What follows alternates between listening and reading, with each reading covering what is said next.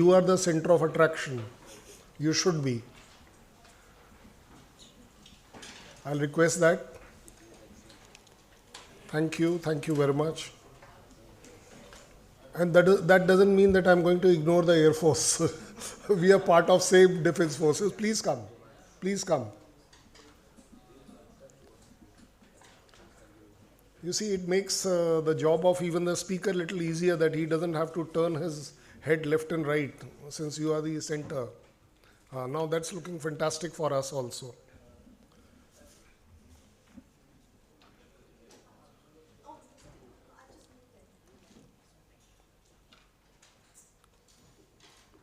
So on my right, please, if you can accommodate and help me, I'll be grateful.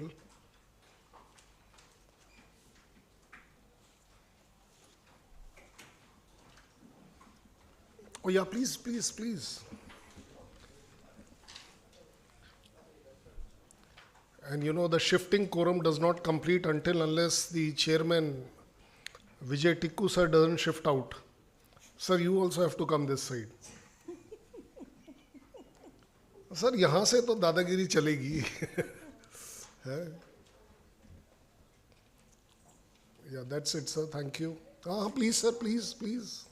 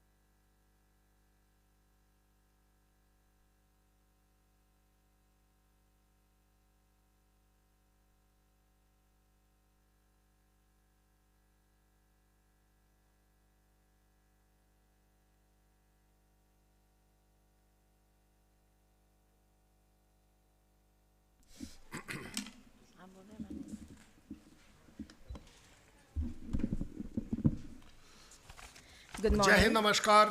मैं बोलने वाली थी sir. Oh yes, I'm your assistant. Good morning and welcome to day 2 of the Bharat at the rate 2047 Policy Governance and Technology for a Global Superpower Conference. After a thoughtful and provoking first day filled with insightful discussions and path-breaking ideas, we convey today here to further our shared vision for a Viksit Bharat. Our first session, titled Diplomatic Panel, Multipolarity and Strategic Autonomy. In a rapidly evolving multipolar world, India's diplomatic strategy must balance global engagement with national interest to secure the vision of Viksit Bharat at 2047. This panel will examine how India can assert its voice as a leading power, shaping global norms, driving equitable development, and fostering resilient partnerships while maintaining strategic autonomy. As a bridge between global south and major powers, India's role will be to balance out how to bring together different perspectives of the international relations, diplomatic strategies, and enhance India's role as a leading global superpower in the next 25 years till we achieve Viksit Bharat at the rate 2047. Now, I will request Colonel Shailendra Singh to kindly welcome and introduce our panel for the day. Jai Hind, Namaskar. At the outset, I apologize for the little delay because people were getting stuck in traffic. Somebody was able to reach, somebody was not able to. You have been a very patient audience, and I'm so grateful that you have cooperated with me even to shift out from your chairs and come wherever. I'm so grateful. I really appreciate that. Coming down to the session chair, we have Dr. Swati Rao. She is the Associate Professor and Associate Dean, Global Initiatives, OP Jindal University. Oh my God, that's my university. We have been going there for so long. Self and Tikku has been there for ages now. So I'll request ma'am to come up and take a chair, and that is the session chair. We have Andrei Zykov, who's the political counselor from the Embassy of Russia. Sir, please do come up. We request you.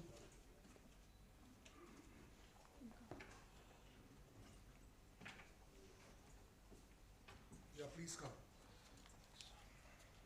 Now this was a last minute change because the ambassador himself could not come, and he has at least sent the counselor. Please thank the ambassador on our behalf. We appreciate that. We also have His Excellency Mariano.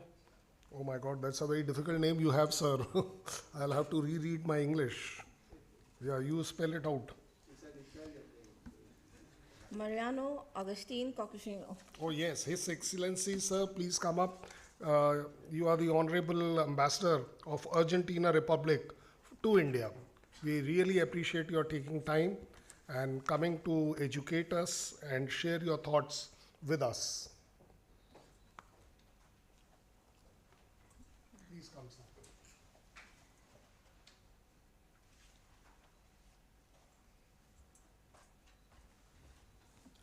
We have our distinguished guest, Ambassador Sir Manjeet Singh Puri. Sir is IFS officer and a former ambassador of India to European Union, Belgium, Nepal, Deputy Permanent Representative of India at United Nations. Sir, please.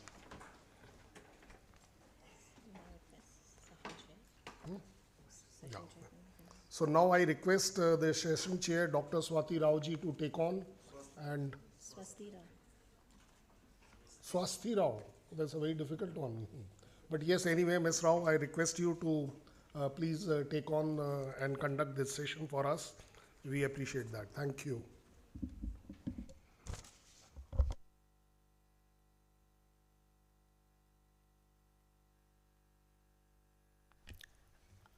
Just before I start, we are not waiting for Dr. Kartha, Dr. Tara Kartha.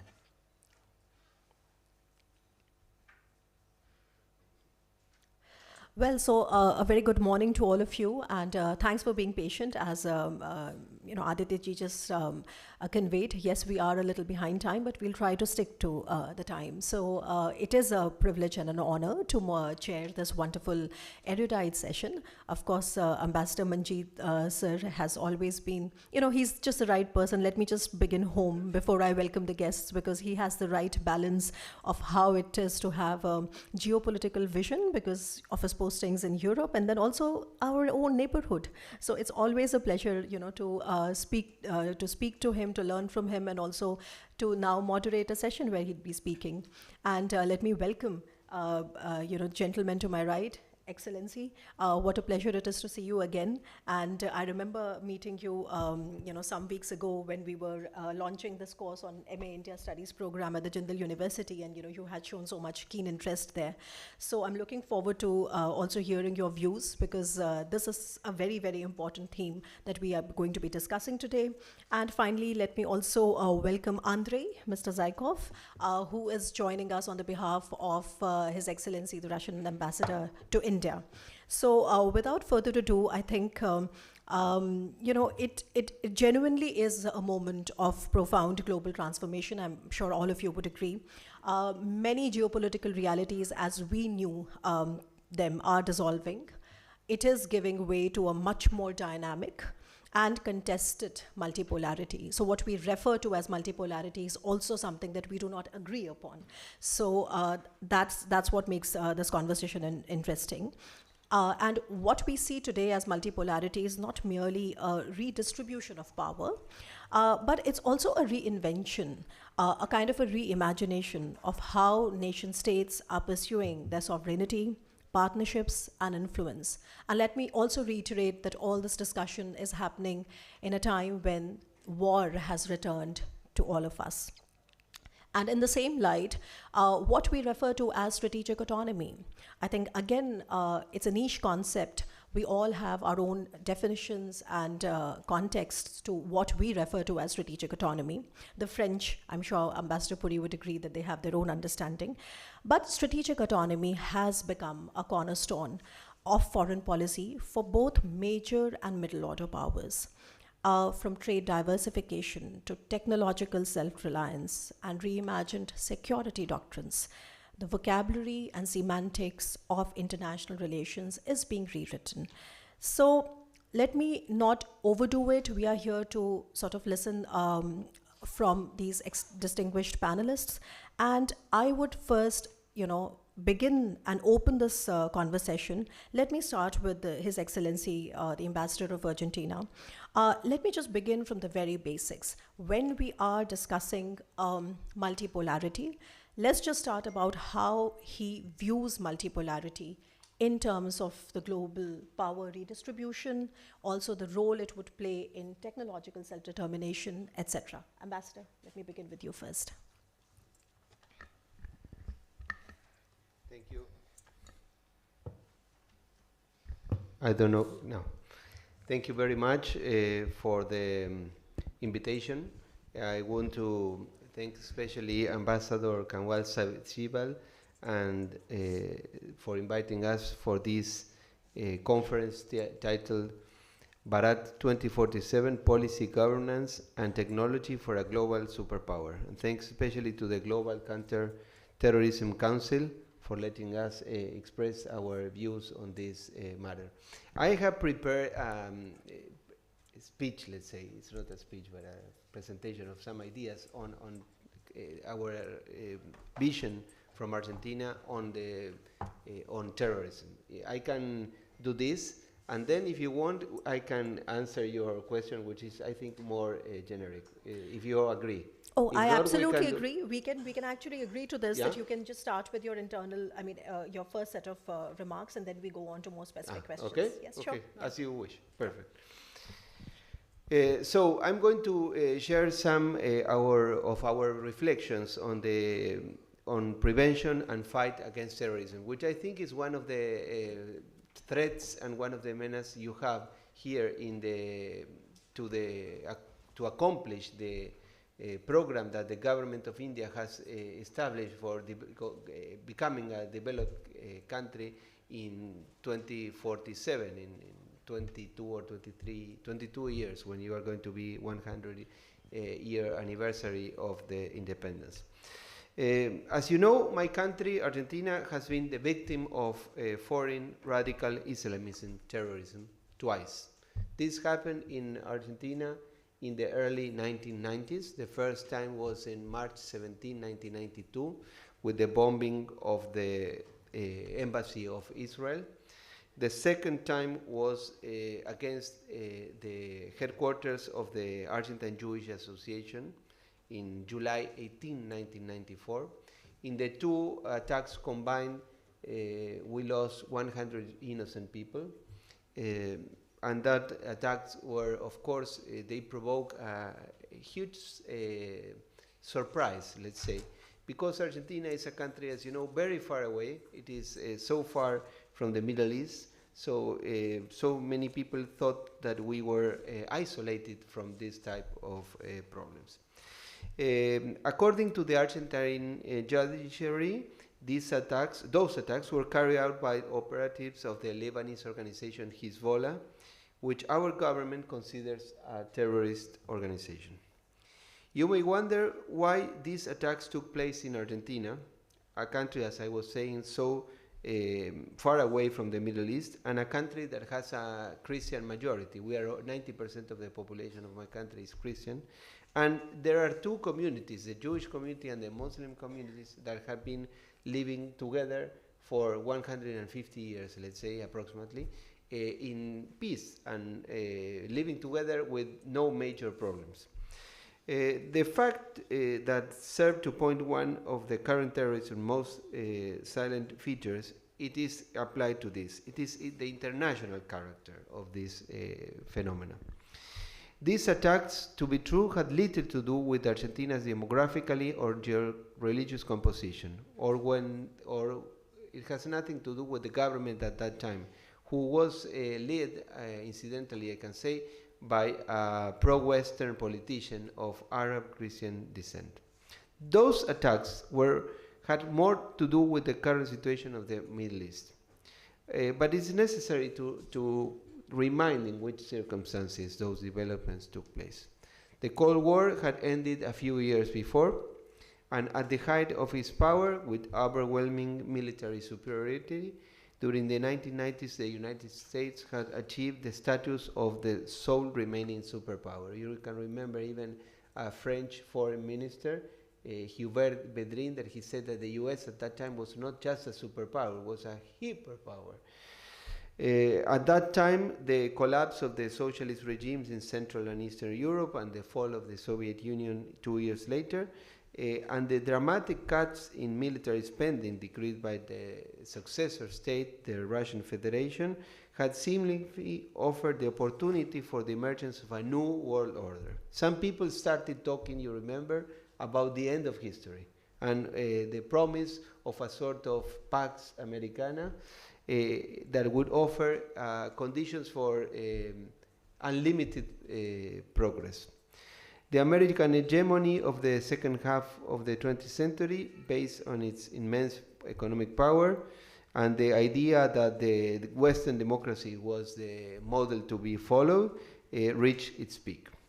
But when all the world thought that we were walking to democracy, that we were walking to market economies, history knocked the doors once again. So, because when people were imagining the end of history, September 11 happened. But this atrocity demonstrated the extent to which we were living in a dangerous, unequal, and potential explosive world. And we witnessed terrorist activities all around the world during those years. For example, even before September 11, the cases I was describing in my country in the 90s. But we had the Moscow terrorist attacks in 1999, and even before in the two embassies in Kenya and Tanzania, in the embassies of the US. Then you have Madrid in 2004, London 2005, and Mumbai here in November 2008. So what I want to say is that it is international stage, the international phenomena that involves terrorism. I will shorten my intervention in order to be able to talk later, but I want to tell you what Argentina is doing.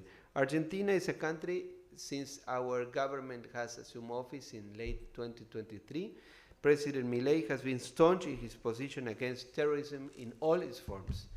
The first meeting that my president had with Prime Minister Modi in the margins of the G20 meeting in Rio de Janeiro in Brazil, late 2024, they shared this vision. And that's why, and I will end with this, that's why we were among the first embassies to condemn the terrorist attack that took place here in April 22, if I'm not wrong, yes, in Kashmir. So what we want to say is, first of all, that terrorism is something that has an international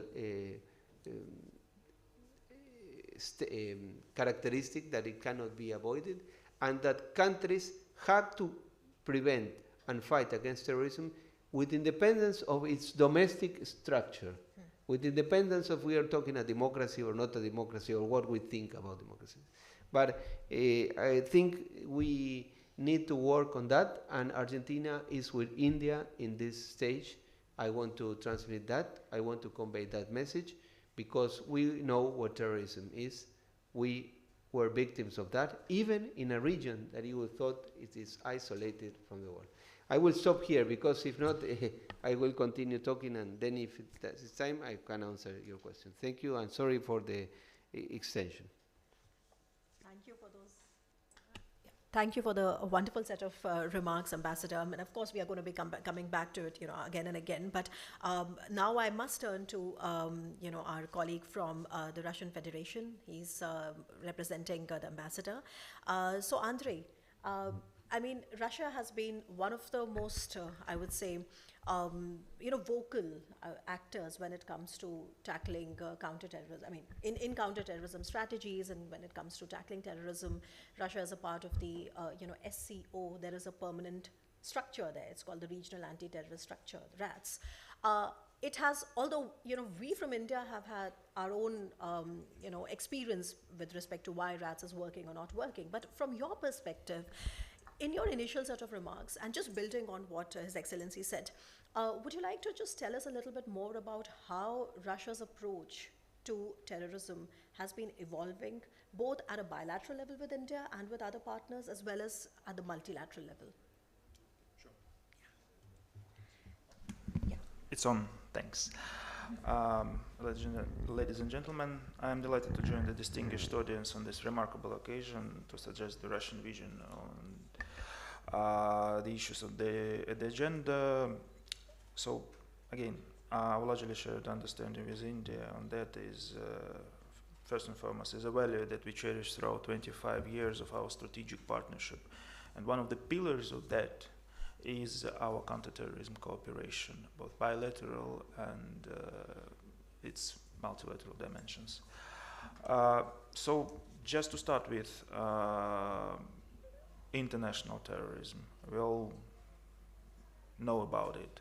It exists, basically, but the fact is that there is no good or bad terrorists. That's very simple things that some people tend to forget, and that's pretty unfortunate. We are deeply engaged in practical cooperation with India on this issue through different mechanisms. Again, after the recent heinous terrorist attack in Pahalgam, President Putin was among the first to offer condolences to Prime Minister Modi in their telephone conversation, which outlined our shared dedication to do more on this and other issues too. It was followed by a unified position on the tragic incident in the framework of BRICS.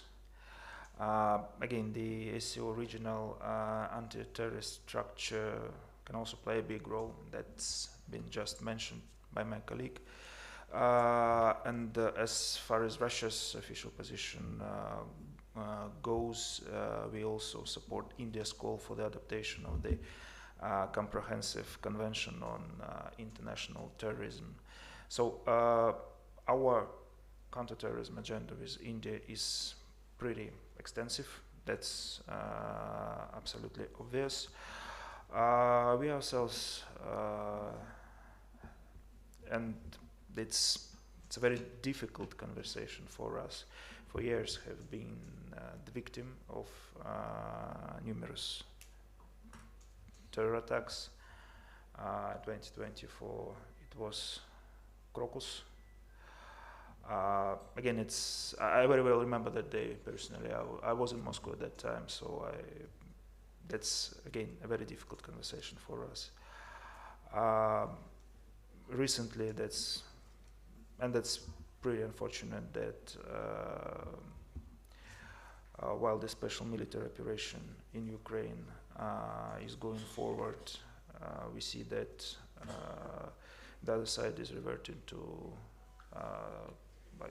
as our president openly said it, reverting to terrorist methods and going, I would say, this wrong direction further. It's also a matter of great concern for us. So again, politically, just to emphasize, terrorism for us is not something familiar, and that's unfortunate, but we are eager to do our best and to invest as much effort as it is possible in countering this threat, for sure, together with India. Thanks.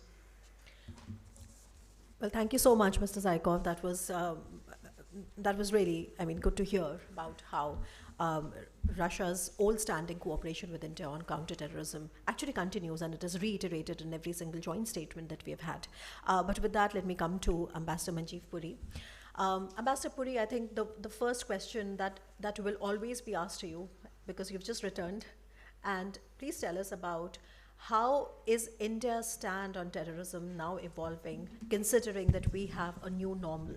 Because there seems to be a bit of a, I would not say confusion, but there seems to be a bit of a lack of clarity on what exactly do we mean post Operation Sindoor when we say that now India has a new normal and every act of terror is going to be treated as an act of war. It would run into operational difficulties, and I'm sure all of that will be taken care of later because the Operation Sindoor is still ongoing. It has only paused. But still, coming from your experience of going around, speaking to many of our partners, the kind of feedback that you've received, very quickly upon what is India's new normal? Swasti, thank you very much. And thank you for all those kind words. You're a friend. And we both share this little, or let me say, very important bond of thinking that the European Union is critical and important to India. So let me say that maybe we can split this session in two halves. One is this counter-terrorism, and then the other is the issue of multipolarity, where perhaps I didn't know His Excellency was a professor, most learned individual, and Latin America is the country, and Argentina being among them, who've given us these ideas of South, the solidarity, the G77, and the ideas of multipolarity, and maybe a slightly different take and understanding of multipolarity, because it has very important consequences for us. So before I begin, I want to say I'm delighted to see so many officers in uniform. It's today the uniform day at the headquarters, but delighted to see so many of you. The point I want to make is a different one. All this business of high table, all this business of soft power, the flip side of it is hard power. And we are seeing it, aren't we? If there's one individual with whom 99% of us would say, man, there's something wrong, and yet we have to listen very carefully, it's only because of hard power. So let's be very clear on that. You matter. And secondly, I'm also delighted to see the Reserve Bank of India represented in the very front row, because this is the other element of hard power. Frankly, money matters. This is then what results in your hamburgers being the most loved, and your fried chicken being the best, and the music that comes from your place being the best. These are global realities. Let's not run away from them. Nation states, that's what we are talking about today. Nation states are not very different from corporate entities and from individuals and the way we act. We should be different. We should act like civilizational entities, being much more all-embracing and so on. But we ain't. That's the reality of the world. And let's try and see what we can do. And what is all this global high table? It's about nation states. It's not about, my thoughts are better than yours. Everybody's thoughts are hopefully very good. And yet we have competition even in the idea of thoughts. And so therefore this is important. So Asti, coming to your question. I was very fortunate to be part of the delegation which essentially consisted of honorable members of parliament from India, which went to Russia, Latvia, Slovenia, Greece and Spain.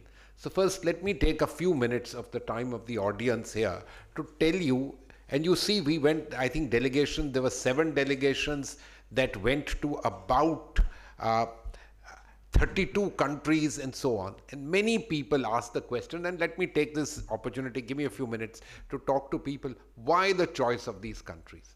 And it goes to the subject matter here. The vast number of countries which were visited are countries which are either currently serving on the UN Security Council or will be serving on the UN Security Council next year. A bit of explanation. The Security Council has 5 permanent members and it has 10 non-permanent members. Each of them serve a 2-year term. What happens over a period of 2 years is that there are roughly about 15 odd countries who get to turn, because there are elections which take place in a rotational basis. So it isn't that every 10 becomes 20. Some of the countries overlap, they do it in a different way. Pakistan was elected to the UN Security Council to serve the full year 2025 and the full year 2026. I hope you will all understand that for all this general talk of the UN doesn't matter, what is the Security Council doing, etc., etc., the fact of the matter is it's perhaps the institution in the world which lays down de jure norms, and hence it's particularly important. It's important in terms of the optics. It's also important in terms of what you do. Very simple examples on counterterrorism. We have been in the forefront of the listing of some of the chaps who have committed the most heinous terrorist crimes. Whether it used to be the old 1267 resolution, now 1988 resolution, or any of them. This was the body through which, by international law, a de jure situation happens. It's also the place which has a certain legal, in international law, authority, and hence important. But do understand, if somebody is serving, and India is not on the council these 2 years, if somebody is serving and you are not, you do have, despite what you are, the inner room dynamic which needs to be worked on.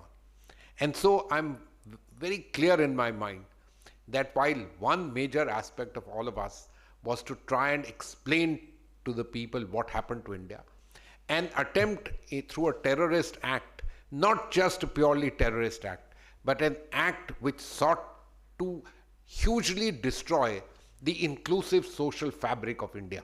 That's why this attack was important. The attack happened in Kashmir, where after a few years, lakhs of people were going, tourism was coming to its own, people were making money. Isn't that important for everyone? And you sought to destroy it, and you say you are friends of the Kashmiris. What kind of a country is this? So, I heard my colleague here say something, and, we share this particular bond as victims of terrorism. But there is this country in our neighborhood which claims victims of terrorism, but it can't be. You can't be the fomenter and nurturer of terrorism and claim to be a victim. We should be very clear.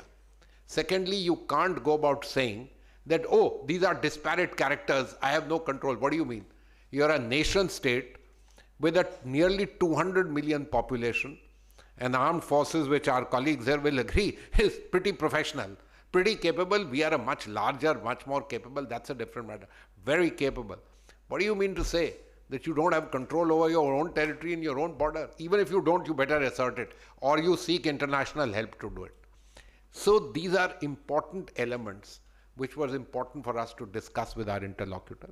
Obviously, the Russians are well aware of it, but European countries, especially smaller ones, which will serve on the council, it was very important for us to lay out to them the lay of the land. What happened? Why was it important? And why is it important for the global gaze to once again come towards counterterrorism, something that happened after 9/11, but after that, in a sense, whittled away?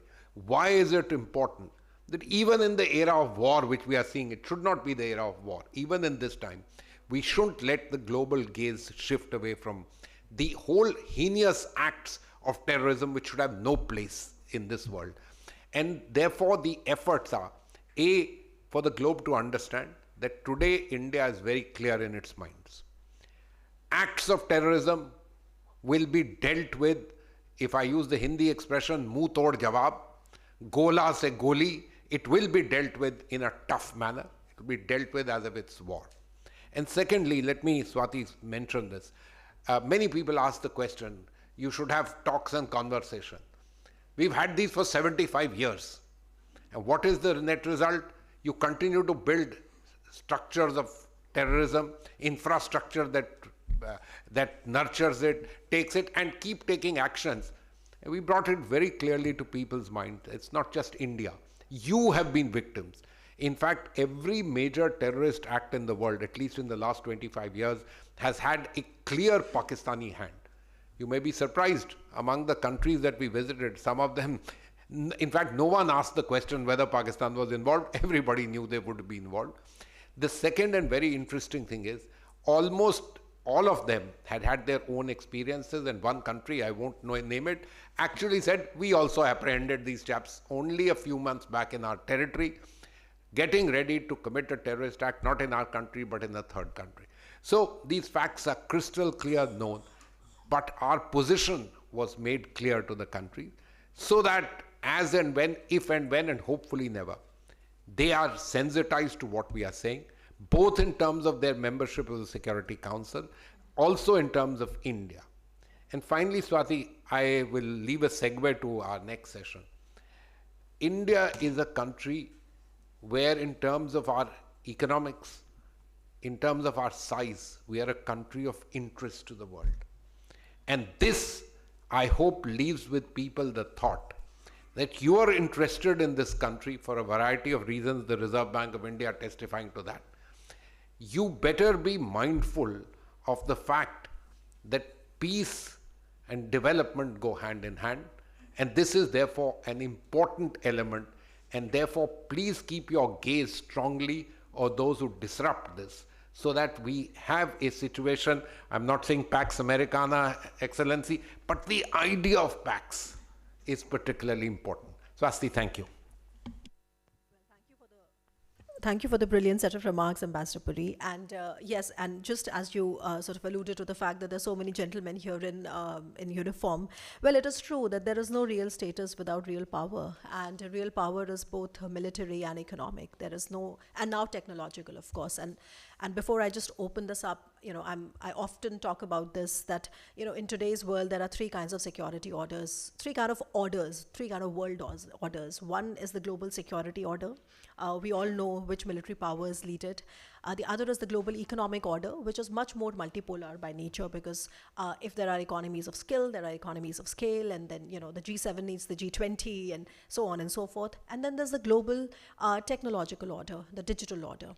And whoever is going to sort of control the contours or shape the contours of the global digital order is going to eventually dominate both the security order as well as the economic order, because that's the nature of how technology has become intersectional today.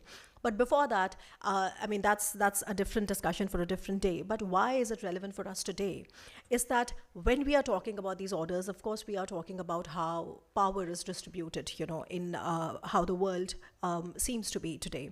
And with that, we have to come to this concept that we are discussing, which is multipolarity. And it is interesting, when I began, I said that we all have our own ways and means of looking at what we mean by multipolar. So let's just start first with Ambassador. Your Excellency, Argentina is, of course, a very interesting country from the Latin America, of course, the region. Also, your president has a unique voice when it comes to, the global leaders today. How does your country view multipolarity? You were close to joining the BRICS, then you opted out. But still, I think Argentina is one of the pillars of the multipolar world order. How would you articulate that? Floor is yours. Hello? No. Thank you. What I can say is this. Of course, Argentina is a country. The size of Argentina, I was telling Ambassador, it is almost the same as India. It is slightly smaller in terms of territory. In terms of population, of course, is much smaller. But still, Argentina is the 8th largest country in the world, and it's among the 3 more important countries in the region in terms of importance of the size. No, the first one is Brazil, the second one is Mexico, and the third one is Argentina. Argentina is also a member of the G20, and Argentina has been an original member in the UN since 1945. And Argentina, of course, is a country that supports the need of a world based on rules and the necessity of the multilateral organizations. Of course, we know that the imperfections of those organizations, but the UN, you know that the first secretary of the UN said that the UN was not created to provide the paradise to Earth, but to prevent held. So sometimes we tend to think this is personal, but we tend to require from those organizations the provision of public goods that are impossible to provide. What I can say is that in today's world, there is a combination of three, let's say, stages. The first one, it has to do with the idea that in today's world, we have elements that belong to the modern world, because we are living, as the ambassador was saying, we are living in a world of sovereign states, of nation states. The world world order is integrated by national states. But at the same time, we are still facing with threats that belong to the pre-modern historical stage. For example, terrorism.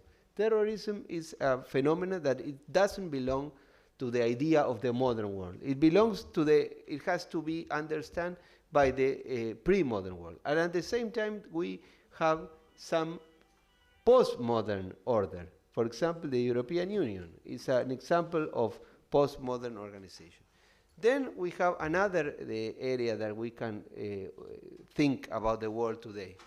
The world today, you have, in some way, the world today is a democracy, because each sovereign state is an equal member of the international society. But at the same time, the world is a sort of oligarchy, because the distribution of power, it depends. It's not the same if you are a permanent member of the Security Council, if you are not. It is not the same if you are a nuclear power or if you are not. And then you have, at the same time, the world is an anarchy, because international law, the truth is that it has a lot of limitations. So the world it's a democracy, it's an oligarchy, and it's an anarchy. At the same time, the world is explained by the modern world, the pre-modern world, and the postmodern world. And then you have also this situation in which states, or the powers of the states, have to be analyzed by the combination of three criteria: the military, the geopolitical importance, the economic power, and the so-called soft power, the cultural attraction. So, and the combination of those things can provide an idea of the importance of the actors of the international stage. So what I'm trying to explain how I see this situation from a realistic point of view.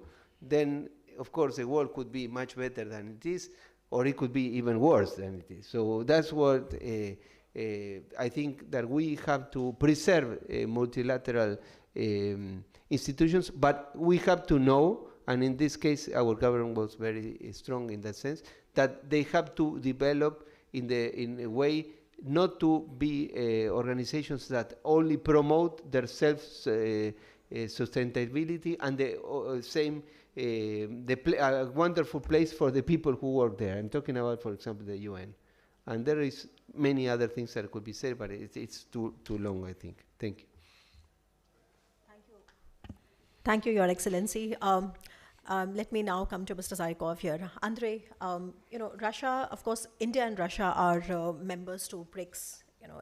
Russia lately has also been talking about the revival of the RIC triangle, which is a strategic triangle, which is Russia, India, and China. It kind of came about in the 90s, and then when there was, there's so much discussion on how to create a parallel world order, etc. But lately, what has happened, and I'm asking you this question in the context of the war in Ukraine, which is that we also see that Russia, because of so many compulsions of the way the war in Ukraine has been lingering, has also sort of pushed Russia with China. So from India's perspective, I mean, how would you then speak to your Indian partners about Russia's commitment to multipolarity? And that's the first question for you. And the second question would be that I would like to understand from you that what is the discourse in Russia about multipolarity? Do you look at it in terms of a non-Western alternative for the world or an anti-Western alternative for the world? Because these are discussions that we often have in India when we are discussing multipolarity. And of course, Russia is a pillar for us when it comes to our multi-alignment. Okay. thank you very much for your questions. So, first, to start with, we have been talking about multipolarity for years, and by we I mean the Russian side. Now, suddenly, we are starting to hear the exact same things from the United States, which is pretty remarkable, I would say.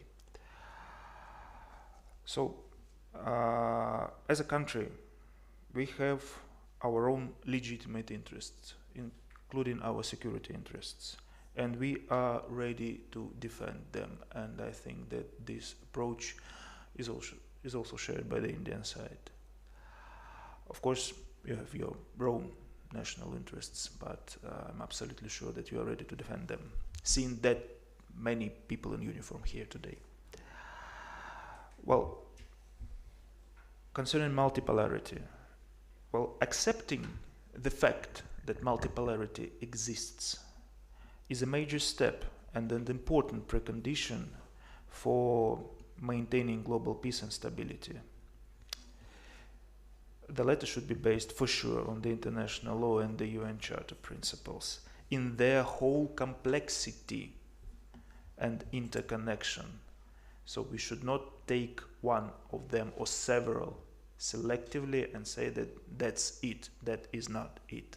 So again, the entire complexity.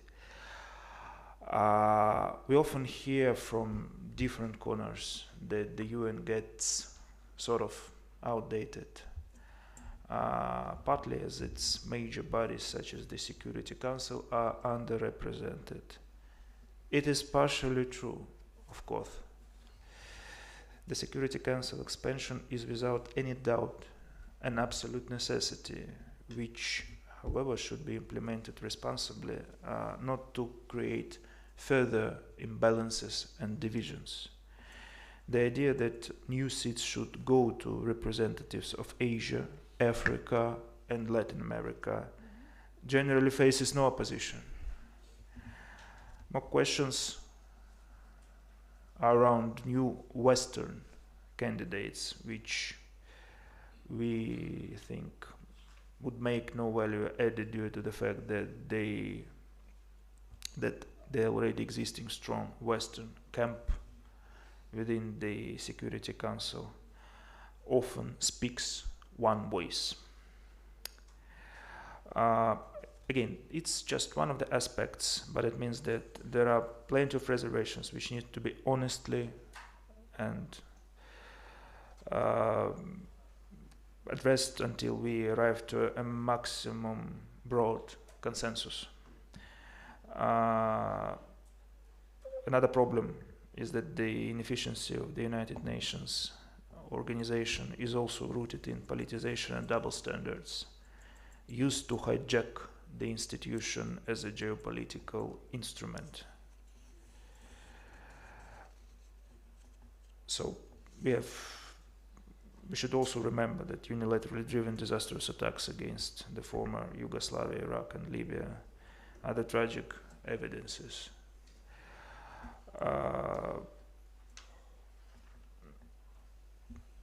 Going back to the second part of your question, that is the Ukrainian crisis. So it cannot be resolved without removing its root causes. First of all, violations of Russia's legitimate security concerns, including threats of the Russian-speaking population in Ukraine, which was subjected to genocide in Ukraine after 2014. At every stage, we have been offering a political solution, including our collective security guarantees proposals put forward back in 2021.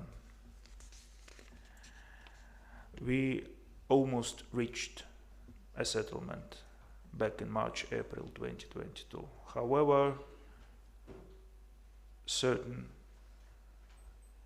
forces interfered and started to advocate an illusion that there are options to inflict strategic defeat on Russia. There are no options. to inflict strategic defeat on Russia, and that is what has become obvious, as you can see it. Again, so despite sanctions, despite terrorist attacks and civilians targeted by the Ukrainian side to disrupt negotiations,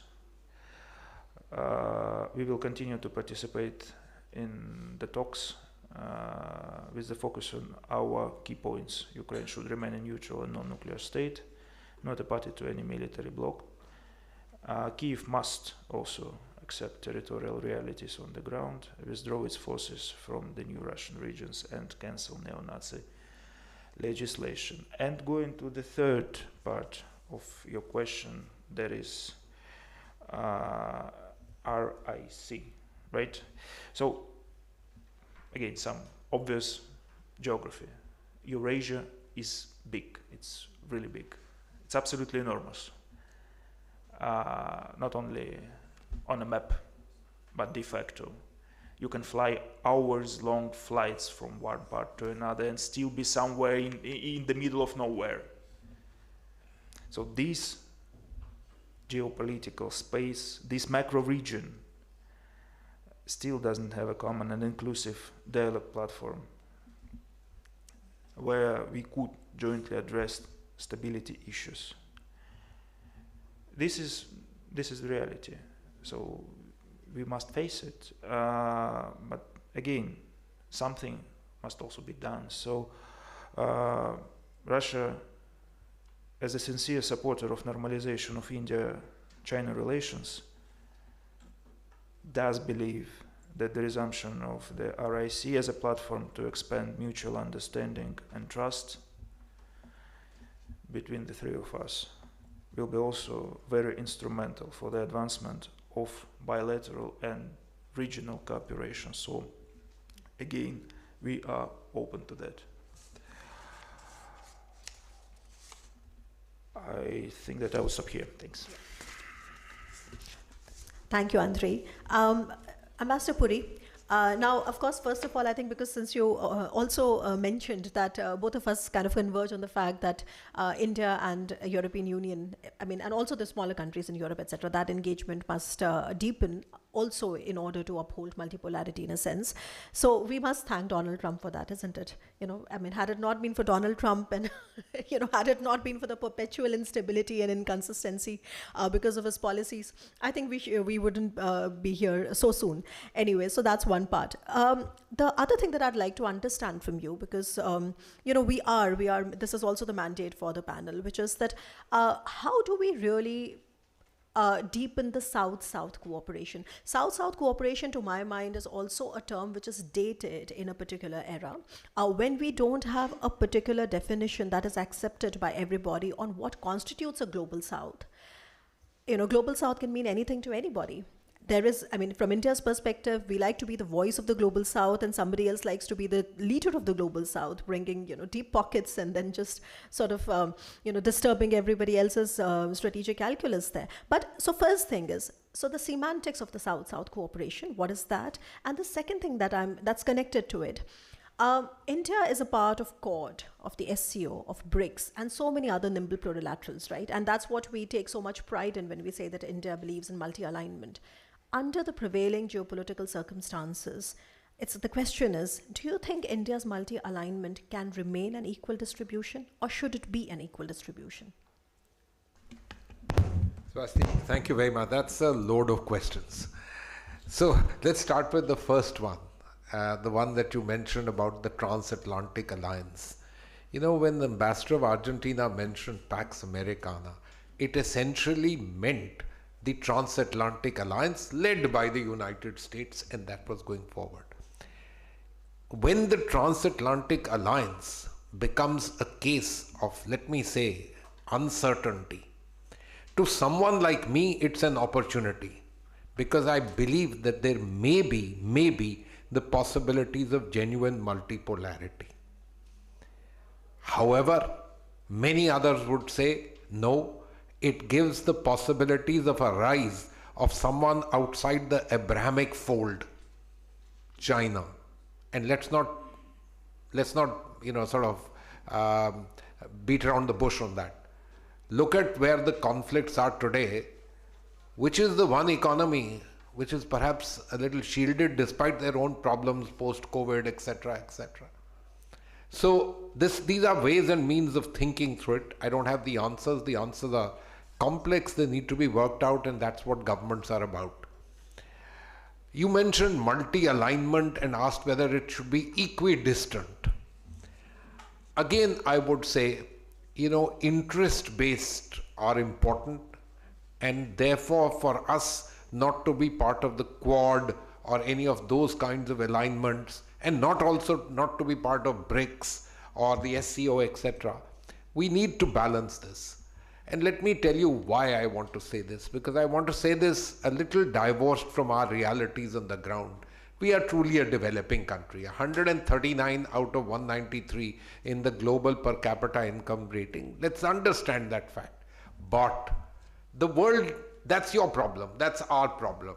For the world, what is it that they see and what is it that they are interested in? You are the fourth largest economy, you will become the third largest economy. Therefore, as far as the world is concerned, this is a massive economy of massive interest to every country in the world. I told you, Swasti, we went to 5 countries, 3 of them in Eastern Europe, small countries. I had no idea that India is the second largest trading partner of Slovenia after China in Asia.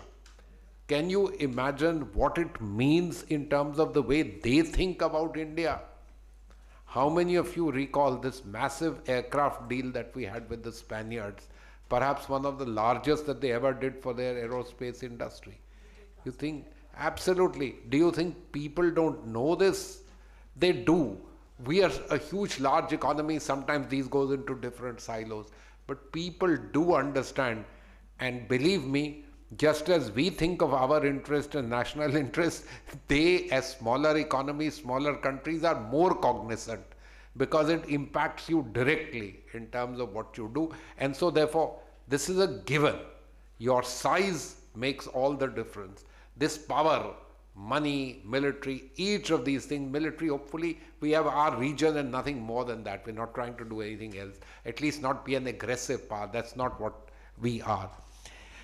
So I look at all of this in terms of degrees of complexities. But for me, the simple, straightforward answer as far as we are concerned is leveraging whatever we can to build our strengths. I.e. that you not only sit on the global high table because of the one D word called democracy, called demography, and the other linked one called democracy, but you also sit on the global high table because you are what you are in terms of what interests the world, to put it very bluntly, money power. So Asti, I'll take 1 minute of your time. After the Second World War, the first set of confabulations, they said you can't have every country doing the scene on multilateralism. The League of the Nations was a bad idea. So you will have global policemen. The obvious ones were who? The USSR, USA and UK. They were the 3 winners. The UK was prescient and managed to get the idea of France included. Everyone agreed. How do you think China came about? Leave aside all the geopolitics, all the things that we talk in terms of the US, China things. The United States asked for China to become a member. Why? Because it gave a certain legitimacy to the United Nations. The haves are in it. At least the representative of the have-nots is also going to be sitting in the council. At that time, while India, then British India, was by far the largest country in the world, they knew perhaps what they were going to do to us. And so therefore China was this representation. Demography matters. Today, if such a thing was to happen, there's no way we would have been kept out, only on account of demography. But will China sit on any such construct like the Security Council in the near future? Not because of demography. It will sit because of what it is, the real power. I want us to be sitting there on both counts. Demography is important, but the real power, money, and that's what I think we should focus on. Technology is a critical element of that. But you know, you have to remain engaged in the world, and that's important. Well, I totally agree that multi-alignment is a means, and the end, of course, is our national interest, which applies very much to any country in the world. You know, there's so much to also ask and unpack and to discuss, but I have to open it up to the audiences. So let's just take some questions. Please identify yourself, and we could take 2-3 questions. You could tell me who it is directed to, and let's begin. So we have about 10 minutes, 12 minutes, 15 minutes. Yes. Sure, it's coming. Hi, good morning, everyone. My question is to the ambassador. Given the growing economic synergy between India and Argentina for agriculture, lithium, and space diplomacy, how is Argentina planning to store these sectoral ties into a long-term South-to-South strategic framework? Okay. And you are? Could you please? I'm Siddharth, I'm a lawyer. Okay. So that's a question from Siddharth, and before I just open it up, but then may I also have a couple of more questions for the round? Yes, yes, please. Could you please pass the mic here? Yeah, in the context of, I'm Gandhi, former Deputy Governor Reserve Bank of India. My question is to Ambassador Puri, and others can chip in based on your experience. Understand, when we talk about multilateral relationship or blocks or whatever, earlier it has always been clearly identified blocks, in the sense that if I have a friend and a friend is mine, my friend also. But if I have a friend, his foe is a foe for me also. That is what is a blocks. But whereas in multilateral arrangements, this need not necessarily be true. My friend's friend need not be a friend to me. He can be a foe, or my friend's foe can be a friend to me. What are the principles to kind of manage this kind of contradictions in practice? Maybe I have one more. Yes, the lady. Yes. Hello, my name is Janvi, and I have questions for both the countries, Russia and Argentina. So we know that space is a deeply divided common area for all the countries right now. There's a huge strategic divide which is going on. So related to that, I wanted to ask, how does Russia and Argentina both view it, and if they are engaging with some bilaterally or trilaterally with India or other countries regarding the same? Could you please repeat the question? So my question is that space is a divided area. So how does Russia and Argentina view it to engage themselves with other countries like India, bilaterally or trilaterally? So how are you going to tackle it? This is about your ambitions for the outer space. The space. All right, so we have about 3 questions. So let me just be done with the first round, and meanwhile you can also prepare other questions in your mind. So let's just begin with first the ambassador. I think the first question was to you by Siddharth, right? Yes. I will be short because I think we are very run out of time. Regarding Argentina and India economic relations. For Argentina, India is among the 6 largest economic partners. At this current moment, the trade between the 2 countries is around $5 billion. If I am not wrong, the trade relationship between India and Latin American countries is almost 50. So out of that, 5 is Brazil is approximately 14 or so, or 15. Argentina is 5, and other countries, Peru and Colombia, Chile also have numbers. In the case of Argentina, we are now, currently we are the #1 provider of soybean oil to India. We are #3 provider of sunflower oil to India. There are Indian investments in terms of mining and especially lithium in Argentina. Argentina has very important reserves of lithium, also with Bolivia and with Chile in the north of Argentina and Chile. And they are working good. In terms of how we could improve this relationship, of course, in the case of what we need, Argentina needs, Argentina could export even more food products and provide more food security to a country as India. What we always demand is predictability. Sometimes the Indian authorities open the market for a short period of time, so you are not able to produce the domestic production in Argentina is not able to produce in so brief period of time. For example, we have the case of lentils or walnuts that we could provide, but we need more time, because if you tell me that you open the market for 15 days or 2 months, it's not enough to produce. And the second one, of course, I'm saying nothing new. You live here, so you know. It is the import duties. Import duties here are so high, and that's a problem for the Indian domestic consumers. If the duties were not so high, I think we could work much better in the case of Argentina, in the case of many other countries. And also, Argentina has been working in nuclear cooperation with India. We built a nuclear facility for peaceful purposes, of course, in Mumbai some years ago. And of course, there are other cooperations in terms of, there is a proposal of a possibility of selling natural liquid gas to India, and among other. Then there are defense cooperation, but talking about the economic, it would be that. About the outer space, I think it's something that it is more that I can talk. I can. It's something that is very difficult for me, and I don't want to talk about what I don't know. Thank you very much. I think the Russians are more advanced in that field. Just to tell you briefly, yes, Argentina does have a space program. We have satellites. We build satellites, but yeah. I think she's talking about going to the moon or going to. We have to fix some domestic problems before. Okay. Yeah. Ambassador Puri, or Andre, would you like to come first? Yeah, please, of course. Yes. Yep, I will try to fill in this space gap. Good one. So first and foremost, just for to remind the audience, we have the Space Treaty of 1967.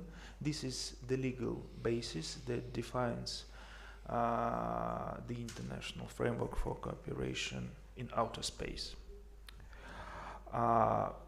This treaty is of utmost importance. I'm not going again into these super specifics. I understand that we are running out of time. So what's the basic idea of the space treaty? Is the peaceful use of outer space.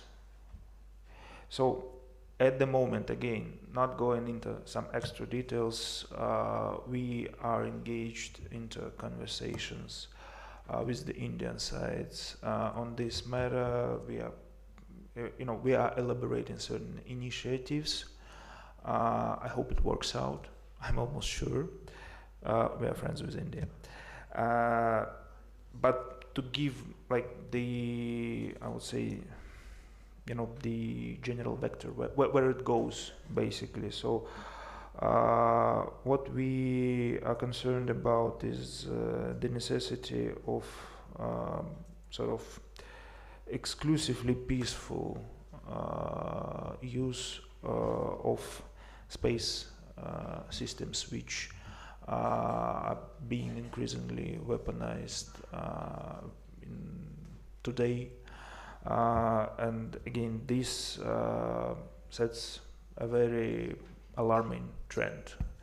So that is one of the ways where our efforts are focused. I will stop here. Thanks. So I'm so sorry to intervene, but His Excellency needs to go. So if anybody has a question specifically for him, so kindly ask now, because he probably will need to leave in next 5 minutes. If not, then yes, ma'am, please. Good morning. This is Madhu Sharma from GCTC. I would like to ask about the Honorable Ambassador Sir about the soft power diplomacy between India and Argentina, or how it can be further strengthened, like digital learning, or strengthening democracy, or building bridges about human governance, reducing corruption, etc. Thank you. Well, of course, Argentina and India belong to different regions of the world, and we have different cultural developments, let's say. But still, we are working very good in terms of the promotion of some, for example, tango here. There are some people, not a lot, but there could be more dancing tango, learning tango.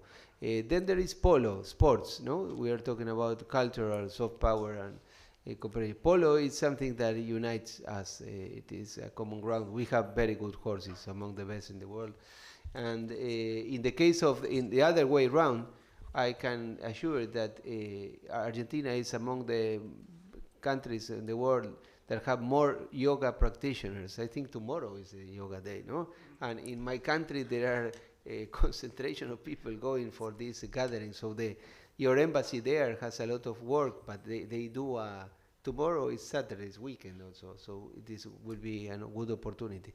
But I think that type of links are made possible the two countries to live to shorten the physical or geographical distance that we have. I stop here because if not, I used to be a university professor, and I am able to talk endlessly, but and I don't want to bother you. Thank you. Ambassador Puri, I'll request you to be brief because we're already at the... I will. Yes. Mr. Gandhi, thank you for the question. You know, at the United Nations, major negotiations on North-South issues, development issues, take place through the forum of the Group of 77. Incidentally, it's 135 countries now. It started off with 77.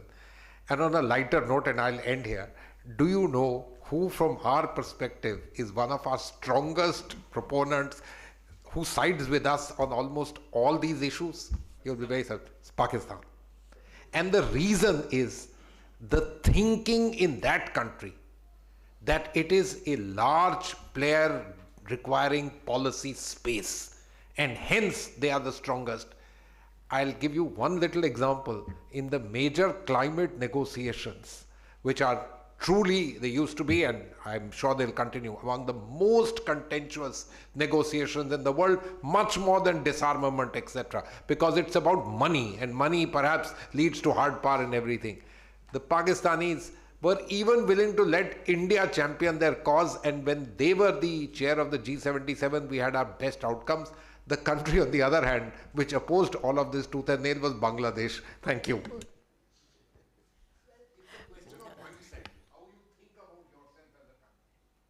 that note, I will have to formally thank this wonderful panel as chair. So thank you so much. I hope you all enjoyed as much as I enjoyed moderating it. Back to you.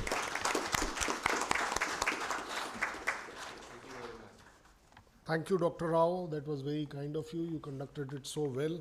And I'm so glad to see you are more disciplined than me to put it within the time frame. Our first session always exceeds the time.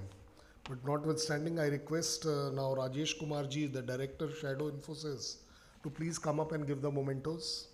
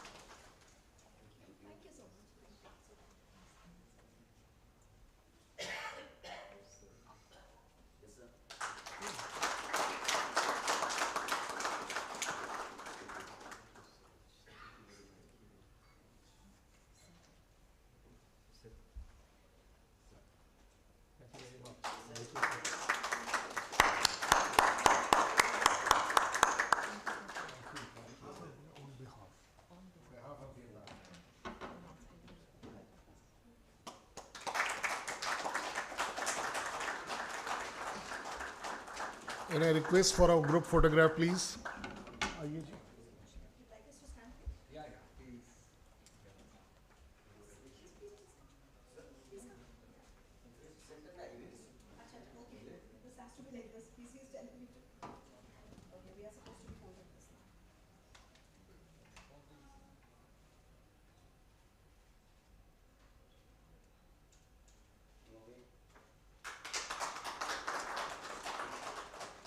you, sir. Thank you, ma'am.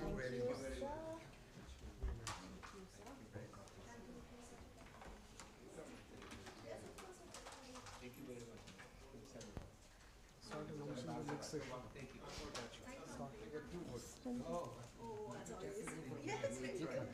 Thank you. Very nice, sir. This lady made great job. Please thank people. I know him very well.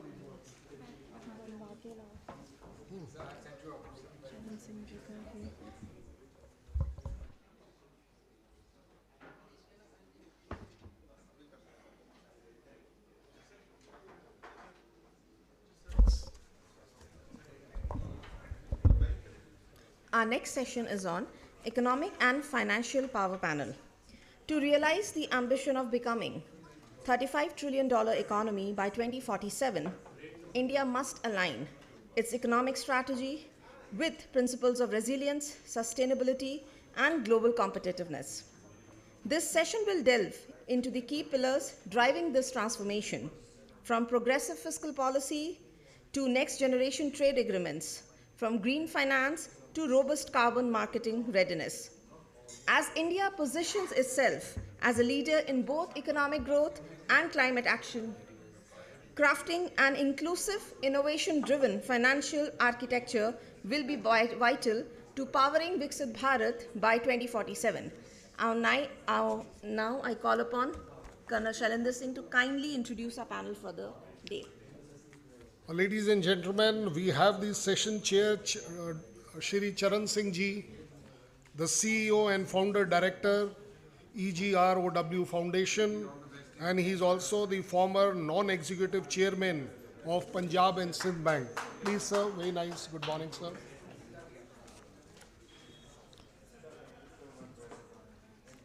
And in the key speakers, we have Sir R. Gandhi, sir, who is the former Deputy Governor of Reserve Bank of India and non-executive chairman of Yes Bank. Very kind of you, sir. Okay. Another very distinguished speaker we have is Rajesh Kumar ji, the chairman, Rajneesh Kumar, sorry, my mistake, sir, the chairman of, what is that? Bharat Pay and former CMD, State Bank of India. Thank you, sir. And now I request the chair to please carry the session.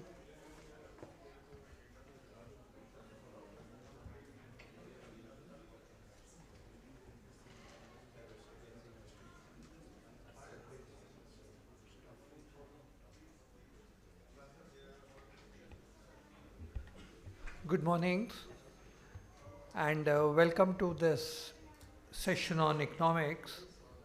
And I think it's a very relevant session after the morning session that we have had on the multipolarity and strategic autonomy. In the morning session, it kept getting referred to the issue of being a global superpower and what does it really entail.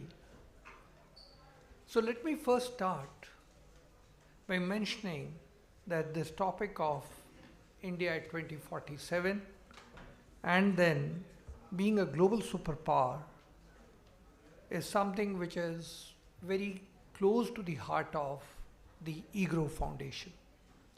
The EGROW Foundation did the first paid work on India at 2047. And we found in that uncertain world, when we started doing the exercise in May 2021, amidst COVID, the first wave getting over, the second wave almost setting in, we were very worried. It's difficult to predict even what's going to happen in the next month. And here, the Prime Minister of the country, visionary that he is, with his vast experience of running Gujarat, he is talking of or thinking of India 25 years from now.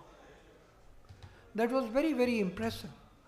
As an economist and having worked at the International Monetary Fund as a senior economist, forecasts are extremely difficult to make and one knows the pitfalls of a forecast. But here, now the Prime Minister of the country, the only country in the world, is thinking of 25 years ahead. So IGRO Foundation, courtesy Niti Aayog, provided nearly 1500 pages, sector by sector, as to what can be done and achieved. The Prime Minister, thorough in his work, then of course, as you all know, asked these secretaries and set up a group of secretaries to think of India at 2047. And then I think Niti amalgamated the two, an academic exercise, the civil services exercise, and then it was in public domain. I think we're the only country who are thinking or who have been thinking of growth path for the next 25 years. Challenges, of course, are many. If you look at the story of Korea, from 1962 to 1989, they're the only country which grew 8% and above. And then China, 1980 to 2012, at 10% or near 10%. During Korea's journey, there was the oil crisis of 73 and 78, 79. Dollar being delinked from gold. And from 80 to 2012 have been their own challenges.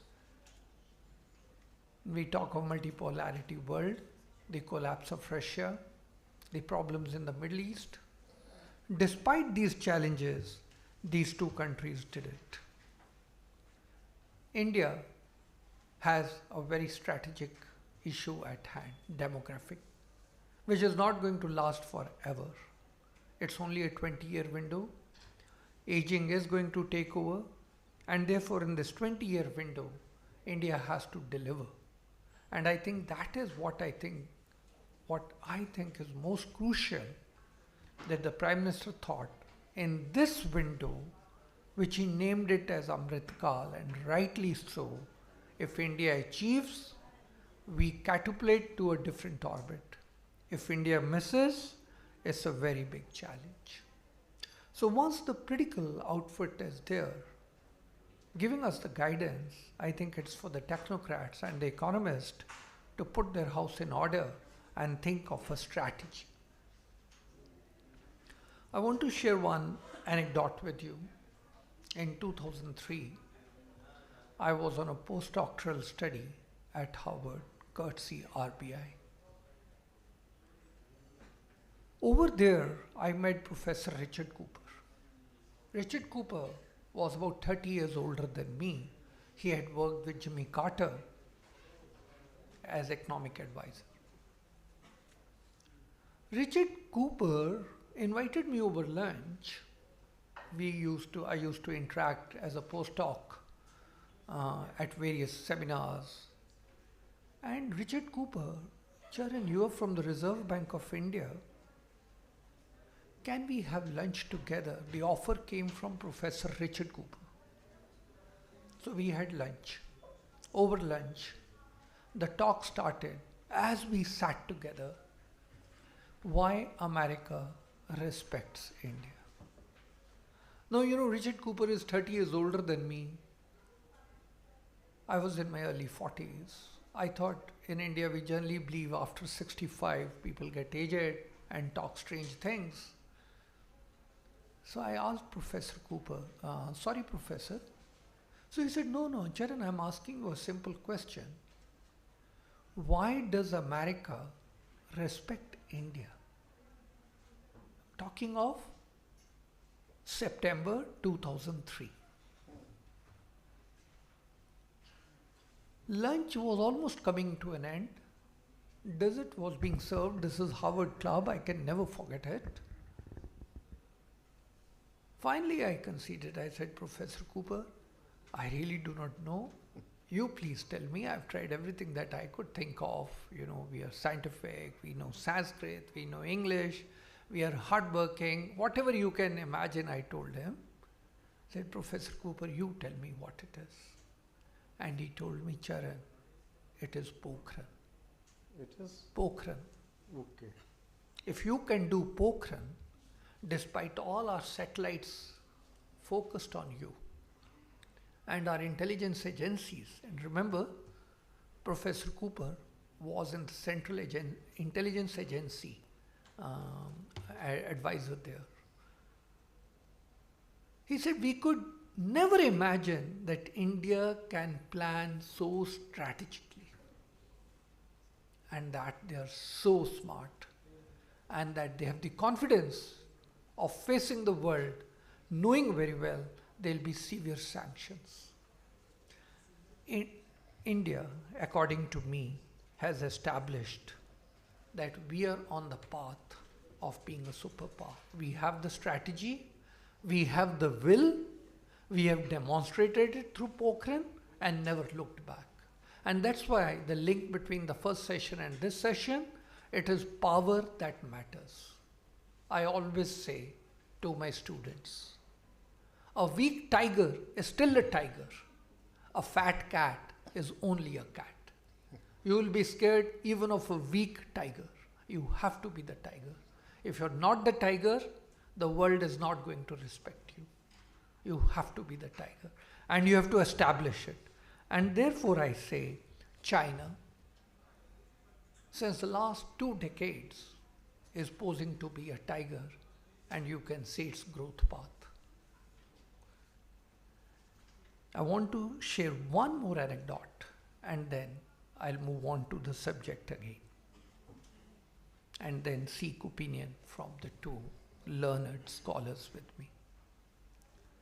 I was a professor at IIM Bangalore, having just returned from the IMF after my stint as a senior economist.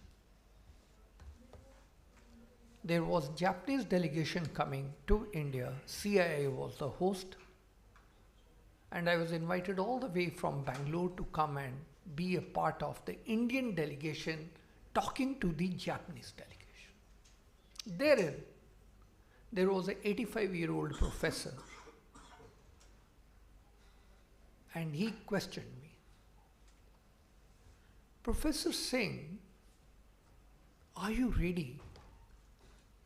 And that is the time when the Prime Minister had spoken about a $5 trillion economy. He had just come as the Prime Minister.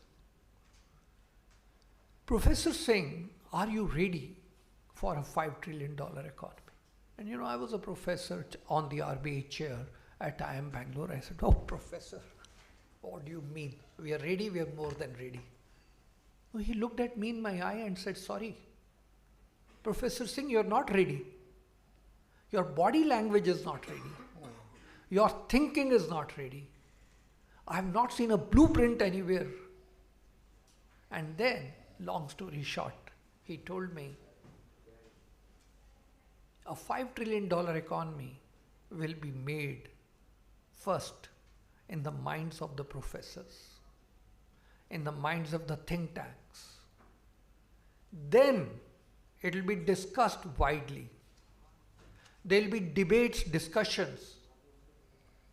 It will become an issue which will revolutionize, and only then on paper will a $5 trillion economy emerge. Therefore I say, this is a very good day when think tanks have started talking about India at 2047. When there's a marriage in the family, the whole family has a spring in their walk. If we are going to catapult from 2,880 USD per capita income in 24 to 17,000 within 22 years, we need a growth of 9%. Where is that growth going to come from? The Prime Minister made a clarion call just 20 days back at Niti Aayog to the states and asked them, join me as a single team. We have to grow. And I've seen the documents of various states now being put up on Viksit Bharat. And I'm sure much work will be required to be done, and it will be done. Issue then is, where is the money going to come from? And that is what the panel today is. There's a regulator with us today in Mr. Gandhi. He's been the Deputy Governor of the Reserve Bank, very illustrious. And just not the Deputy Governor, before that he was the Executive Assistant to the Governor for many years, for a long time. So he knows the system in and out. And then we have the former chairman of the largest commercial bank in our country, State Bank of India. Please remember, State Bank of India is not only the largest, it's the oldest. Yeah, of course. And it has been setting a benchmark for banking in our country. The fact is, before the Reserve Bank came into existence under the RBI Act of 1934 and started its operations in 1935, lots of work for British India, the role of a central bank, was being done by the State Bank of India. So very fortunately, on this platform today, we have both of them here with us. The plan for the day is, I'm going to request them to speak initial remarks for first few minutes, 4 to 5 minutes each. Then I'm going to share some questions with them, and then we'll open up to the audience. So with that, let me invite Mr. Gandhi, the former Deputy Governor of the RBI, to share his initial remarks. Thank you, Charan. I'm very glad to be participating, and thanks to the GCTC for inviting me and sharing my thoughts. It has always been a pleasure. Just now, as Dr. Singh mentioned, initially it was an aspiration expressed by the Prime Minister that in 25 years, in 2047, we should be a developed economy. Without an aspiration, plans cannot be there. The idea has to come from such powerful personality, then it galvanizes the whole country, various segments, whether it is academicians or practitioners or industry or general population, everyone gets galvanized towards that thought.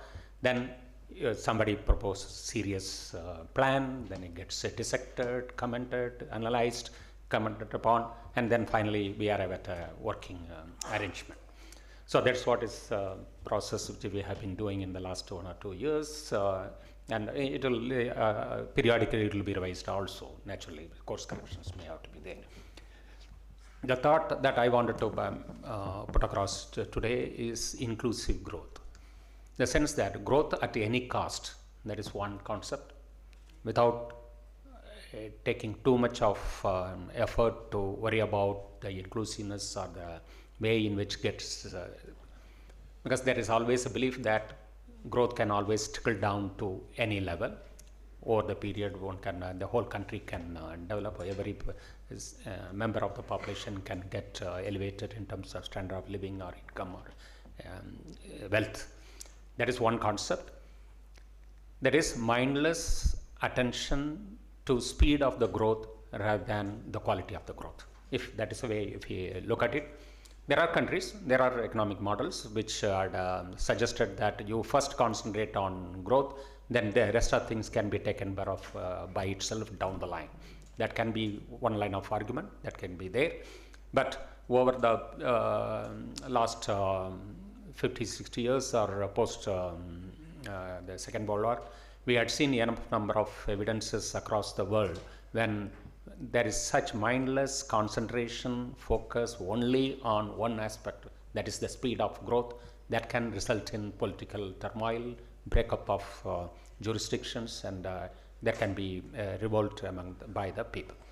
So that way there has to be attention on equity also. That is equity in terms of including any and everybody, whether it's a person or segment of the economy, the whole economy should be growing.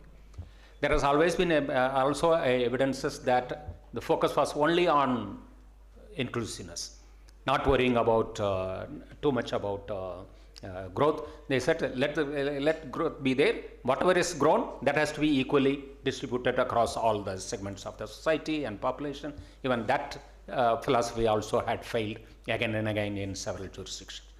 So the best method will always be a trade-off or a good balance between growth and equity. And India has been very adept in this kind of trading off between two seemingly conflicting concepts.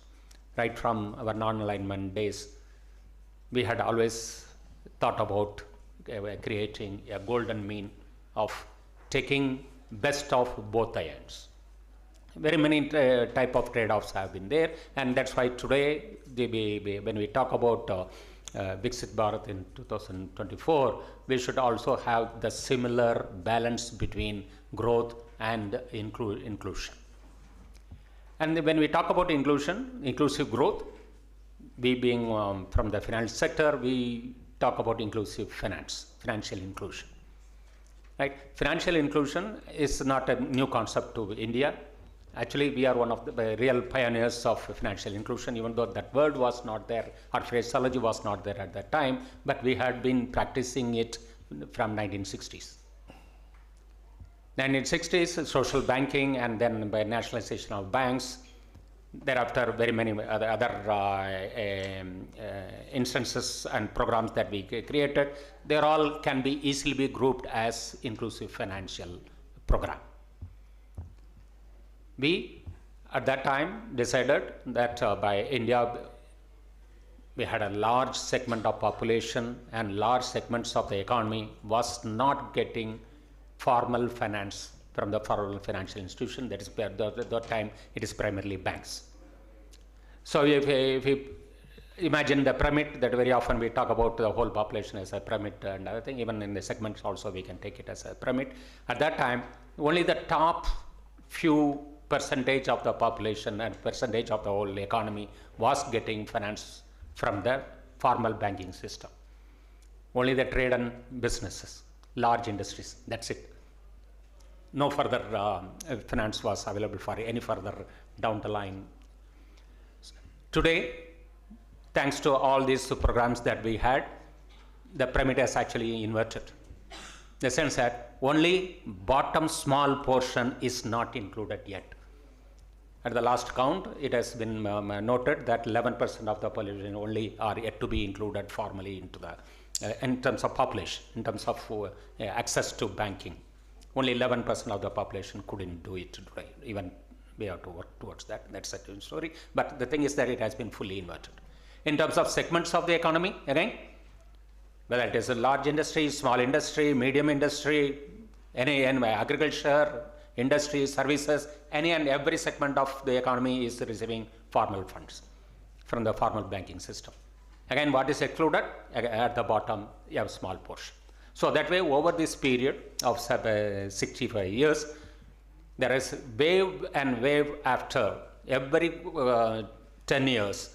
We had series of programs. As I said in the beginning, it was nationalization of banks. In the 70s, it was, we created a specific set of institutions and programs like IRDP and private sector lending. In 80s, the state level banking committee and the district level bank committee to have a focused attention monitoring on the developmental efforts that is being done. Then in the 90s, banking correspondent and banking correspondent, that as a concept we brought in. Microfinance arrangements started coming in 2000s, and 2015 JAM Trinity and others have started. So every 10 years, we can easily find that a specific focused new program had been coming up to make India more and more inclusive in terms of inclusive finance, financial inclusion. We have achieved a lot, definitely, 65 years of work, but somebody can ask the question, 65 years if you are doing, and still if you are talking about inclusiveness and yet to be quite a bit of segment of population or economy is not yet included, what is this? That is primarily because the trade-off that we have to do, which I talked about.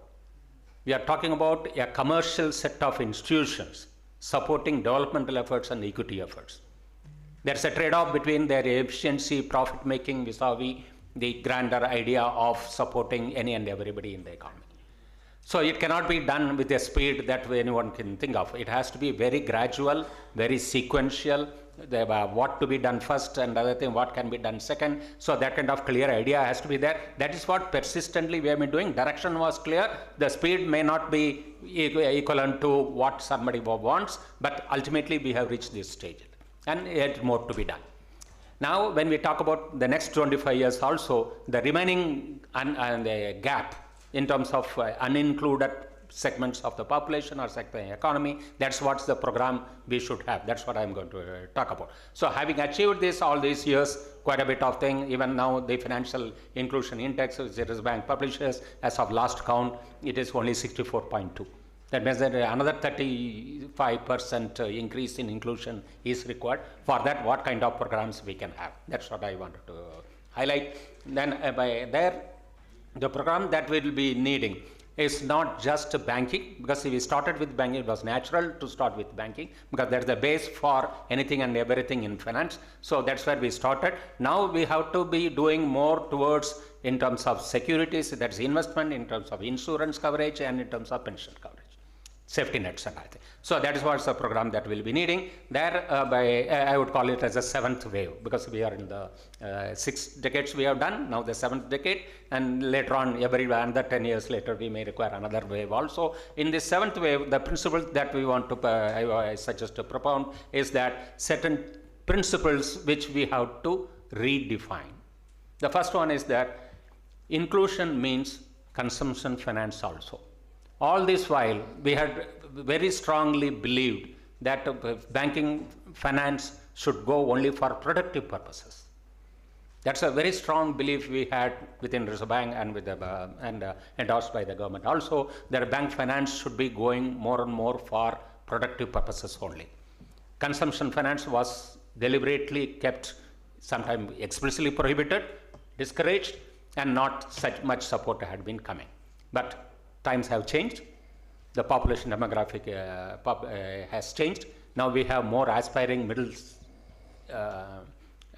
upper middle and lower middle segments of the population who want to have higher standards of living.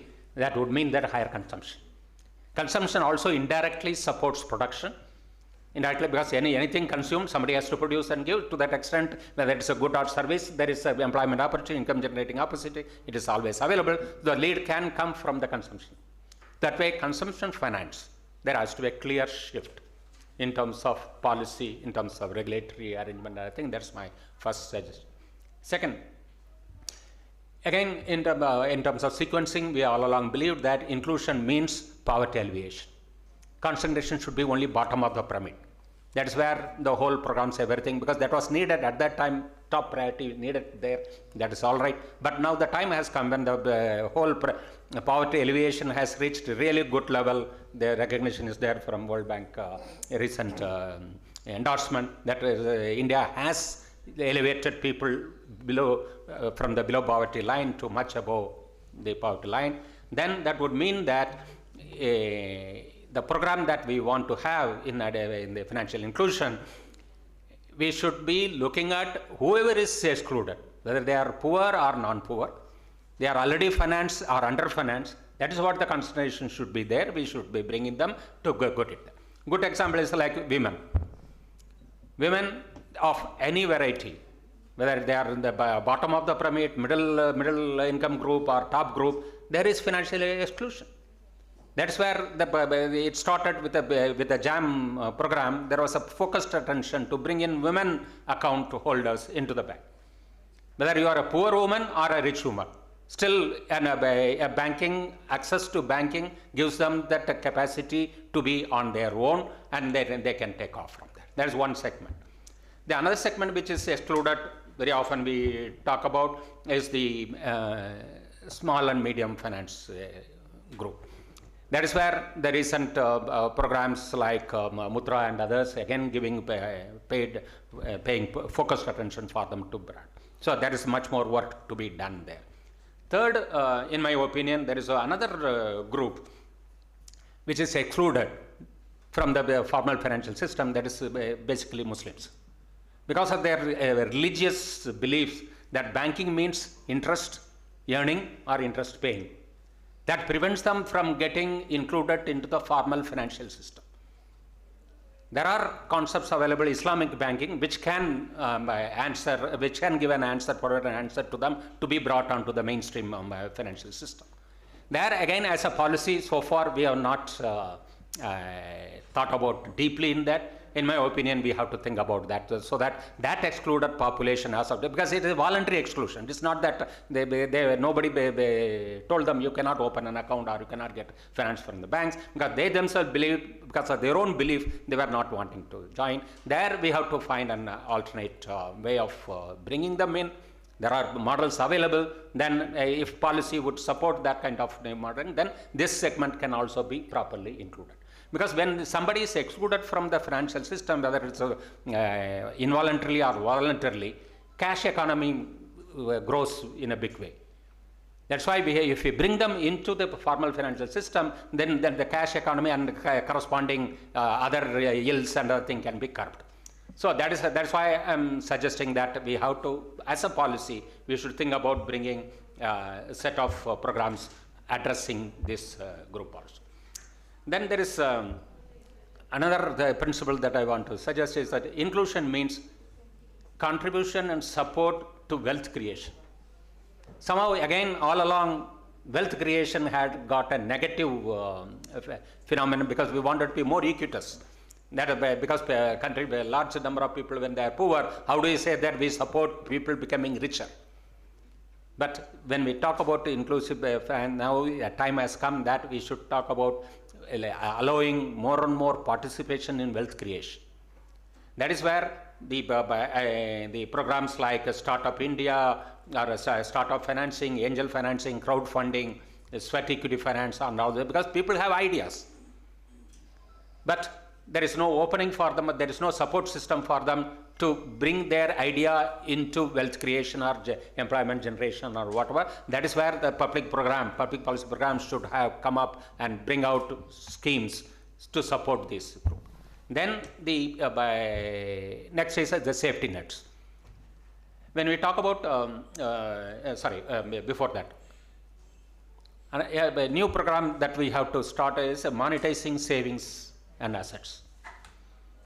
Because for long, the general preference of public when they save money is to put in gold, real estate, that is houses and land and houses. There it goes and gets stuck up there. It doesn't further circulate or available for productive purposes. That's where if we can have a regular program for monetizing these assets, then this by savings, which is standing still, gets galvanized into supplying oil for the machinery of growth. So that is another program we have to have. Then when we have like this, safety nets are also very important. That is where the pension funds, innovative pension funds, and investment, whether it's mutual funds and the kind of thing, appropriate new set of financial instruments we should be aiming at. So that way, reimagining the products and services by the financial segment, that is what is needed for inclusive finance, which will spur inclusive growth and reach our aspiration of being a developed country by 2041. I'll stop here. Thank you. Mr. Rajneesh, you've been in the thick of inclusive growth. No, not that. But I know that the handheld devices and the research that you did, of course, we thought of business correspondents to bring in people. The first thing that happened, nationalization of State Bank of India in 1955, was basically for banking penetration into rural areas. And that's where we were worried that people don't have a bank account. And the Jan Dhan Yojana exactly did that, right?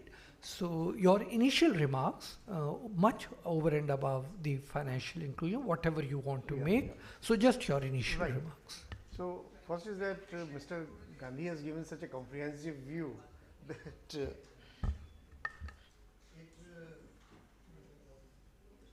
makes my job easy or difficult that nothing is left to be said, but is still, like as a practitioner of the banking, and where I joined State Bank of India in 1980, and then retired in 2017 as chairman. So it was a long journey, and all aspects which Mr. Gandhi has covered, I have seen entire on the other side of the table.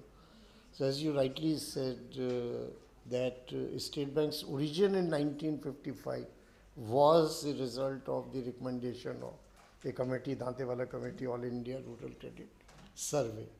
We became a commercial bank in true sense much later when we got listed in 92. And any initiative of the government in the area of financial inclusion, the first port of call even for the government is State Bank of India, by virtue of the fact that its presence everywhere, and the very fact that 1955 we were the first, and later on nationalization happened in 69 and 70, and the trust and faith of the public also. So we were not exactly 100% government ever, but still public believes this is the only government bank. That is an issue of perception. And as I said, I've seen the journey starting from 90, from manual systems, then the many waves which Mr. Gandhi spoke about. The first, of course, I would call the watershed for Indian economy was 91 reforms, and that changed the face of Indian economy, and then it changed the face of Indian banking. And in fact, banking and economy, they are mirror of each other. And if economy does well, banks will do well, and vice versa. So by the health of the banks, you can make out what is the health of the economy. And after the reforms, the competition set in, private sector banks came in, the public sector banks had legacy issues, but it goes to their credit that after 2000, they invested heavily in technology and almost came at par.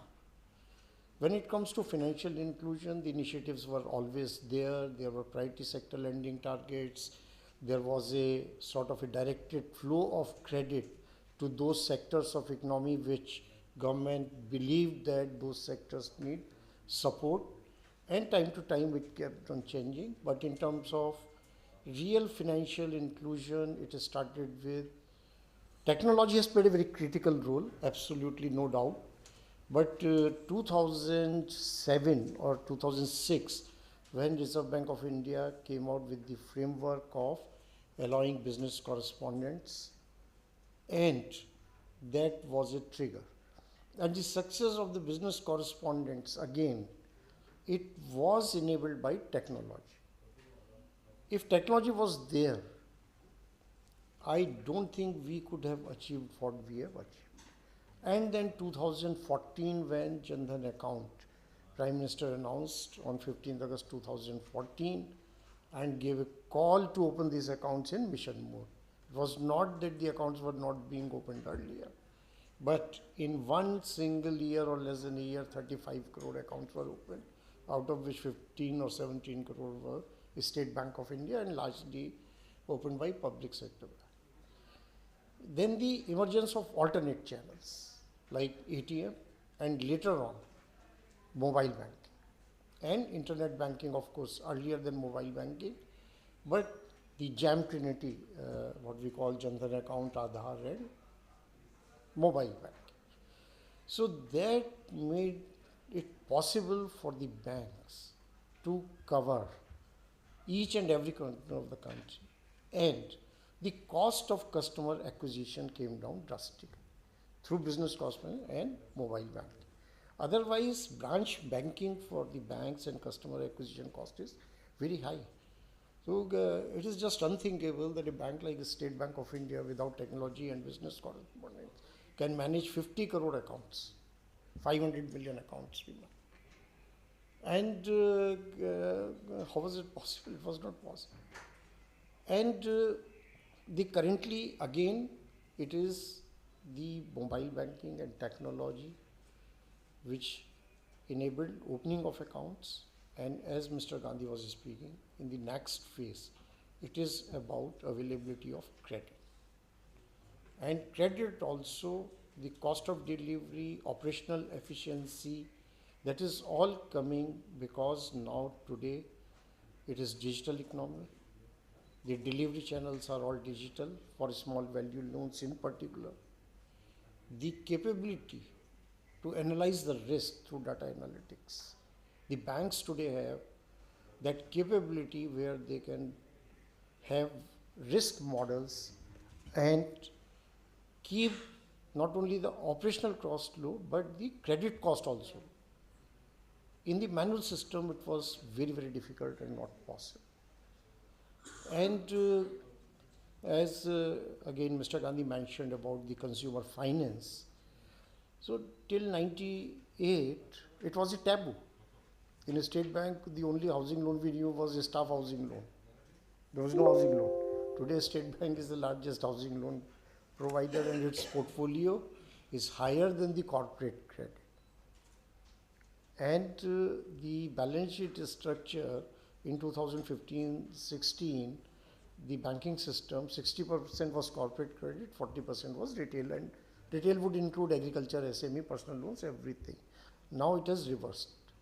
So the trend is already visible where now 60% is what they call RAM, retail, agriculture and MSME, and 40% is corporate credit. So that shift is already happening, and I think banks in India today, they have that capability where if it is a consumption-led growth, then I think banks have that capability that they can meet the needs of the economy. There are certain sectors of economy like, say for example, we talk about a startup, entrepreneurs. There I believe more than the banks, it is the venture capital, it is the different type of capital which is needed and which is still not sufficient in the country when we compare, say for example, US or other developed countries where venture capital plays a very critical role in financing, in providing the what we call the early stage finance. Banks come later on when the business has matured, they give credit, and that capital is available today.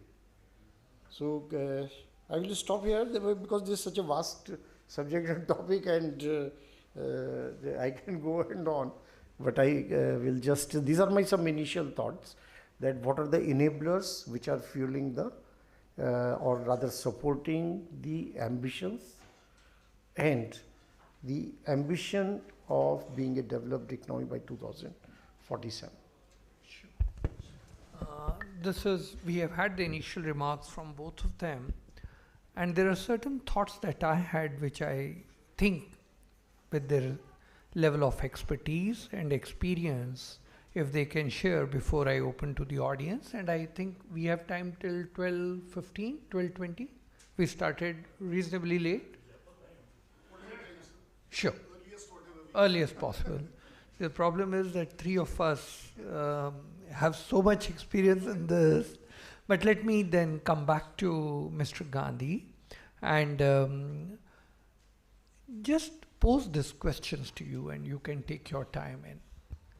The issue is now going forward, you have sort of given a few points and said these are the segments which are still not included. Something has to be done on them. So I think that's very well taken. But then the issue is there are 2-3 things which are worrying, and going forward probably we'll have to think about them. And one of it is FDI. And the other, of course, is the sovereign credit. You've been in the Reserve Bank at the helm of affairs. What do you think India needs to address?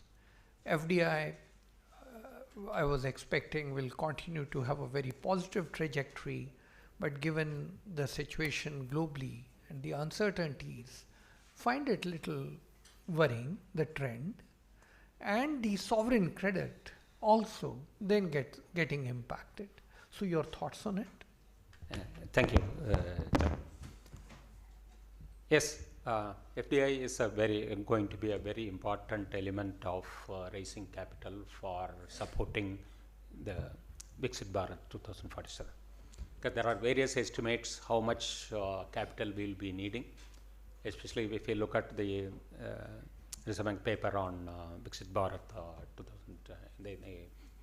they mentioned that we need to be growing at a compounded growth rate of 7.6% year after year. That is on an average basis. That would mean that some years we have to grow at 10% plus, it has to be, then only we'll be able to click that 7.6. If such a large growth rate is needed, then supporting capital also should be raised. Within the country, how much we can galvanize, that's what one of the ideas they mentioned, that what is static saving today, that needs to be monetized. That will provide one set of avenue for capital, but that will definitely be insufficient. So the capital will have to come cross borders. That is the primary source which we should be continuously focusing and encouraging to receive is FDI. So FDI, the discussion has recently been a little critical in the sense that last 2-3 years we find that net FDI has come down very heavily. It is last year and previous year it was hardly 11 crores or $11 billion. That's it. That is if you look at the net FDI. This net FDI is after deducting from the gross FDI the repatriation of their wealth that they have created, they have taken back the dividends or whatever, and our own outward investment, ODI, that our own investment elsewhere. So, but if you look at the gross, it is consistently around $80 billion year after year. So the last 5-6 years post our COVID time, it has been maintained. That is interesting. That's what in the earlier panel also they mentioned. The entire world definitely looking at India because of its size. Today it is a fourth largest economy or fifth largest economy, going to be further strengthened. That would mean that they would want to be sharing the spoils of growth that this country has. That's why it will ever remain an attractive proposition. FDI as a proposition, it will be attractive for foreign investors. Then we should be ready to receive, we should be encourage them to receive. That's why public policy attention will have to be more galvanized towards enabling FDI more and more for receiving in further segments. There are 2-3 ideas I will put across. And another reason, and if I again quote Reserve Bank's paper 2 years before, they did mention that out of the 7.6% compounded growth rate, the 3.5% growth rate will have to come from non-ICT based capital. So there's almost more than half the growth will have to come from capital. So if that is where we should be working towards, then the areas where we should encourage them, one is defense production. Defense production does not automatically mean that only for defense. It is now, it is by a much more general industry will also need production based on the defense material or whatever. So that has quite a large scope, because after recent our Pulwama related, not Pulwama, our program related poster, and there is a great interest across the world about the capacity that we have demonstrated, that it means that world market will be available for this thing. Then here definitely capital will also be coming along if you are willing to open up that area for commercial production, commercial way of production. So that is one area where we should be thinking about bringing more and more FDI. Then the another segment will be the automatic route, even the existing one. There is quite a bit of scope available for increasing the atomicity or the percentage from 24 to 49 to 74 or whatever. So many I think we will be able to revisit that and encourage more FDI to be coming in. Then another direction is going to be, because we are going to be growing that very fast, continue to be the largest growing economy, that would mean that naturally INR, that is Indian rupee, will be appreciating. It's a natural phenomenon of high growth. If that is there, again foreign investment, it will be more attractive for them to invest in a country whose currency is going to be strengthened. So that way positive environment is available. It is up to us as public policy makers to see that, to tap these opportunities well. So that's what about the FDI I will comment upon. About the sovereign credit, yes, again, when we talk about capital, capital does not mean only for private purposes. Even for government also we need large capital. Because in this Viksit Bharat 2047, government investment is also will continue to be having a major portion. That would mean that government also needs more and more borrowing power. Today, for long, again, out of our ethos has always been not to borrow from abroad for government. Because by forex borrowing, we took a very strong stance all along that we will not have government sovereign foreign borrowing will not be there, except with multilateral and other kind of thing. But commercial borrowing should not be there. Commercial borrowing should remain in INR only. That's why so far we need to have a rethink on that. We should carefully open up that area and start borrowing in forex also. We can always sequence it. It is not that open up completely like the entire South America did it and they got into big debt problem. That should not be there. We need to have a very calibrated approach towards opening up. I'll stop. Thank you. Very much of reminding Latin America. Argentinian ambassador was here in the morning, and you are right. So looking at him as an economist, you know, I was reminded about many things that happened on Latin American finances. So you're very right, there are lessons to be learned there. Mr. Rajneesh, you've been in the thick of things for a very long time. About 32 years into banking. 42 years. 40 years, right. Now, we have passed through various stages of growth. And now when our turn came to ride the horse, suddenly the whole world has stood up and said, what's happening on climate? Right? They may be fighting wars and pouring chemicals into the Earth's atmosphere at a rate which is unparalleled, and their jets never stop. But then for a developing country which is trying to break out from the ground, what do you think about this? How are we going to tackle this issue of green finance and carbon trading going ahead in our growth story of the banks? Also, you know that for a long time the government supported many of us, the public sector banks, not you of course, but the ones which were nationalized in 69 and 80. We passed through different stages. And the government had to support us through capital many a times. We are again passing through a very uncertain phase globally. Our exports may suffer. Tariff wars are at the peak and don't seem to be coming down. Do you see that there is any worry on this front and the government will have to, through the fiscal policy, support this? Or do you have any thoughts on our banking performance in face of uncertainty?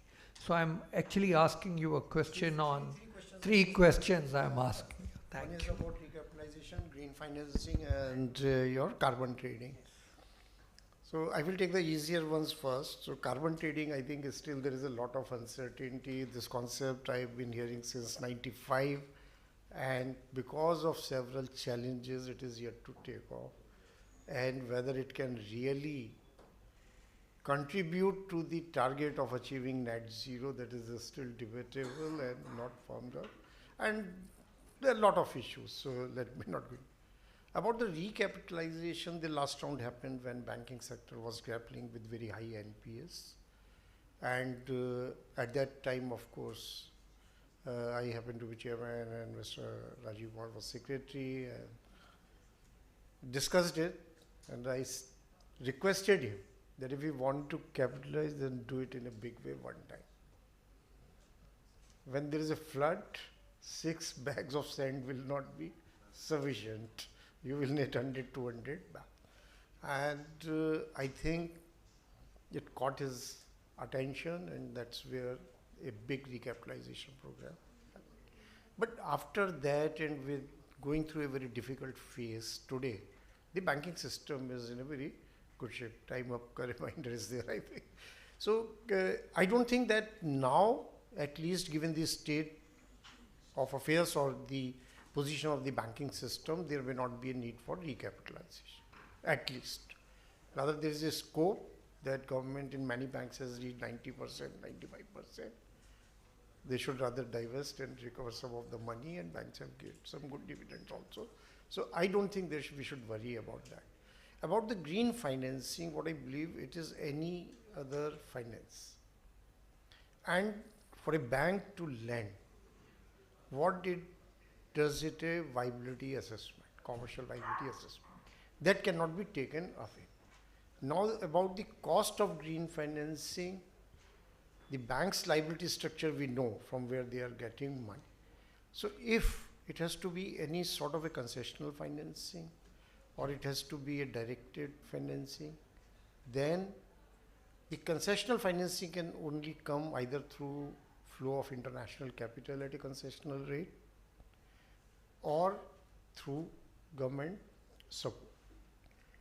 Banks of their own, how can they provide concessional finance?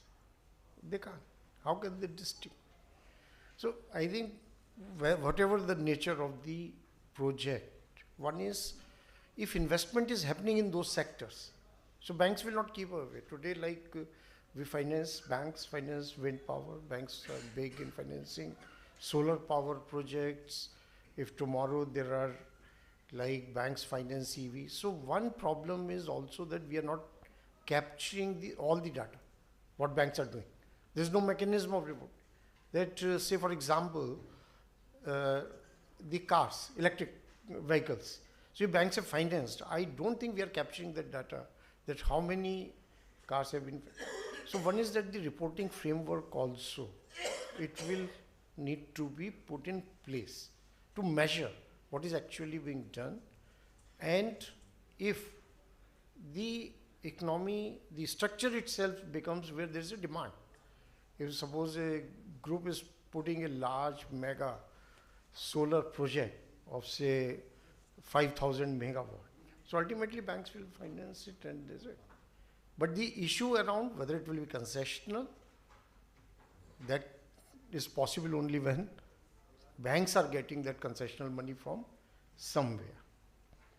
And but otherwise, I don't think there is any reservation around taking up any project which is otherwise commercially viable and bank is convinced that my money is going to come back.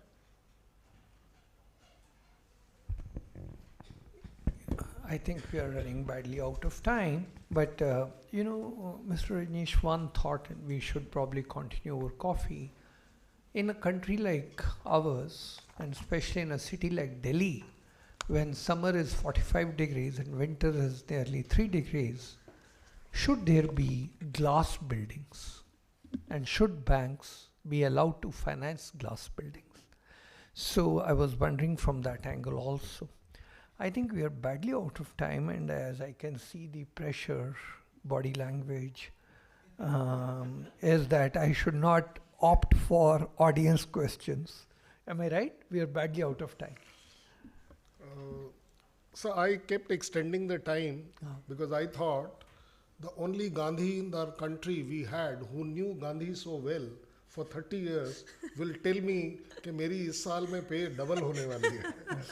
He was supposed to provide me that money, sir. वो सुन नहीं पाया मैं. You may ask one question, sir. So, just if anybody has a very important question, yeah. I don't know whether it's very important. It's just a breakaway from the economic angle. I just wanted to ask, because in US, more than 50% of banking employees are women. And in India, what is the scenario and what are the steps taken to increase the same? Okay. Okay. But we any other one single question? This we can handle more statistics. Okay. That is because madam doesn't take lunch No. By the way, that reminds me, lunch is 50 minutes. On a rich seminar like this, it can be restricted to 30 minutes. Thank you, sir. Thank you, sir. You have covered up. Yeah, quick one. Yes, sir.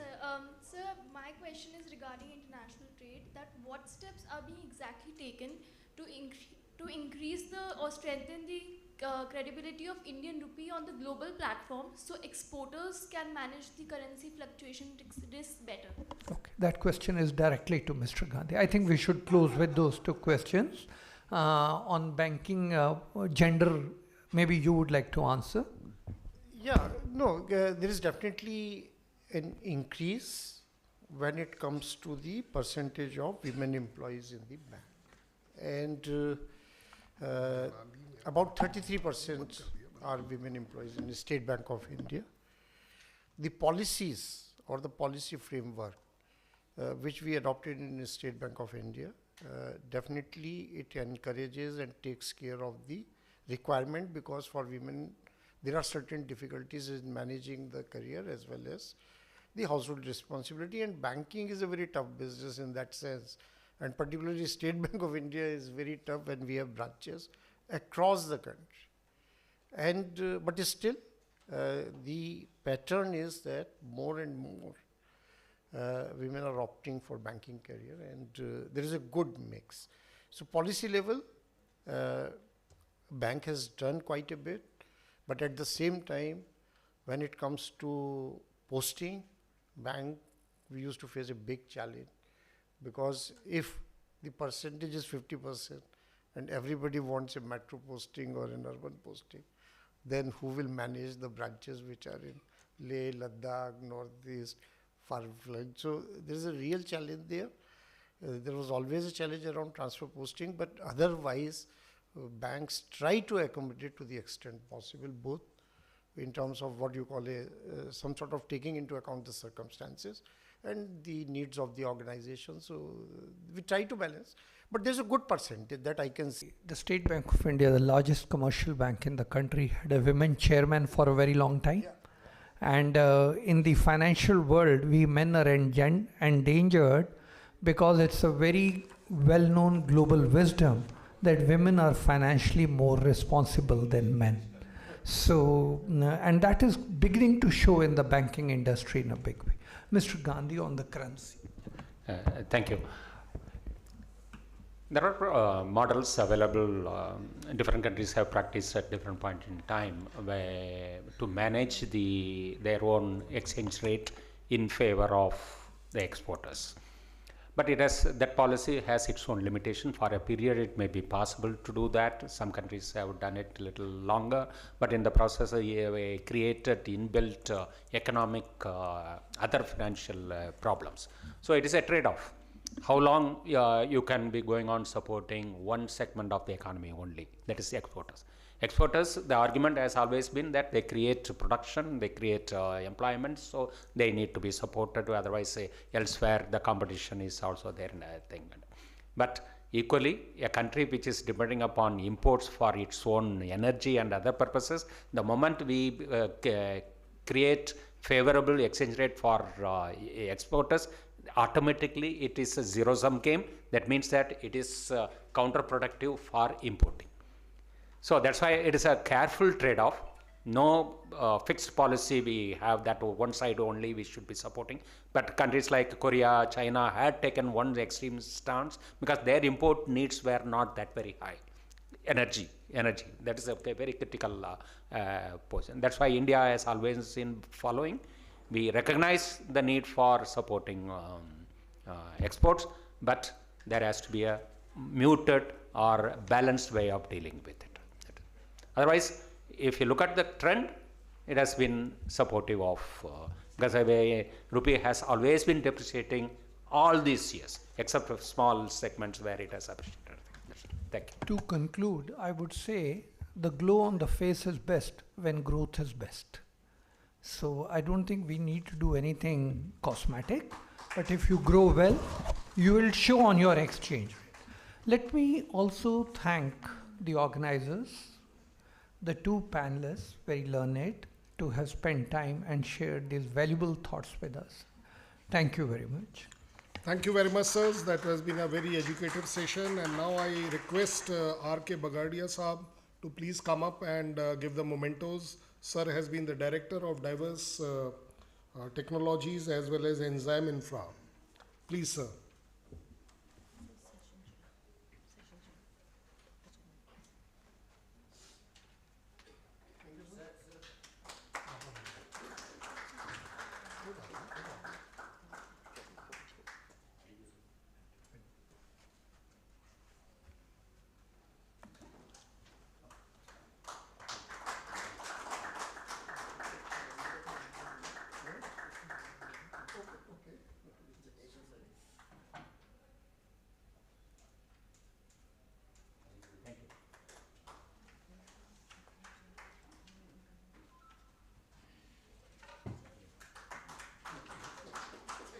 request you for a joint photograph, sir. Take a joint photograph.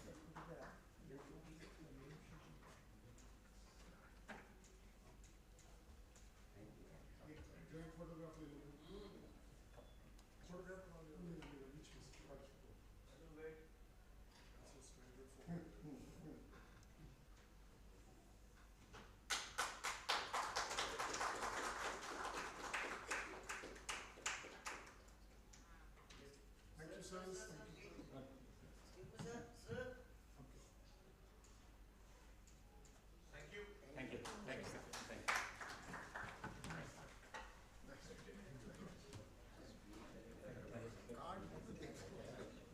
Thank you so much, sir. Thank you. चलिए, start करें. Infrastructure, Mobility and Logistics 2047, Connecting the New India. Our next session dwells upon India's logistic infrastructure, how it is critical to the efficiency of the economy. This session will examine how India can transform its mobility and logistics sectors to integrate into the global supply chain and enhance trade. This session will specifically look into national logistics policy and digital freight, EV corridors and future mobility, along with port, rail, road, air integration, and global trade hubs. Now I request Colonel Narendra Singh to kindly do the honors. We have the session chair, Lieutenant General Suresh Sharma sir, Param Vishishta Seva Medal, Ati Vishishta Seva Medal, and the former engineering chief for the Indian Army. May we request you, sir, please to come up on the stage.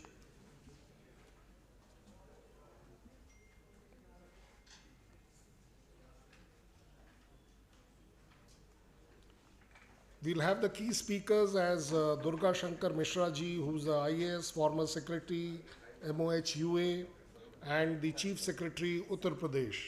Please, sir, we are honored to have you. Professor Manoj Chaudhary, sir, who's been the Vice Chancellor, Gati Shakti Vishwa Vidyalaya. Please, sir. And General Sharma, sir, your time started actually at 12 o'clock.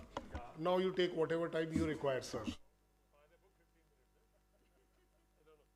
Possible. Well, we'll try and finish fast. Fine. Ladies and gentlemen, please don't mind if we move a little fast. That's not a good thing to do, but then at the moment it appears that we have no choice. Fine. Before we start, I think let me do a very quick introduction to the audience of my fellow panelists here. On my left, or rather I should say on his right only I'm sitting, we have Mr. Mishra. Well, most of you must be knowing him, but those who do not know, he has about a year back retired from the appointment of Chief Secretary, Government of Uttar Pradesh, which he held the appointment for about 3 years, 21 to 24. Before that, he was the Secretary in the Department of Housing and Urban Affairs, which was again held for 3 years. I won't go back in times. 5 years. My apologies. 5. So it's a long time. 5 years as a Secretary in the Government of India and 3 years almost as the Chief Secretary in the state government. Before that, he's gone through the entire rigmarole role of an administrator. Incidentally, he is a BTech in electrical engineering from IIT Kanpur. Okay, from there on, like we were sharing during the coffee break that, okay, he's an electrical engineer by qualification, administrator by experience, out of which a major share of his work life has also been spent on the infrastructure. So most qualified and eminent to speak to us on a subject like infrastructure. On my right is the present Vice Chancellor of Gati Shakti Vishwavidyalaya. Okay, now he incidentally is an electronics engineer who's worked in the field of electronics for a very long time, and for some good reason. And then he was, of course, the Dean of IIT Jodhpur, and then he decided, okay, let me get on to another phase of life. That is, he joined in as the Vice Chancellor. Rather, he was selected to be the Vice Chancellor of Gati Shakti Vishwavidyalaya, which is doing a phenomenal job at a phenomenal speed. He's a true embodiment of the Gati and the Shakti. Both I've visited him personally and spent some time with him, person with diverse interests. I am also incidentally an electrical engineer by qualification and turned into a military engineer concerned and connected with the infrastructure. So very strange, you have three people sitting here, electrical, electronics, going to be speaking to you on a civil infrastructure related works. Good, that's how the life is. The topic says we're going to be speaking about the India's logistic policy taken out in 2022. We're going to be speaking about the EV corridors and the mobility, and we're going to be speaking about Gati Shakti. Very important subjects, all related to the infrastructure. But before we start, we are all talking of Bharat 2047, Viksit Bharat. Now, when you look at a developed nation, it's not looking at the physical infrastructure only. I think you also look at how people living in that nation feel about themselves. Ladies and gentlemen, I don't know how many of us sitting in this hall are feeling that how will we feel in 2047. I don't think we'll feel very different. But think of the people today who are not so privileged. At the moment, do they feel that they're part of a developing nation or a developed nation? Put a question mark. Okay. To make them feel in another 20 years or 2 decades plus that a part of a developed nation, a lot more needs to be done at that level. Okay. Their thinking, their mindset has to change, that they're a part of a developed nation.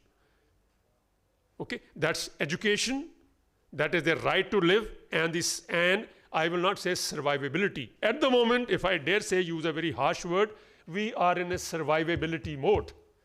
From that survivability mode, we have to graduate to become livability mode, where a person is sovereignly empowered to decide for himself or herself what are the choices and the options for him or her to spend her lifetime. What career to choose, where to study, what to study, how much to earn, what to earn. And it is not that he or she is totally enamored by Mai Baap Sarkar or by he or she has to be a law-abiding citizen, but not constant fear of police, not constant fear of hunger. Okay, the roti, kapda, makan is a given. We have to get out of that. And a lot needs to be done, not only in the infrastructure, a lot needs to be done on social infrastructure. And there I dare say that if we find minutes, 2 or 3 minutes towards the end, I'm going to request Mishra ji to kindly share his perspective, because he spent a long time in looking at the housing sector, including the smart city projects. So we can carry on. I'll give a very brief introduction to the 3 subjects or the themes that we have chosen. One is the national logistic policy taken on 2022. What's the aim? Aim is to reduce cost, increasing efficiency, and making Indian goods globally competitive. We all keep talking that look at China.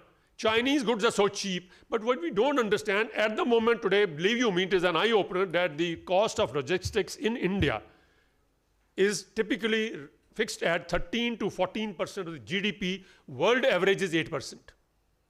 How can our goods be efficiently sold or at cost-effective rates? This needs to be brought down, and that is how the whole policy is going to speak about it. They were primarily about the cost reduction, efficiency and integration, and digitization. It's going to talk about the multimodal transport and encourage other things. Then we talk about the EV highways. It's very simple to explain. EV highways are nothing but that some of the existing highways and the upcoming highways shall have the provision of EV, electric vehicles. And not only your cars of today, heavy duty vehicles also. So the policy says 5,000 to 6,000 kilometers of India out of the existing corridors, I have the name that I am going to get the details now, will be converted into the EV highways in the days to come by a certain time frame, by 2027. And by 2030, 8 lakh vehicles, buses will be converted into EV buses.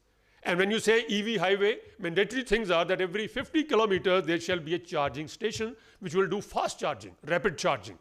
And also that rapid charging system will be dependent upon green charging system. That is the mostly solar. Okay, number of things. Basically it is to reduce the emissions and also to make it more efficient and energy efficient.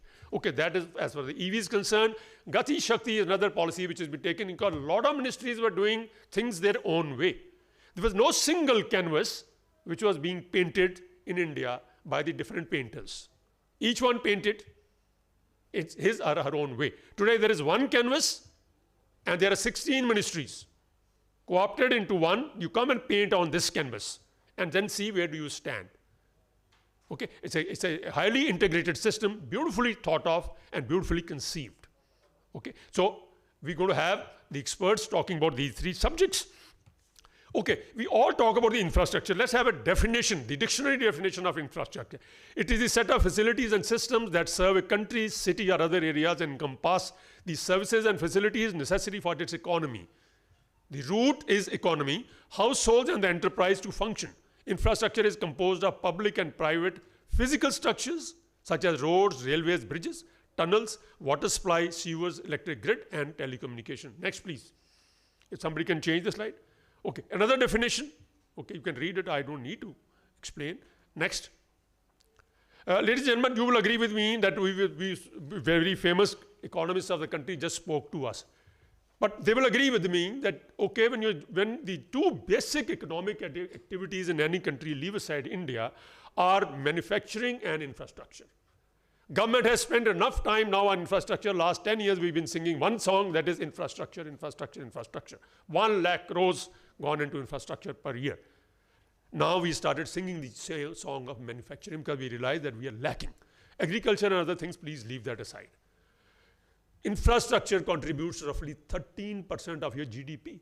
We got to be serious about it. Next. There are challenges. And my fellow speakers, please keep this at the back of your mind. Today, infrastructure is not what it was. I was a chief engineer way back 2006, 7, 8 in Mumbai. When there was a project which was conceived, which was to be contracted at a cost of about 20 crores, the whole office used to shake. Today, that's a basic common denominator. 200, 300 crores is a given. See the way things have changed. Project size have become big ticket. Projects have become very complex. Ladies and gentlemen, I must share with you and state very openly, we thought that after our generation, the new generation will be very quality conscious, but I'm afraid we are still not. We are not internationally competitive as far as the qualitative edge is concerned. Quantitatively, yes. Quality, it's a concern. On the infrastructure, it's a concern and a very, very serious concern. Every third day you hear the minister himself being very anguished at what is going on in terms of quality. It's bad, it's sad. Productivity, we'll not talk about. Complexity, I've spoken about. Investment, our previous speakers have spoken about it. Social impact. In a country like every single infrastructure has to create that social impact. It has to be evaluated in the backdrop as social impact. Supply chain management I've spoken about, and contractual. Ladies and gentlemen, the infrastructure projects appear to be straight line projects, straight line contracts. They are not. As we are getting into the complex structures, the builders, if you ask them, they realize, or we will realize that, okay, it's not so straight. There are complexities in the contract management, and time that we switch over our contracts are poorly written. Worldwide, it is acknowledged that it's not easy to operate in the Indian contracts today. They are not very well written. Everything is weighs in the favor of client, and the poor contractor is held responsible for anything and everything. I'm not speaking on their behalf, but today I become a part of the industry, and I feel that they are heavily scaled towards the client and towards the government. So I will finish here. I've taken my 5 minutes of opening, and I'll close down by taking another 3 minutes. Now over to the panelists. And Mr. Mishra is going to give us an overview on all the subjects that I've spoken in a little more detail, and his perspective. Ladies and gentlemen, he has been at the policy formulation. He has been the implementation stage. Person like me has been into the execution, but their experiences are different. And here is a person who's into the academic part of it, most into the formulation and academic. So you see the perspective now. I've given you the execution perspective. He will give you the policy perspective and the implementation difficulties and the perspective. And here will be an academician's perspective as to how do things get conceived and translated into what we are trying to say. With that, over to you, sir. Okay, let's shift that side. Let's have you speaking first, Mr. Chaudhary. Professor Chaudhary, yeah, sorry. I can do you mind if I talk from here? Yes, please. Yeah. Wherever you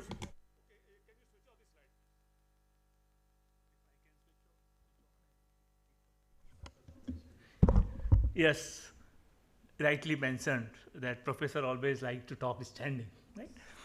Thank you so much for inviting me to this very important event. And few things I would like to begin with. To begin with, on the topic that we are talking, Viksit Bharat 2047, two important statements by two statesmen.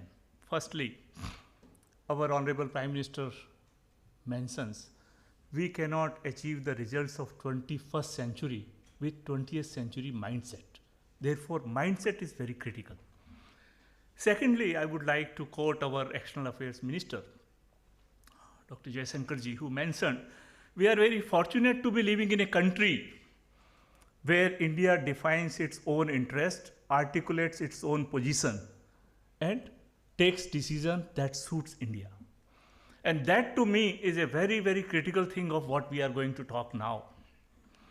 Today, Bharat is in transformational stage. Of course, we all are talking that, and no, we will soon be the third largest economy, we are the fastest growing economy, but our growth is not merely based on GDP. Our growth is also based on ensuring dignity and opportunity to each of the citizens of India.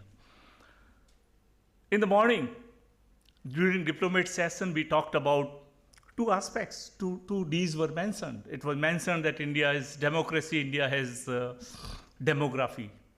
We also know that India has two other Ds, that is demand and development. And with these four, strongly backed by the reform, perform, transform and inform mindset of the government, on four critical pillars, the country is growing very rapidly. That I will like to highlight. First pillar, infrastructure. An infrastructure that can be physical, that can be digital, that can be social, an infrastructure that connects. I will spend a lot more time on infrastructure as you go ahead. Second aspect of the pillar is growth. Growth of the country that is inclusive. The third pillar is focus on manufacturing, a sector that shall create jobs. And the fourth and the very, very important pillar is simplification of processes and rules that empower citizens. Let me start with infrastructure. This year, our infrastructure budget is more than 11.2 lakh crore. We are putting a lot more emphasis on infrastructure. Let us look at what all has been happening. And I want to make firstly a statement that the growth is not merely the number or the amount that we are spending, but the technology-enabled transformation that is driving this country. Let us look at railway sector. Around 70,000 route kilometer of length with around 1,40,000 of the total route length. We have upgraded more than 23,000 kilometers of our railway tracks that can carry speeds more than 130 kilometers per hour. We have upgraded close to 46,000 kilometers of our railway tracks that can carry speeds of 110 kilometers per hour. Why it is necessary? On one side, we want to introduce newer trains like Vande Bharat that can be of the speed of 160 kilometers per hour and so on. Other side, if there are tracks that cannot support them, then we are limited. Therefore, this is a critical infrastructure. This 140,000 kilometers of railway track needs daily 24/7 maintenance practices. That is an important part of infrastructure. Very recently, within railways, we introduced first locomotive for freight of the capacity of 9,000 horsepower. It is necessary because our current challenge in railway sector is if both the passenger trains and the goods train are running on the same track, then we cannot increase the passenger train's average speed because there is a limitation of the goods train speed. On an average, passenger train's speed may be in the order of 50 to 60 kilometers per hour on an average, whereas goods train are currently at a speed of 25 to 30. In the theme, logistics is a very, very important part, and now I am trying to bring logistics. Railway carries currently 27% of our goods traffic. Freight is absolutely important, and for logistics efficiency that he talked about, from 14% of GDP to a developed country that should be 8% of GDP, personally I call that 14 minus 8% as an avoidable expenditure. Today, out of 4 trillion economy size that we have, dollar, if we are having 6% of this avoidable expenditure, look at what will happen when we become a 40 trillion economy by 2047 if we don't take any action. And that is why there is an action in infrastructure sector. That is why there is an action. And therefore, one of the mechanisms to improve logistics efficiency and logistics improve upon logistics cost is increase railways modal share into national logistics from currently 27% to 45%. Why? Because railways incur 1/3 of the cost that may be needed when you have logistics carried out on the roads. Inland waterways are also in the same nature. Railways is one of the most environment friendly as well when you carry goods from one place to other. And therefore, government's focus has been on shifting more and more goods traffic from highways to railways so that we can improve on logistics cost.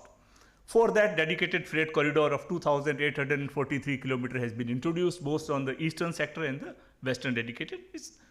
Apart from 110 kilometers, it's almost complete. This 2,843 kilometers of dedicated freight corridor is only 4% of the railway network, but already carrying 12% of the freight of the Indian railways.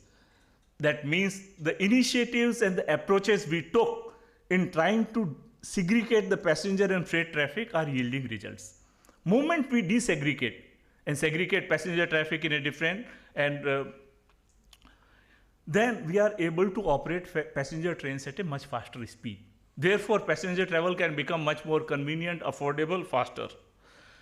Further, in railway sector, I talked about locomotives. There is tremendous focus on improving the coach quality, replacement of all the ICF coaches by LSB, you must have heard that. Introduction of newer trains on one side of Amrit Bharat trains, that one can talk about premier, most technology-enabled trains, on other side of Amrit Bharat trains. Station redevelopment of, we have more than 7,300 stations, 1,300 of them are undergoing. Why they are undergoing? It is not a beautification project. It is because these railway stations are nerve centers of that particular city's economy. They are at the center of that particular area.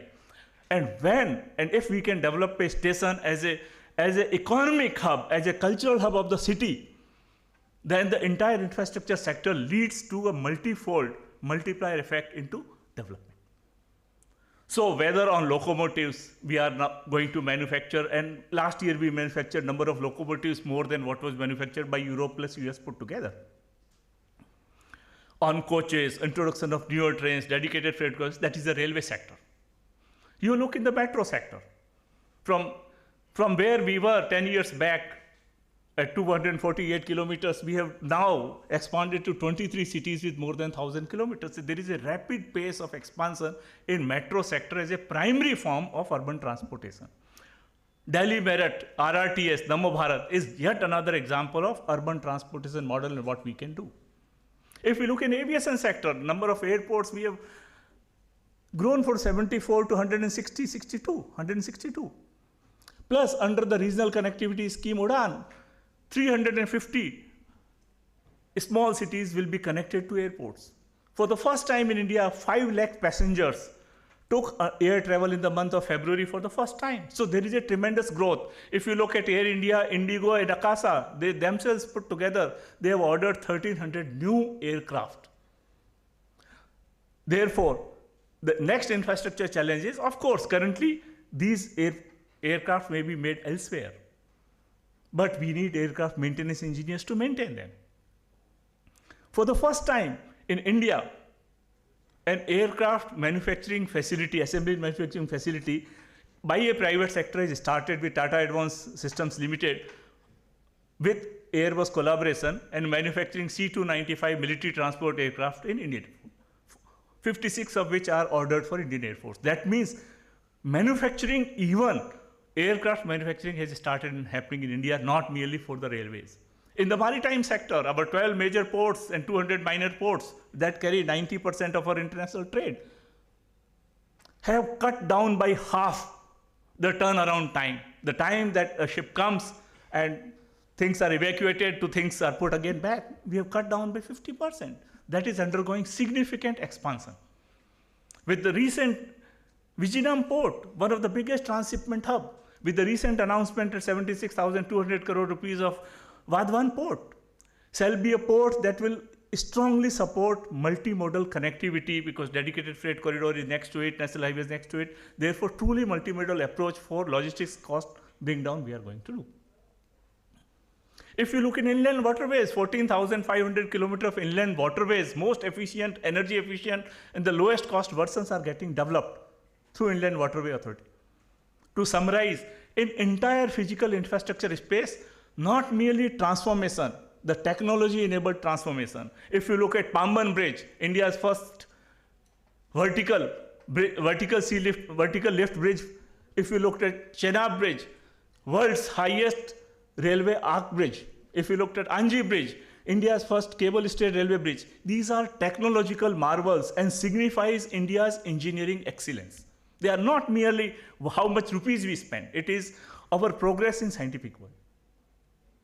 Now I talk about digital infrastructure. We all know our DPI is very well known, digital public infrastructure, whether on the identity infrastructure in terms of Aadhaar that more than 140 crore people already have, or our transaction infrastructure in UPI where we have 60 crore transactions happening every day, or we have services like DigiLocker or DigiYatra that are empowering our citizens. Our digital public infrastructure is something that is homemade and conveys again the technological and engineering superiority of what India can do. If today India is investing in India AI mission with more than 34,000 GPUs building our own large language models because India want to achieve, if India is investing in 6G mission, in quantum mission, because now we have a belief we can do it. I just want to remind you of one very, very important thing that is very close to my heart. You might have remembered Chandrayaan 2 mission. Due to a last-minute minor hiccup, we were not successful to the end. And what did the Prime Minister do? The other than ISRO chairman, he hugged and told. And Chandrayaan 3, of course, within very few months, it succeeded. That story just conveys that as a country, we have now started to take risk, and we are okay to take risk as we make progress for technological worlds. Not all of NASA's missions were successful. Therefore, risk-taking is absolutely important as we grow.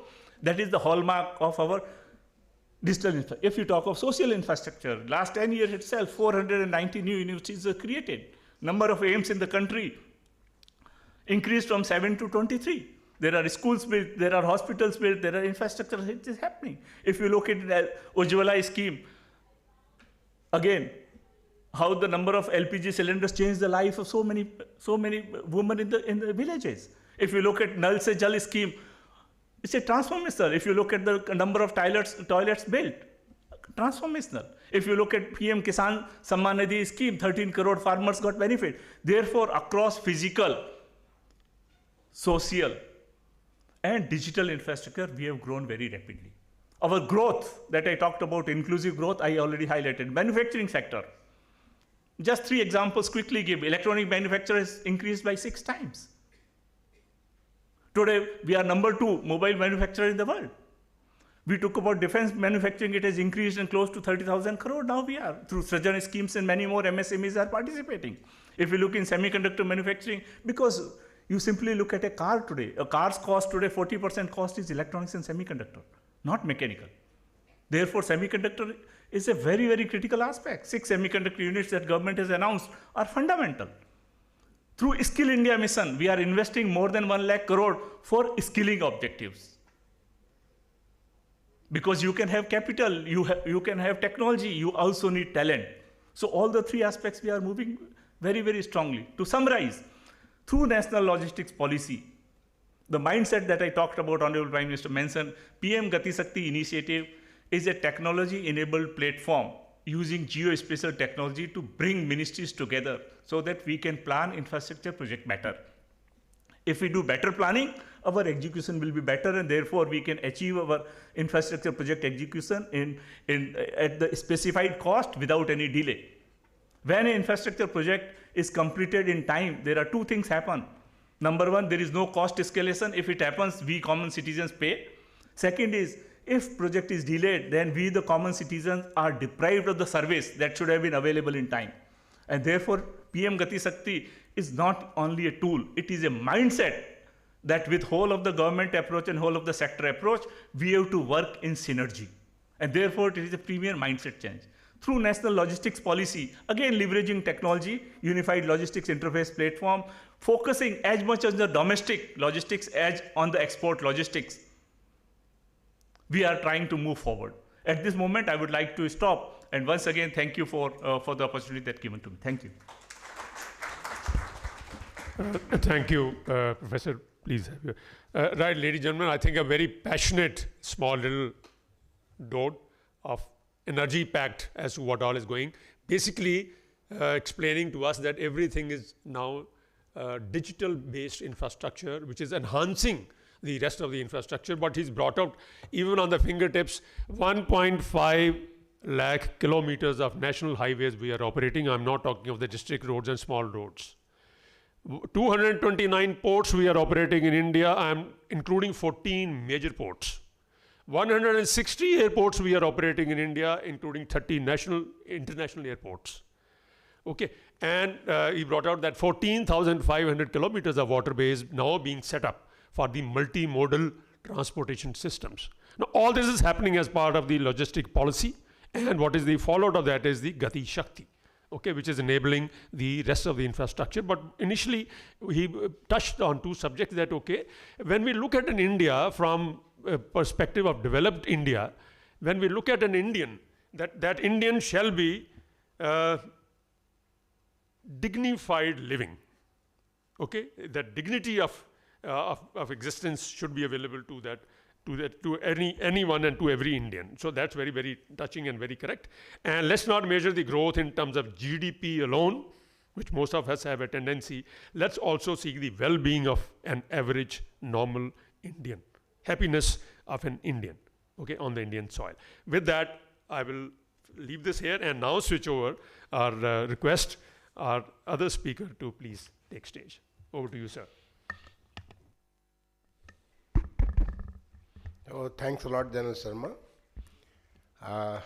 Thank you for a very exciting deliberation by Professor Chaudhary. This is wonderful deliberation on the infrastructure development in the country and the prospects which is we can see for Viksit Bharat 2047.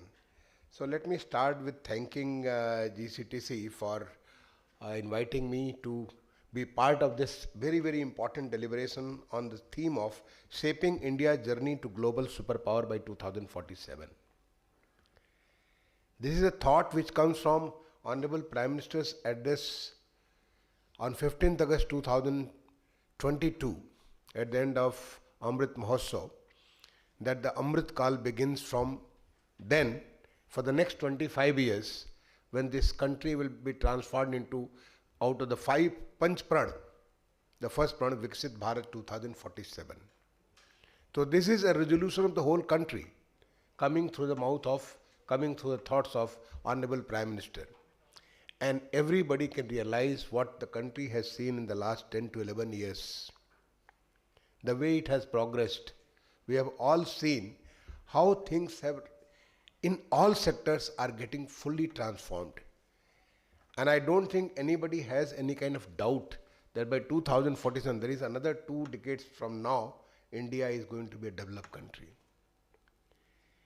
I would like to thank GCTC to take up such an important topic, and I have seen that in there are 13 sessions covering different aspects of Viksit Bharat. And 2 sessions, one initial inaugural and the second is the valedictory. I think 15 sessions together is going to chart out what this Viksit Bharat is today and how it is going to roll out in the next 2 decades to come.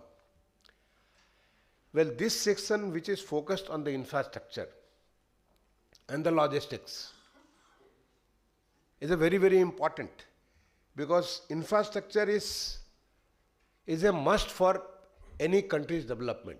It is said that 1 rupee spent on the GDP leads to 2 to 3 rupees growth on the GDP. 1 rupee spent on the infrastructure leads to 2 to 3 rupees growth of GDP. Or an increase in infrastructure by 1% leads to nearly 0.7 to 0.8% of the growth of the GDP. We are planning to have growth of, reaching to nearly $40+ trillion economy by 2047.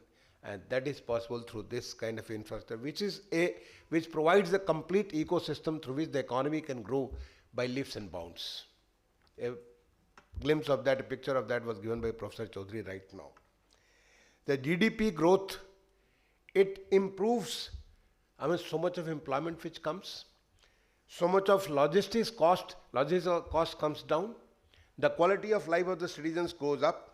That is a very major of the ease of living of the citizens. That is the most important, and that ease of living of citizens is possible through improving the infrastructure. Whether just think of it, the Prime Minister Gram Sadak Yojana. Today every village is connected with the roads. Recently, only this month, I had gone to my village, where earlier it will take two days. I wouldn't have thought of going from Delhi to my village, which is in eastern UP. You will go one day to Lucknow and the second day you go to the village. I took my road and started in the morning, stayed for almost 3 hours in between at 2-3 places, and by the evening I was in my village. It is because of the expressway going to Agra, Agra to Lucknow, Lucknow to Purvanchal expressway. Think of it going to Mumbai. Once this Mumbai-Delhi expressway is ready, it will take just 12 hours. You can travel from Delhi to Mumbai like this.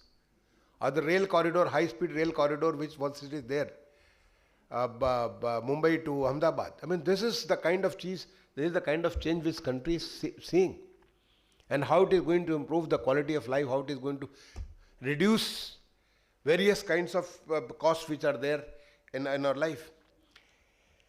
This is, not only the physical infrastructure, the digital infrastructure, which was shortly, it was taken up by Professor Chaudhary. Digital infrastructure. Think of UPI. Very easily you can make payment anywhere, UPI. DigiLocker. How it has made life so simple. Digi Yatra. Those who are traveling by air. Digi Yatra, how things have become so simple. The whole life of this digital public infrastructure is changing the lives of the citizens. And that is the new Bharat. That is our movement towards the Viksit Bharat. This is, some of the examples which he touched. India has, very recently the Honorable Prime Minister inaugurated Chenab Bridge. This is a marvel, technological marvel. Something which is higher than the Eiffel Tower. Such a wonderful steel structure, arch structure. Or Pamban Bridge, which you mentioned, sir. Pamban Bridge. This is a vertical lift. This was something, few years back it was just not possible. People won't even think of that such a thing was possible in India. And now this is all reality. And this is the India moving towards the Viksit Bharat 2047. You heard of the Bogeybill Bridge in Arunachal Pradesh on Brahmaputra. It was pending for such a long time. Almost 5 kilometers of bridge is a dual bridge, both rail and road both together. And that is possible. And not only that, another bridge on Brahmaputra that is coming up, almost 20 kilometers long bridge. This is the new India. This is Viksit Bharat, through which the technological marvels are coming up. We have, various kinds of examples one can give how the Indian engineers, Indian scientists, or India as a team, they the kind of thing which have made possible. The Chandrayaan 3. This is, the Honorable Prime Minister said that, so cheap to travel right up to the moon. This is the kind of technological development which is happening. How, now let me give you some examples of, how things are moving.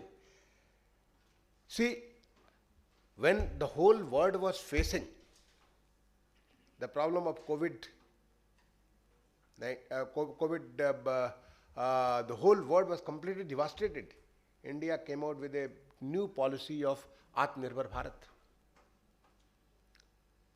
The National Infrastructure Pipeline, almost 200 lakhs crores, 200 trillion rupees infrastructure funds, almost 15, something like 15,000 projects. They were sanctioned, they're all in the pipeline. A lot of projects have been completed. As a Secretary, Ministry of Housing and Urban Affairs, I was chasing various of the projects which was part of this. And how this was possible? Where the money has come? So many new ways of innovative of financing. Something which was people were not thought of earlier.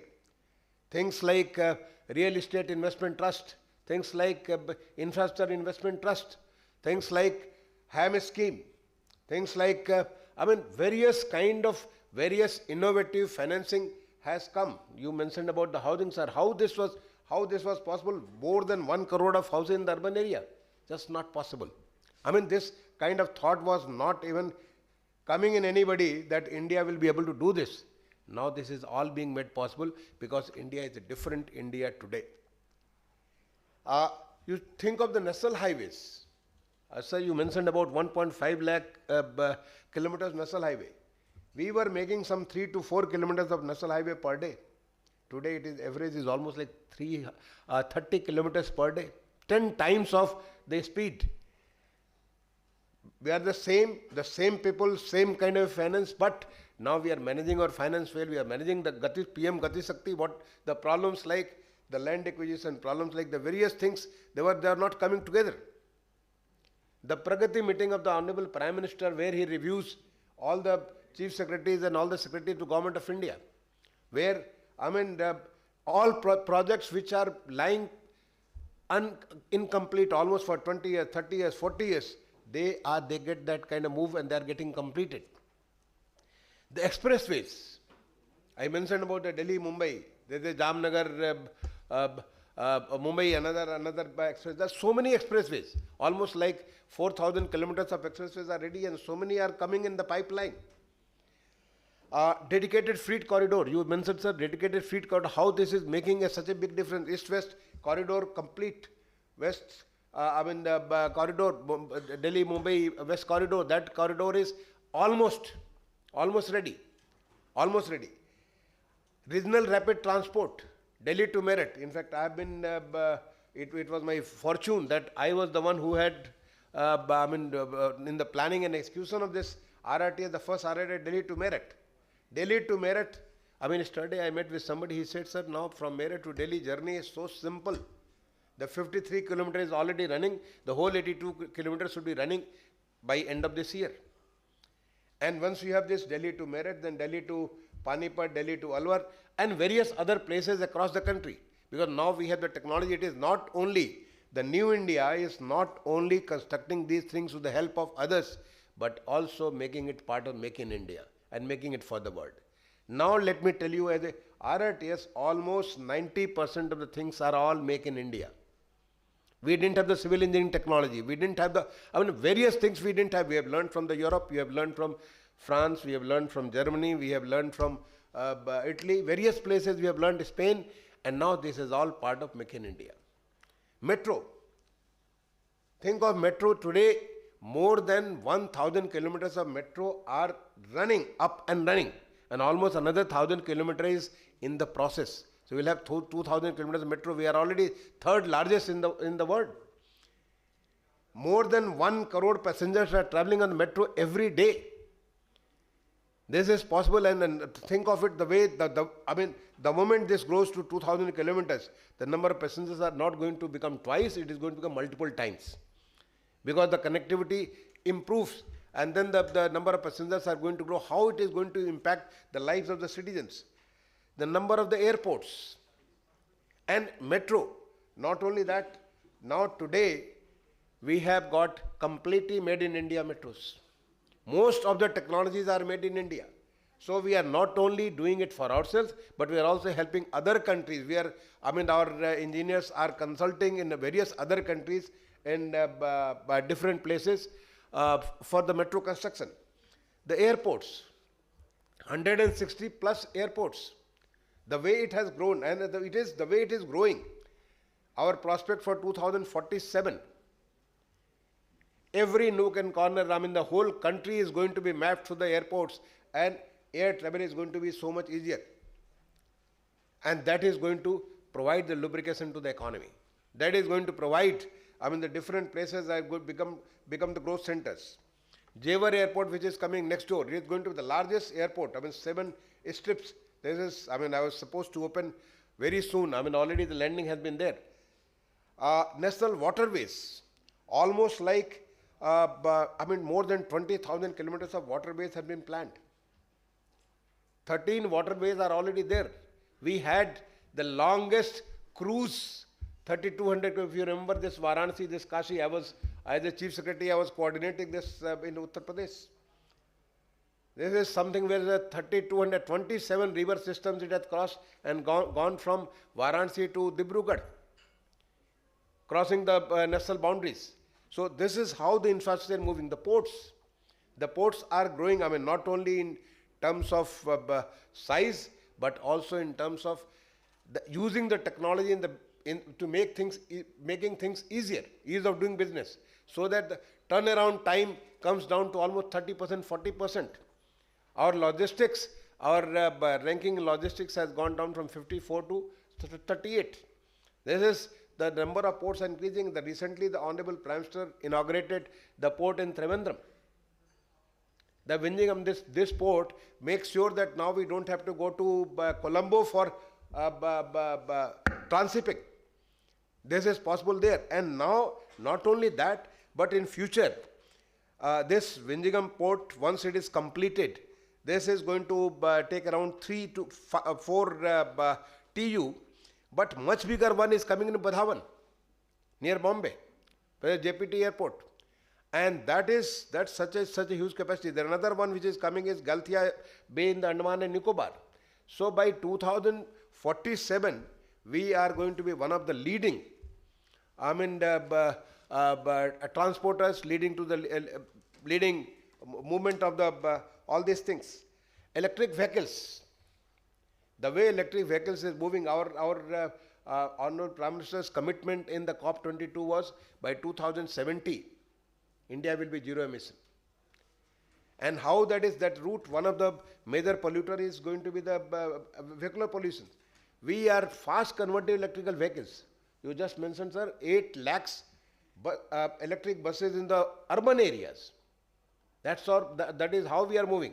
Whether it is buses or cars, electric, EV corridors through the expressways and through the national highways. This is being planned, complete infrastructure. The way India is moving, and the last is the digital infrastructure. Public infrastructure. It started with use of Aadhaar, the JAM system. But JAM led to the UPI, led to the DigiLocker, led to so many things. Today, India is stack. Whether it is the health or agriculture, or now we have agri-stack, we have health stack, so many urban stack. I started with the urban stack. This whole scenario is changing.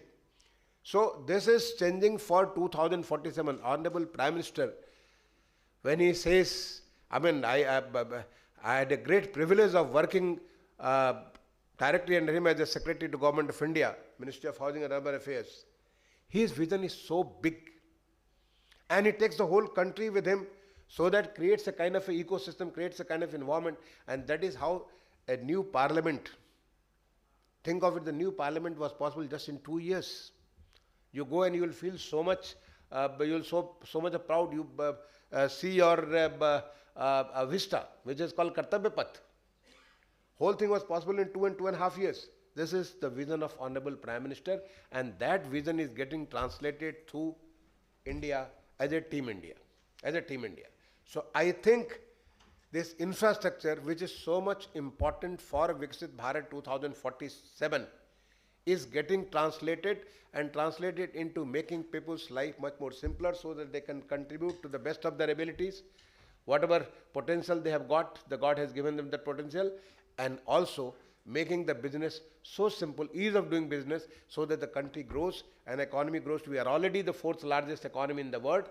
Very soon, in a couple of years, we are going to be the 3rd largest economy, and we may overtake number 2 before 47. That's the kind of vision with which India is working, and for that, this infrastructure, covering the logistic cost, these things are very, very important. India is right on that path. Thank you. Thank you, sir. Thank you, sir, for giving a beautiful roundabout without going into the details as to how much has happened and how much is happening. And there's a saying that the leaders are traders of hope. And I think, sir, you are truly a leader. You have given so much of hope that, okay, today India no longer operates from fear of failure. India operates from hope of success. anything and everything that we launch, we are hopeful that we will succeed. Okay, so this is, to conclude, I had something to show, but I'm not going to go into the details now. They may not permit us to even inviting questions. I think it is so elaborative that questions probably we can rest. One thing which I will just like to share, a small little anecdote. A couple of years back, I used to lead the Indian delegation successfully for many years for the tunneling world, underground space. And in my second or third thing, I realized that there is a conglomeration of 79 nations, 3,000 delegates. Okay, and when I spoke to people sitting on my left and right, somebody will come up, okay, we have 5 tunnels coming up in India. Somebody says, okay, in our country, somebody says 7 tunnels coming up. So I told the president of the association, I said, give me 5 minutes to explain to the rest of the world. And I took only 5 minutes to explain that you are talking about 5, 7, 20, 28 tunnels. India at that point of time had 1,700 tunnels running into 3,000 kilometers. And when I spoke those 5 minutes, there was a pin drop silence in the hall, and everybody was in awe. And now everybody, whoever is representing India, is invited to explain to the rest of the world as to where has India reached.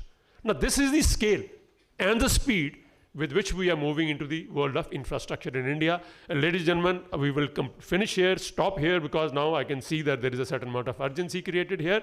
I will thank the organizers for inviting us, and I'll thank our panelist, Shri Mishra ji, for giving a very elaborative and a very positive tone to the whole thing, and Professor Chaudhary for giving such detail and such investigative and such precise figurative hope into the future. With that, we conclude. Thank you very much for your patience. Thank you. Thank you very much, sir. It's very kind of you.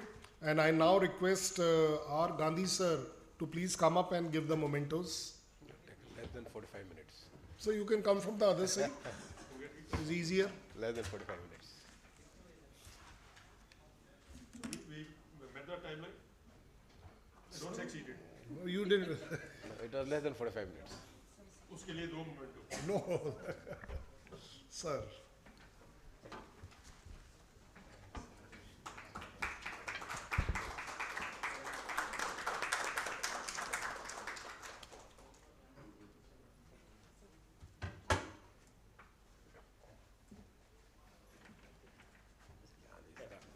Thank you. Such a passionate way of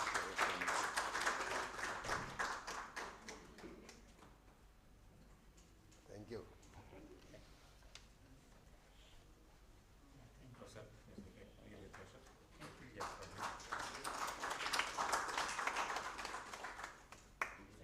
Joint photograph, please, sir. Sir, if you may hold the memento in your hand.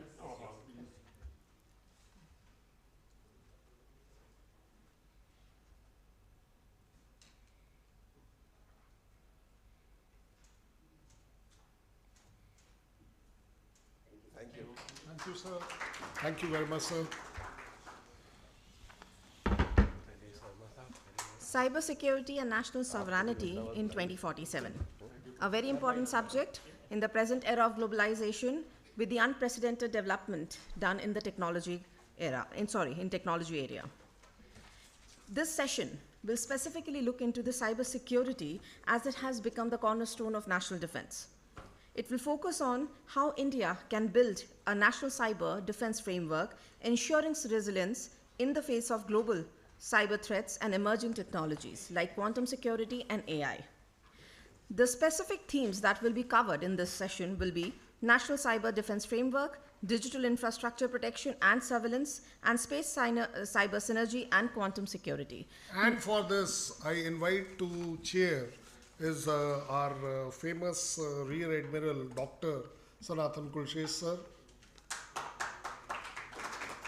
Sir has been the former Director General for Naval Armament Inspections of the Indian Navy. And the key speakers, I invite Her Excellency Marje Loeb, Honorable Ambassador of Estonia to India. Please, ma'am. We also request Bhola Shankar Jaiswal, IPS, Joint Commissioner of Police, Delhi Police, to please come up. And please come, ma'am. And I request Mr. Mandar National Security Officer, India and South Asia of Microsoft. Thank you, sir.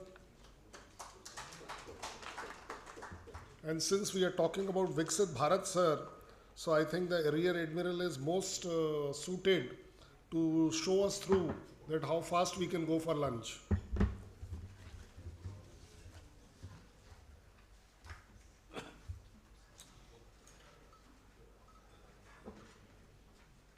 Can I shut this laptop? Okay.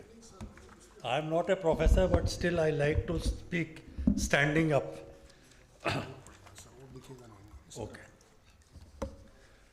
Jai Hind, Namaskar. When GCTC began planning this conference, GCTC called it a national conference.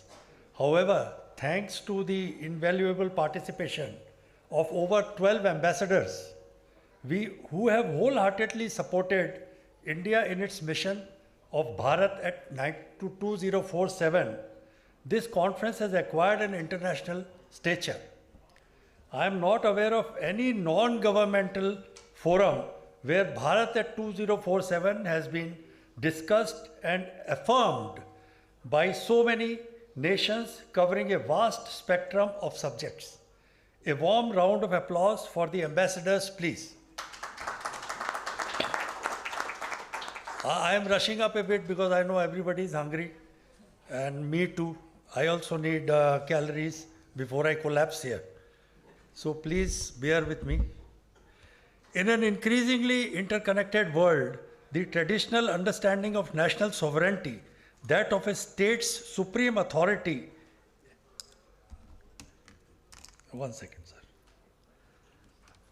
authority within its physical borders is undergoing transformation. The rise of cyberspace, a borderless domain in which information flows at unprecedented speeds, has introduced a new dimension to this concept. Today, cybersecurity is not merely a technical concern, it is a fundamental pillar of national sovereignty that directly impacts a state's ability to control its internal affairs, safeguard national interests, and protects its citizens. The very nature of cyberspace challenges the conventional notion of territorial control. Unlike land, sea, or airspace, digital boundaries are fluid and permeable. A cyber attack launched on one continent can instantly cripple critical infrastructure on another, transcending physical border with ease. This inherent borderlessness means the traditional concepts of non-intervention and the exclusive exercise of force within one's territory are severely tested. The concept of cyber sovereignty emerged in response to these challenges. This signifies a state's will to exercise and maintain control over the internet domain within its borders, encompassing political, economic, cultural, and technological activities. This includes the right to enact legislation to regulate cyber infrastructure, entities, behavior, data, and information within its territory, to protect national security, public interests, and the rights of its citizens. Cyber attacks are no longer just criminal acts. They are increasingly recognized as acts of aggression that can undermine a nation's sovereignty. State-sponsored hacking groups, cyber criminals, and hacktivists continuously target critical national infrastructure, including power grids, water supplies, transportation networks, and communication systems. This can cause widespread disruption, economic damage, and even loss of life, directly impacting a nation's ability to function and protect its population.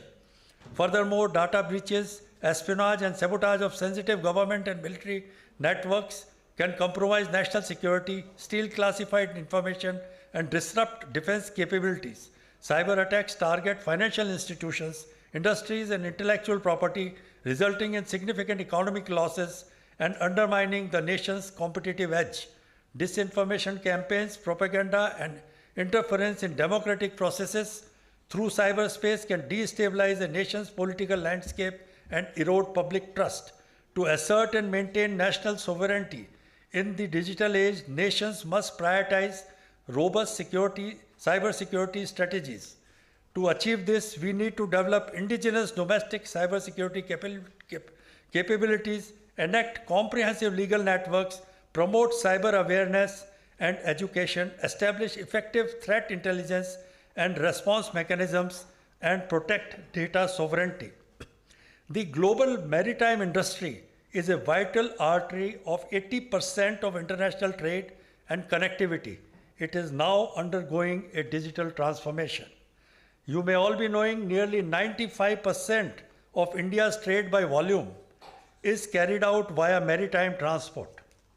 In Mission Viksit Bharat 2047, this dependence highlights the critical role of maritime infrastructure in supporting India's economy and global trade, from automated navigation systems and smart ports to interconnected supply chains and remote vessel management.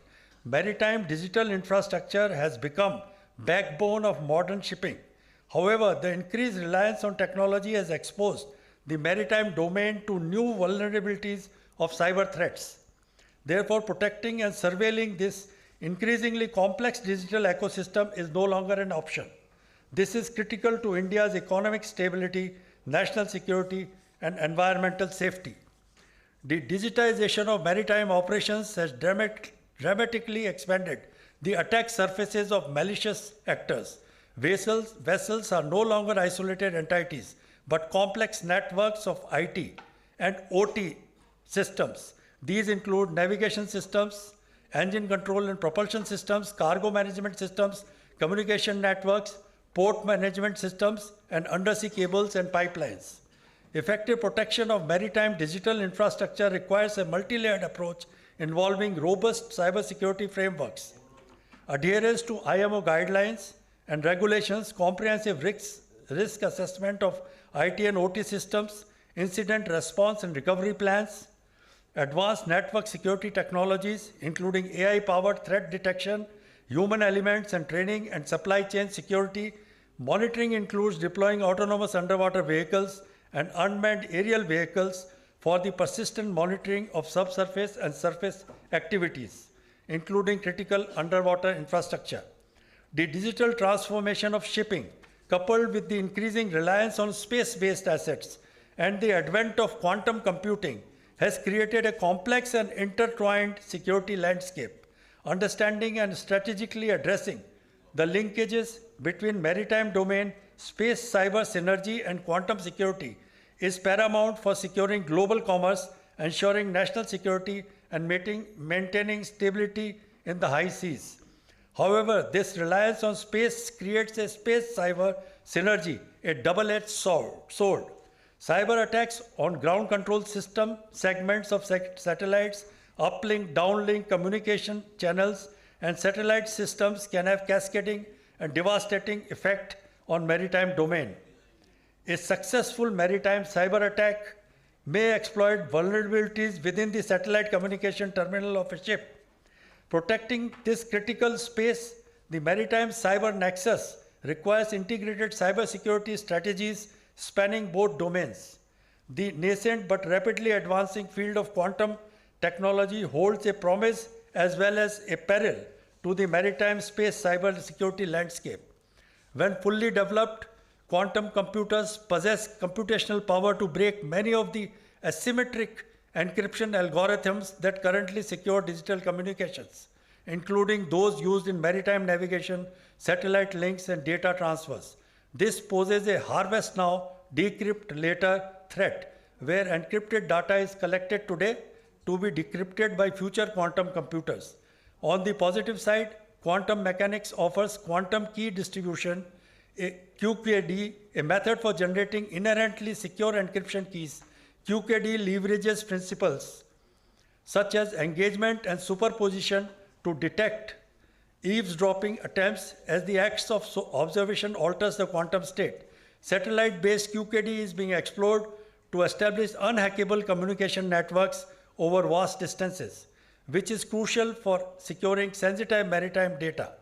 Quantum sensors offer unprecedented precision in this regard. For the maritime domain, this could mean the highly sensitive detection of submarines or underwater drones even under stealthy conditions. In space, quantum sensors can enhance satellite-based surveillance and provide finer details for maritime domain awareness.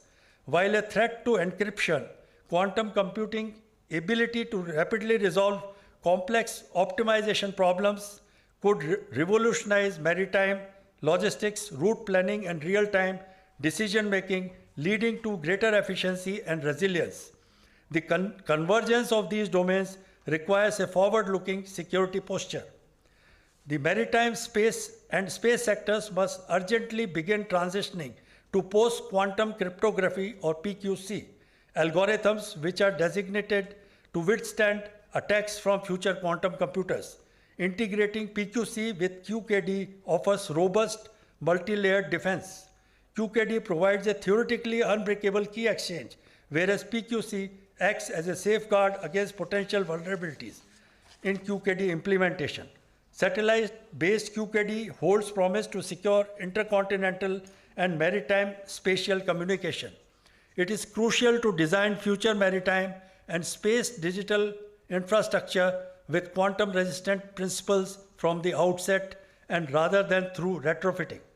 The link between cybersecurity and national sovereignty is undeniable and increasingly intertwined. In the digital era, a nation's ability to protect its cyber infrastructure, data, and information flow is as critical as its ability to defend its physical borders. Protecting and surveilling the maritime digital infrastructure is a complex and continuous challenge that demands a holistic and collaborative approach. The maritime domain is interwoven with the cyber and space realms, forming a critical nexus for global security and economic prosperity. As quantum technologies mature, they fundamentally reshape this landscape, presenting challenges to the existing security paradigms and opportunities for enhanced protection. The race to secure digital high seas during the quantum era has already begun. Jai Hind and thank you.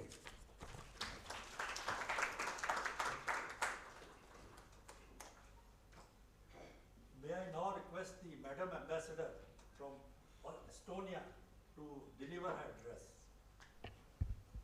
Thank you so much. Good afternoon. Also on my behalf, pleasure to be here and see so many of you to be interested in cybersecurity issues. Let me start with a short video. Hopefully it is going to play. I don't know who is going to push the button.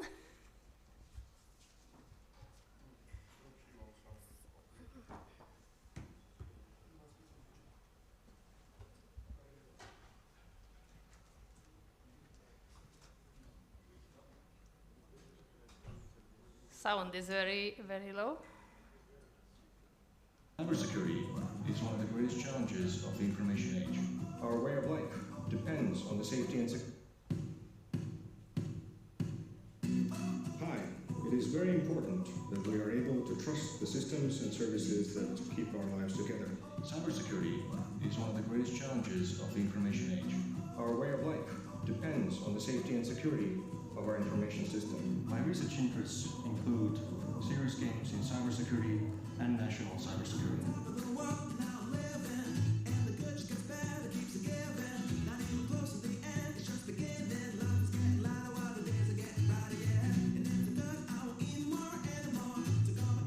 Quantum computers threaten today's digital security. While they are not yet available, the design of secure systems needs to prepare for future threats. The task of quantum cryptography is to harden existing systems against quantum computers and to design new secure systems using emerging quantum technologies.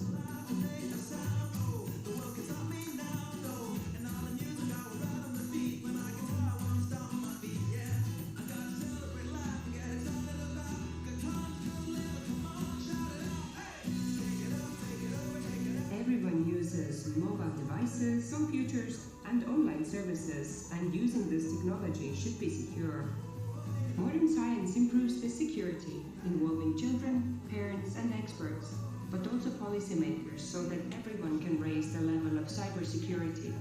We call this cyber hygiene. The systems and solutions that we offer to the world have to be resistant to cyber threats, and our people must be able to confront these threats as well. Estonia is a small giant. We deal with cybersecurity at a very high level here.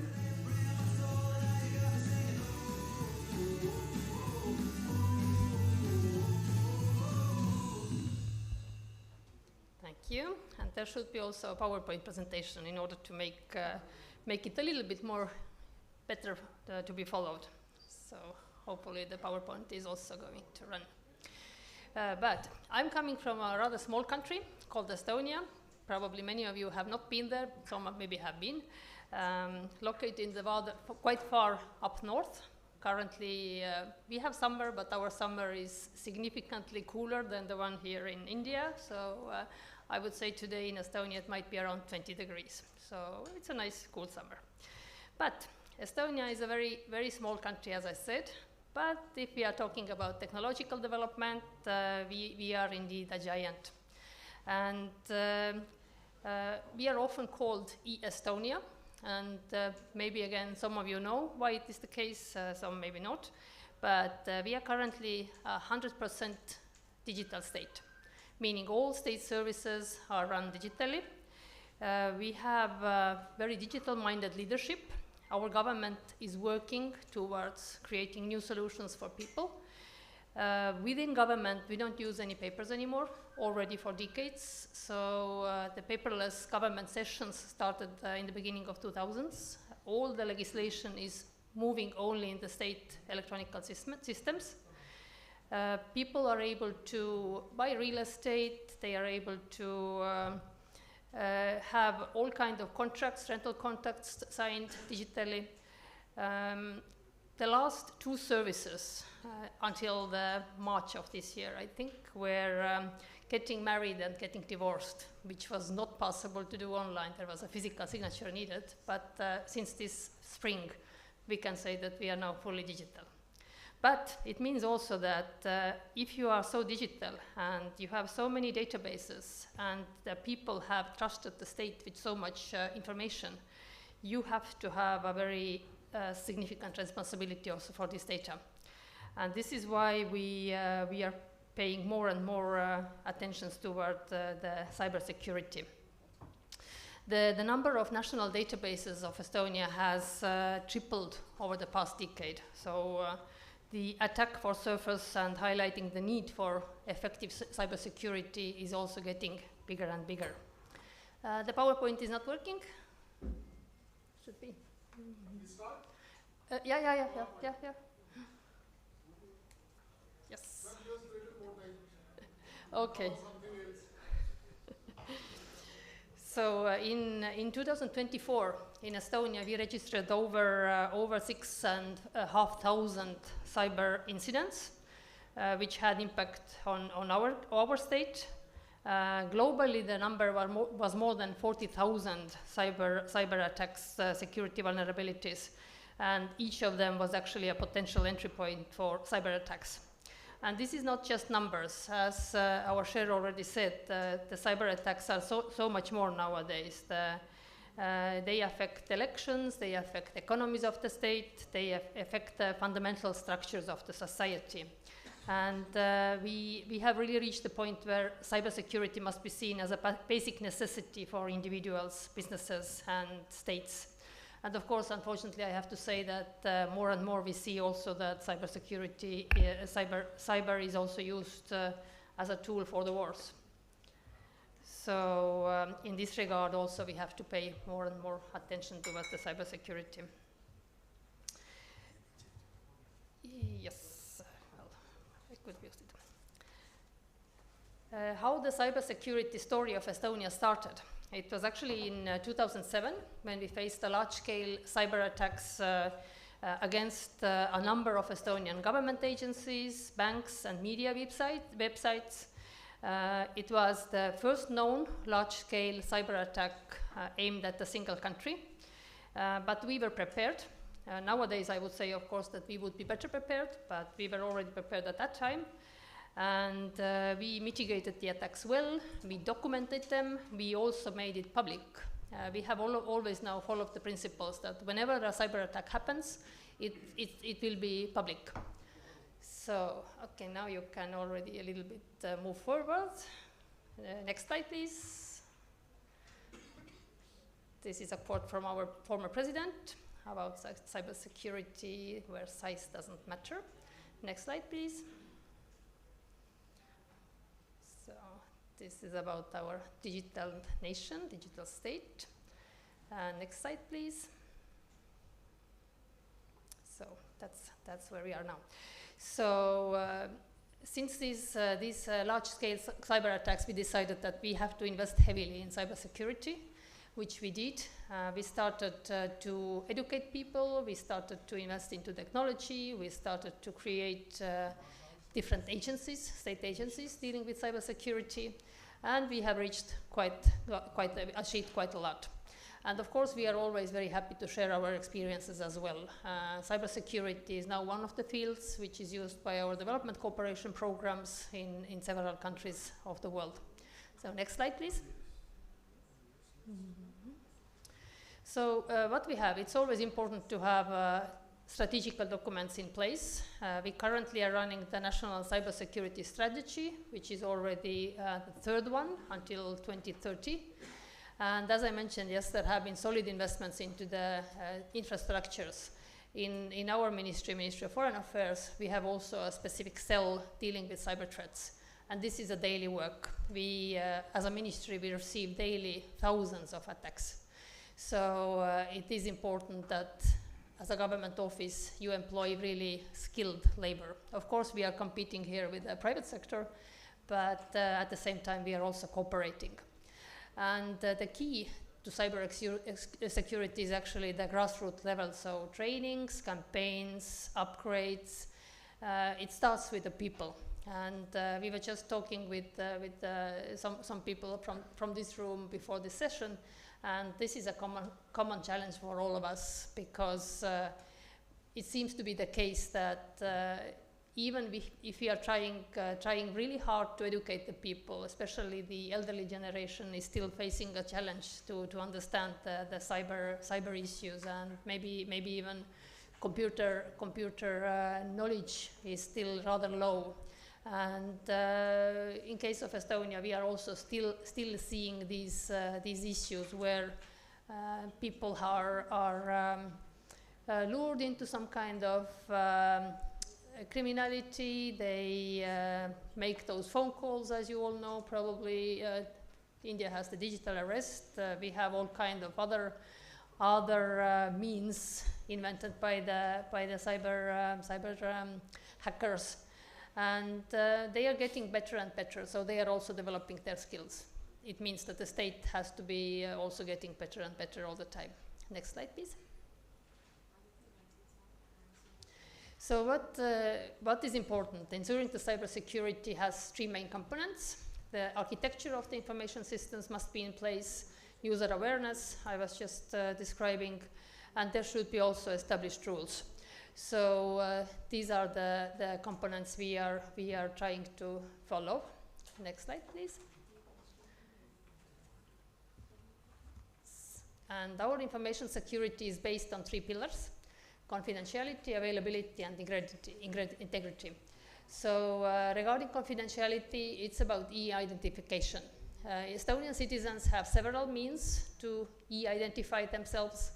Many of us are using ID card. With mobile, we can also use mobile ID, and there is also the smart ID. E-residency card is something rather different. We offer e-residency.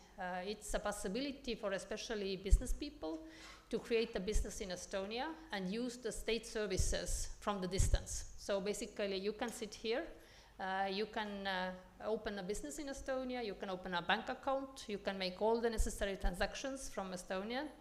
But at the same time, you don't have to be there. It's not a citizenship, it's not a visa, but it's a possibility to have business done more easily.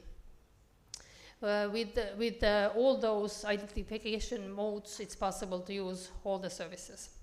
Then availability, it's something we are using X-Road for. It's a specific system. I will show on the next slide, probably it was.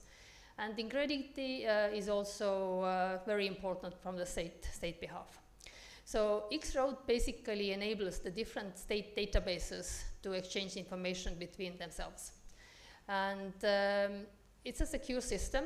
We have made this usable also for other countries. There is a list of countries which are also now using it.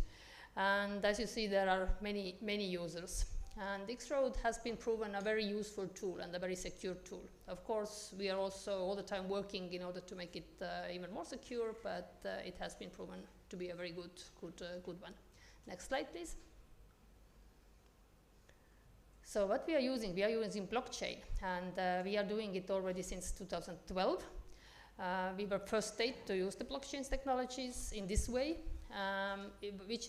What is important to note here is that there is no data in the blockchain. No personal data is there. The data is in the databases which are run by different state agencies. So in this regard, we are hoping that the use of blockchain technology is also more secure. And it's also important that via the blockchain, all the activities can be tracked and history cannot be rewritten. So we are always able to follow what has been happening in the systems. And we do follow. For example, in Estonian police, it's not allowed to just go into the data of a certain person if there is no reason. The same applies to doctors. As a doctor, you can't just go and, oh, I have a friend, let's see what kind of data she has or what kind of medical situation he or she is in. It's not allowed. It's a crime. So whenever a person can see from his or her data that somebody has been checking the data, they can go to police, basically. So we are trying to really keep the personal data of people as safe as possible. Next slide, please. Being so digital, we decided that we have to create a safe location for our data. And we have now a digital data embassy in Luxembourg. Not completely digital, of course, because basically it's a server park. It is created partially based on Vienna Convention, which is regulating the diplomatic relations, and we also have a bilateral agreement with Luxembourg.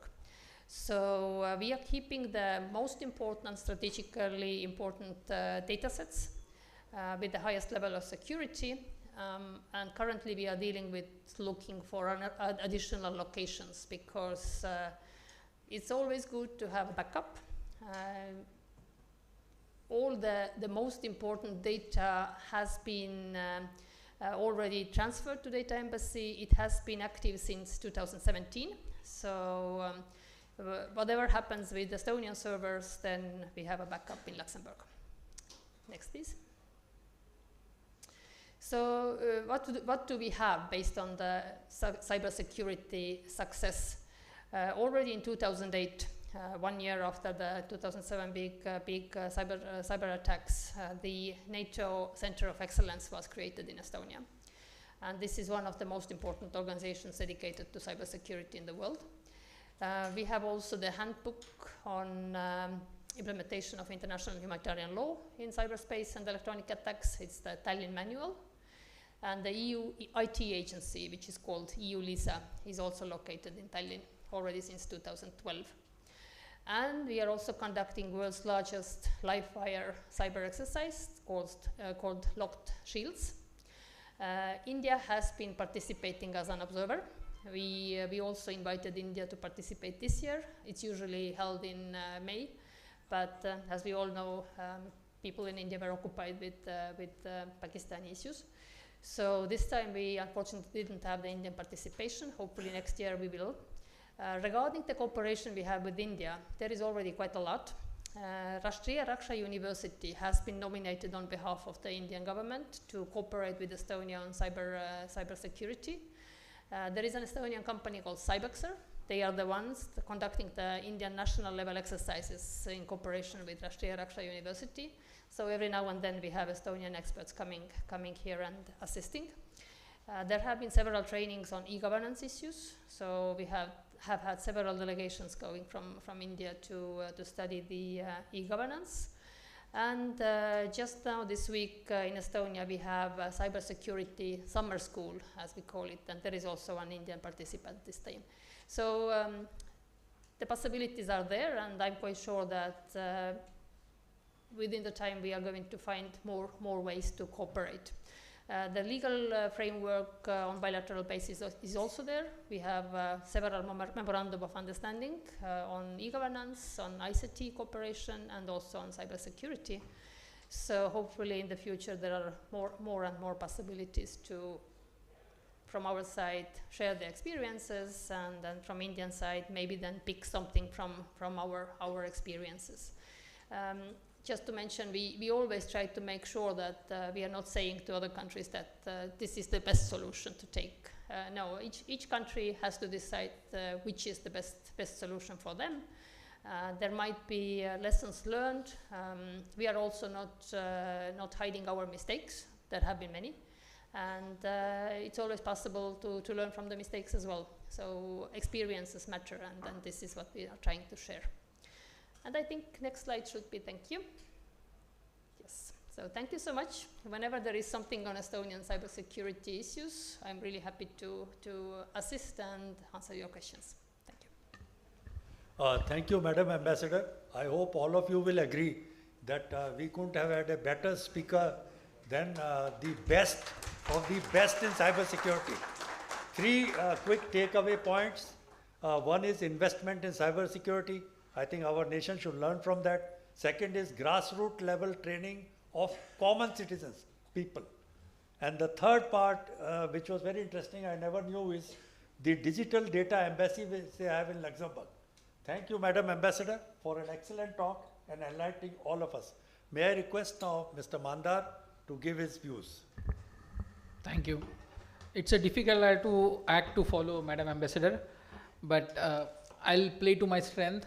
I'm the National Security Officer for Microsoft, so in my role I work with many cyber security, cyber defense agencies in India, work with regulators, and I will talk about 2 things that the theme is around, right? The digital sovereignty. Sir spoke a little bit about that, and in a way Madam Ambassador also brought in the digital embassy piece. So the first point there is, before I actually start, how many of you have used ChatGPT? Yeah, so pretty much I would say 80% of people, right? 70–80% of people, right? And if I expand and ask similar question, there will be more people. The reason I ask that question is we live in an increasingly paradoxical world, right? While governments and cyber security experts are trying to look at how do we keep our data safe, how do we have the sovereignty, residency under control, the citizens, the consumers, anyone, companies in a large way are using more global services, right? We live in a very hyper-connected world, whether we are a consumer or we are an organization. Whether it is new AI tools like ChatGPT, whether it is even internet, right? Internet is everywhere, right? Where are root DNS, right? While India will have its own root DNS when it comes to .in, where are the .com root DNS servers, right? So a lot of traffic that we do, a lot of work that we do is global. So are our threats.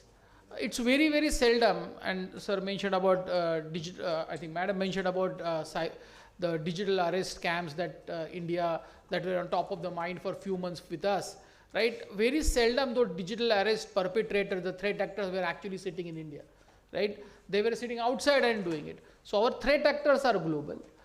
Our learnings are also global. Very seldom something new comes up.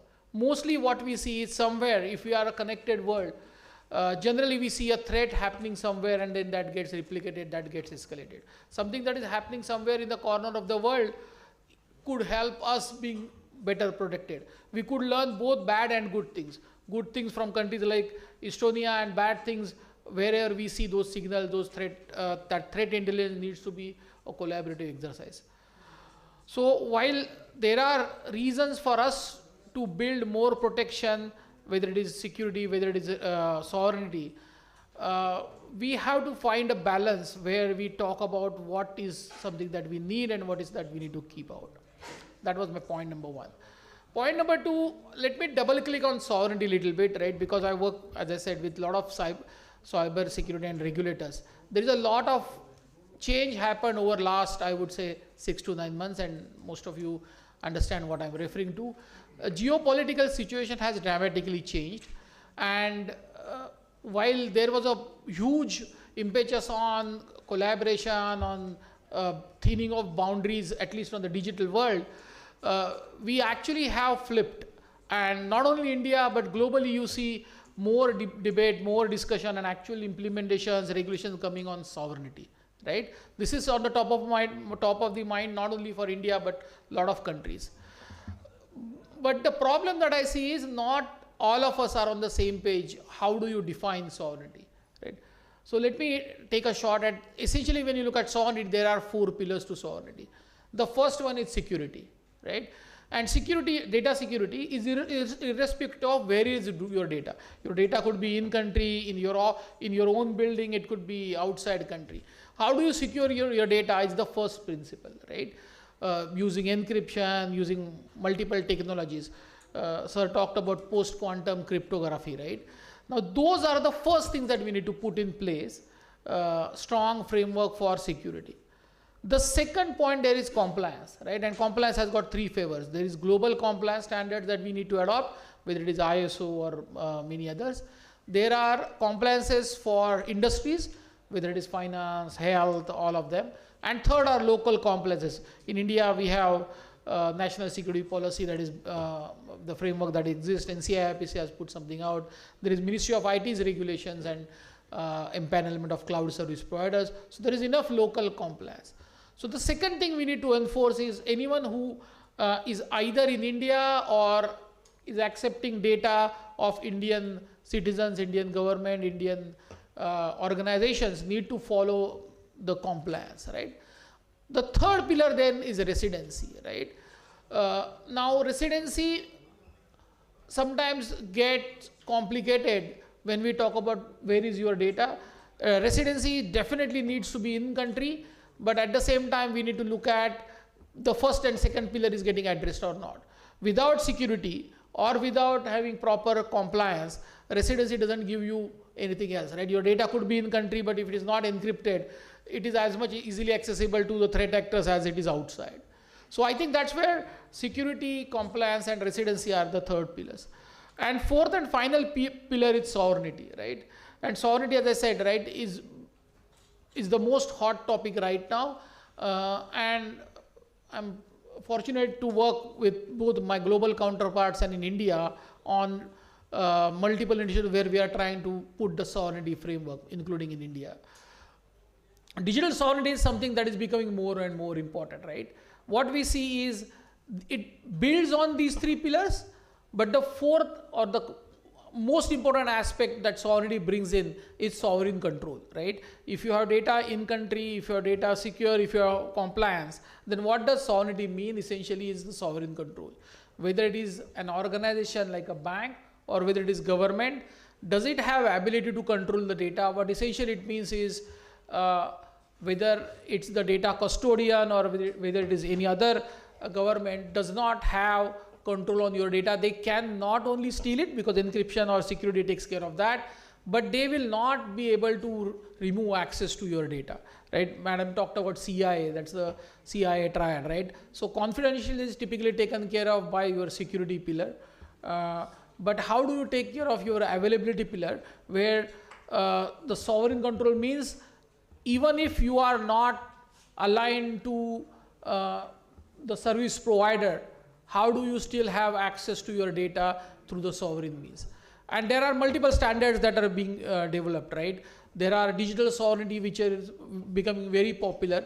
The simple reason for that is, again, going back to the Estonian example, very, very interesting that she talked about data embassy, right? So why is that critical for a country like Estonia is given the geographical location, geographical size of Estonia, if they insist only on residency, right, they are putting all their data at a significant risk. That's why they are actually putting their data somewhere else, but that embassy gives them sovereign control. While the data is physically in Luxembourg, right, they have sovereign control on that data. Neither Luxembourg nor the service provider that they are using to store the data can steal the data, but that's security, but also deny them access to that data, that's sovereignty, right? So that's very important for us to understand that residency and sovereignty, while they are linked, they are not mutually exclusive and they are not the same terms. You could have data in same country, but do you have the sovereign control? Vice versa, you could have data, as she mentioned, in other country, but do you still maintain sovereign control on that? I think that's the very important aspect that is getting more and more clarified, and I think the frameworks are getting evolved on that. Why is it critical for India? First, for our own data, of course, absolutely critical for our own data, for our own applications. Yeah, but the last point there is India is also a large net IT service provider. So we are not only looking at protecting our data, but we are looking at IT as a service, right? And there are multiple such examples happening. We are trying to build the data center, we are building large data center parks in India. There is also an opportunity to become what she talked about, data embassy, right? There is some thought about that, right? Because we have the IT power, we have the DPI, and now we are building cloud and AI facilities within the country. We have an opportunity to become like a data embassy for Global South. For that, we will need the right framework. It can't be extreme left or extreme right. It needs to protect our data, but also give confidence to other countries that if they bring their data into India, India is not going to have overarching regulations which will mandate access to that data. That's where the balance needs to be done, because, like I said, right, it's not only our data. Can we become the Global South powerhouse of data embassy, of AI, of cloud, is the question that our framework needs to answer. Thank you. Thank you, Mr. Mandir, for providing us an industry perspective on this very important issue. You have highlighted how the geopolitical events have impacted the concept of sovereignty as well as digital sovereignty. And you brought out the conflict or the resolution also between digital sovereignty control and residency. I am very thankful to you for bringing out this perspective.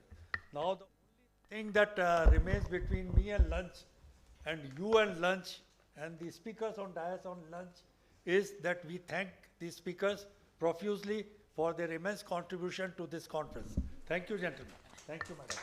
Thank you, sirs. That was a very educative session. In fact, I find we must know this. Estonia is one of the leading countries on cyber security. They have the best of the cyber security, and we can always share, ma'am, कि fraud कैसे करना है. I think you understand Hindi, no? No, not much. So what I'm trying to say is that we can learn from you a lot as far as cyber security is concerned.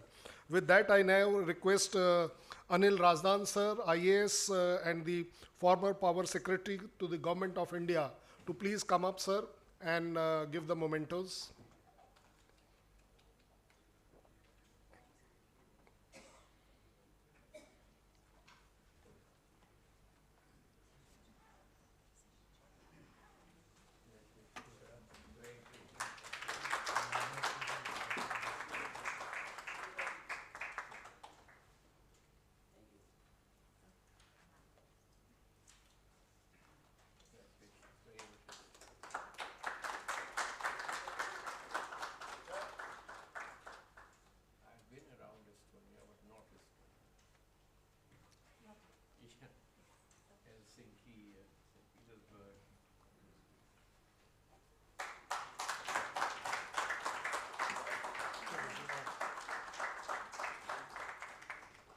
I request for a joint photograph, please.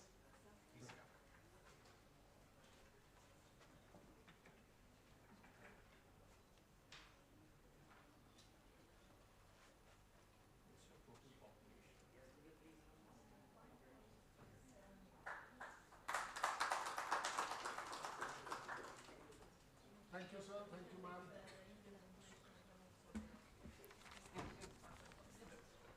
Now, sir, I can lecture.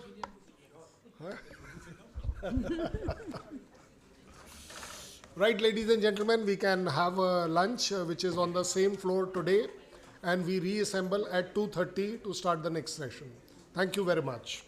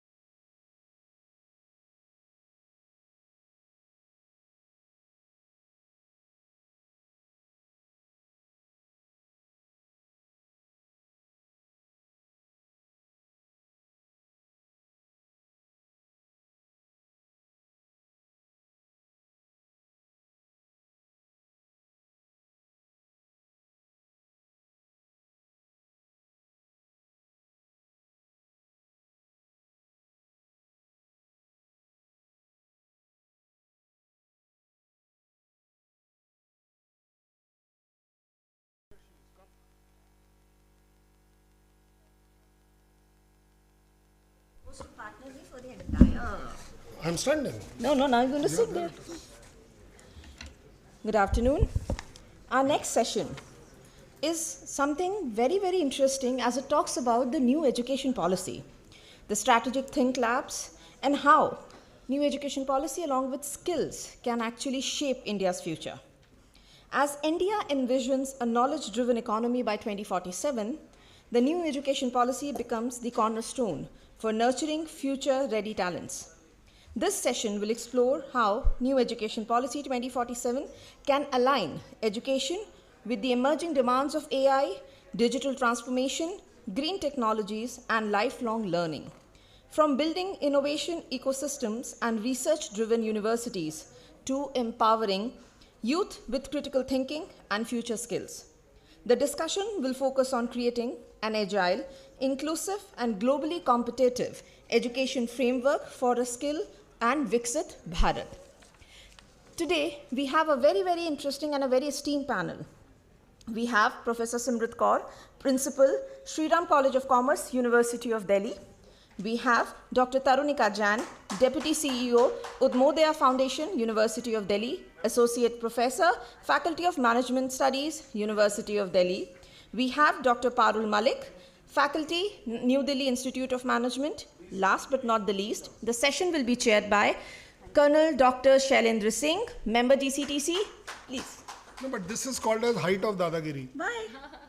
Why I'm supposed to be the anchor today? No, but you only agreed that you will chair the session, na? जब boss बोलेगा तो agree क्या है? So चलिए फिर. हाँ? Also because you will be able to manage the time, na? We need, because we are already running late, so you're the best person to go for it. So I request Colonel Sir to kindly please start the session. Jai Hind, Namaskar. We have got to cover 40 minutes and I have been given 40 minutes. So thank you very much. The session is over. With that kind of start, I can only tell you one thing. It's a very difficult topic to understand. But for me to represent all of us, to corner the three ladies or earn maximum knowledge from them would be my endeavor, so that we do it little more differently. What I'm going to do is that after distributing the topic to all three of you, at the end of each, I'm going to ask you if you have got a doubt or not, so that you corner her only and don't corner me at the last. That is very clear. Now, second is all three panelists have got such vast knowledge and experience on the subject proper that I expect that there will be no questions, because there my time management comes in and I don't want to interfere with that. So we are going to talk about the strategic think labs, that is the NEP National Education Policy, which is likely to come up. एक तो अभी बनी है, एक और बननी चाहिए for 2047, that is towards reaching the Viksit Bharat. What do you think from the academia point of view, that yes, if this is where we are going, this is how we should go, and this is the roadmap which you expect or recommend the country should take to reach so-called Viksit Bharat 2047 educational aims and standards. There is also a very difficult topic, skill development, which is required. And for skills, again, I want that whichever part you are handling, please explain to us, connect to us that how we should develop it, where it is, what we are lacking, and where we are going. If that is an acceptable norm, which I am directing that it should be acceptable norm, I request Professor Simrit Kaur ji, who's, तुम लोगों ने मुझे लिखकर नहीं दिया ना? Okay, yeah. She is the principal of the Shri College of Commerce. I think each one of us would have dreamt about it. लेकिन ये admission नहीं देती हैं किसी को, ये एक बड़ा problem है. So I'm giving her the most difficult topic, that is, please ma'am, explain to us, connect to us, recommend to us that what all NEP 2047 should have, and thereby our future skilling of the youth should come in. If you are comfortable, ma'am, you can sit also. If you want to be uncomfortable, you can stand also. Thank you very much.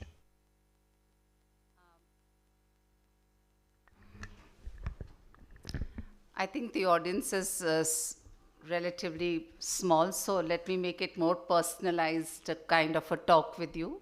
Nothing to do with comfort or discomfort, but more related to the way in which I think I can connect with my audience. It's important, first of all, as Sir mentioned, it's very important to understand some of the terminology that he's put in. One is the Viksit Bharat, and the other that he's put in is the national education policy. And what are the traits of the national education policy and what is the way forward? I think primarily these are the conceptual ideas, and allow me to connect the dots in a story-like manner. It's first of all very important to understand the notion of Viksit Bharat. Viksit Bharat will certainly have three important dimensions. One is our growth in monetary terms, which is the GDP growth. The second is what is happening to the distribution of that growth, not just across the sections, but also across gender, across classes, which we call inclusive growth. So we are not just taking care of the growth, we also want inclusiveness of the growth, wherein sabka saath, sabka vikas. That is the concept of inclusive. And it is also important to understand that this growth should be sustainable.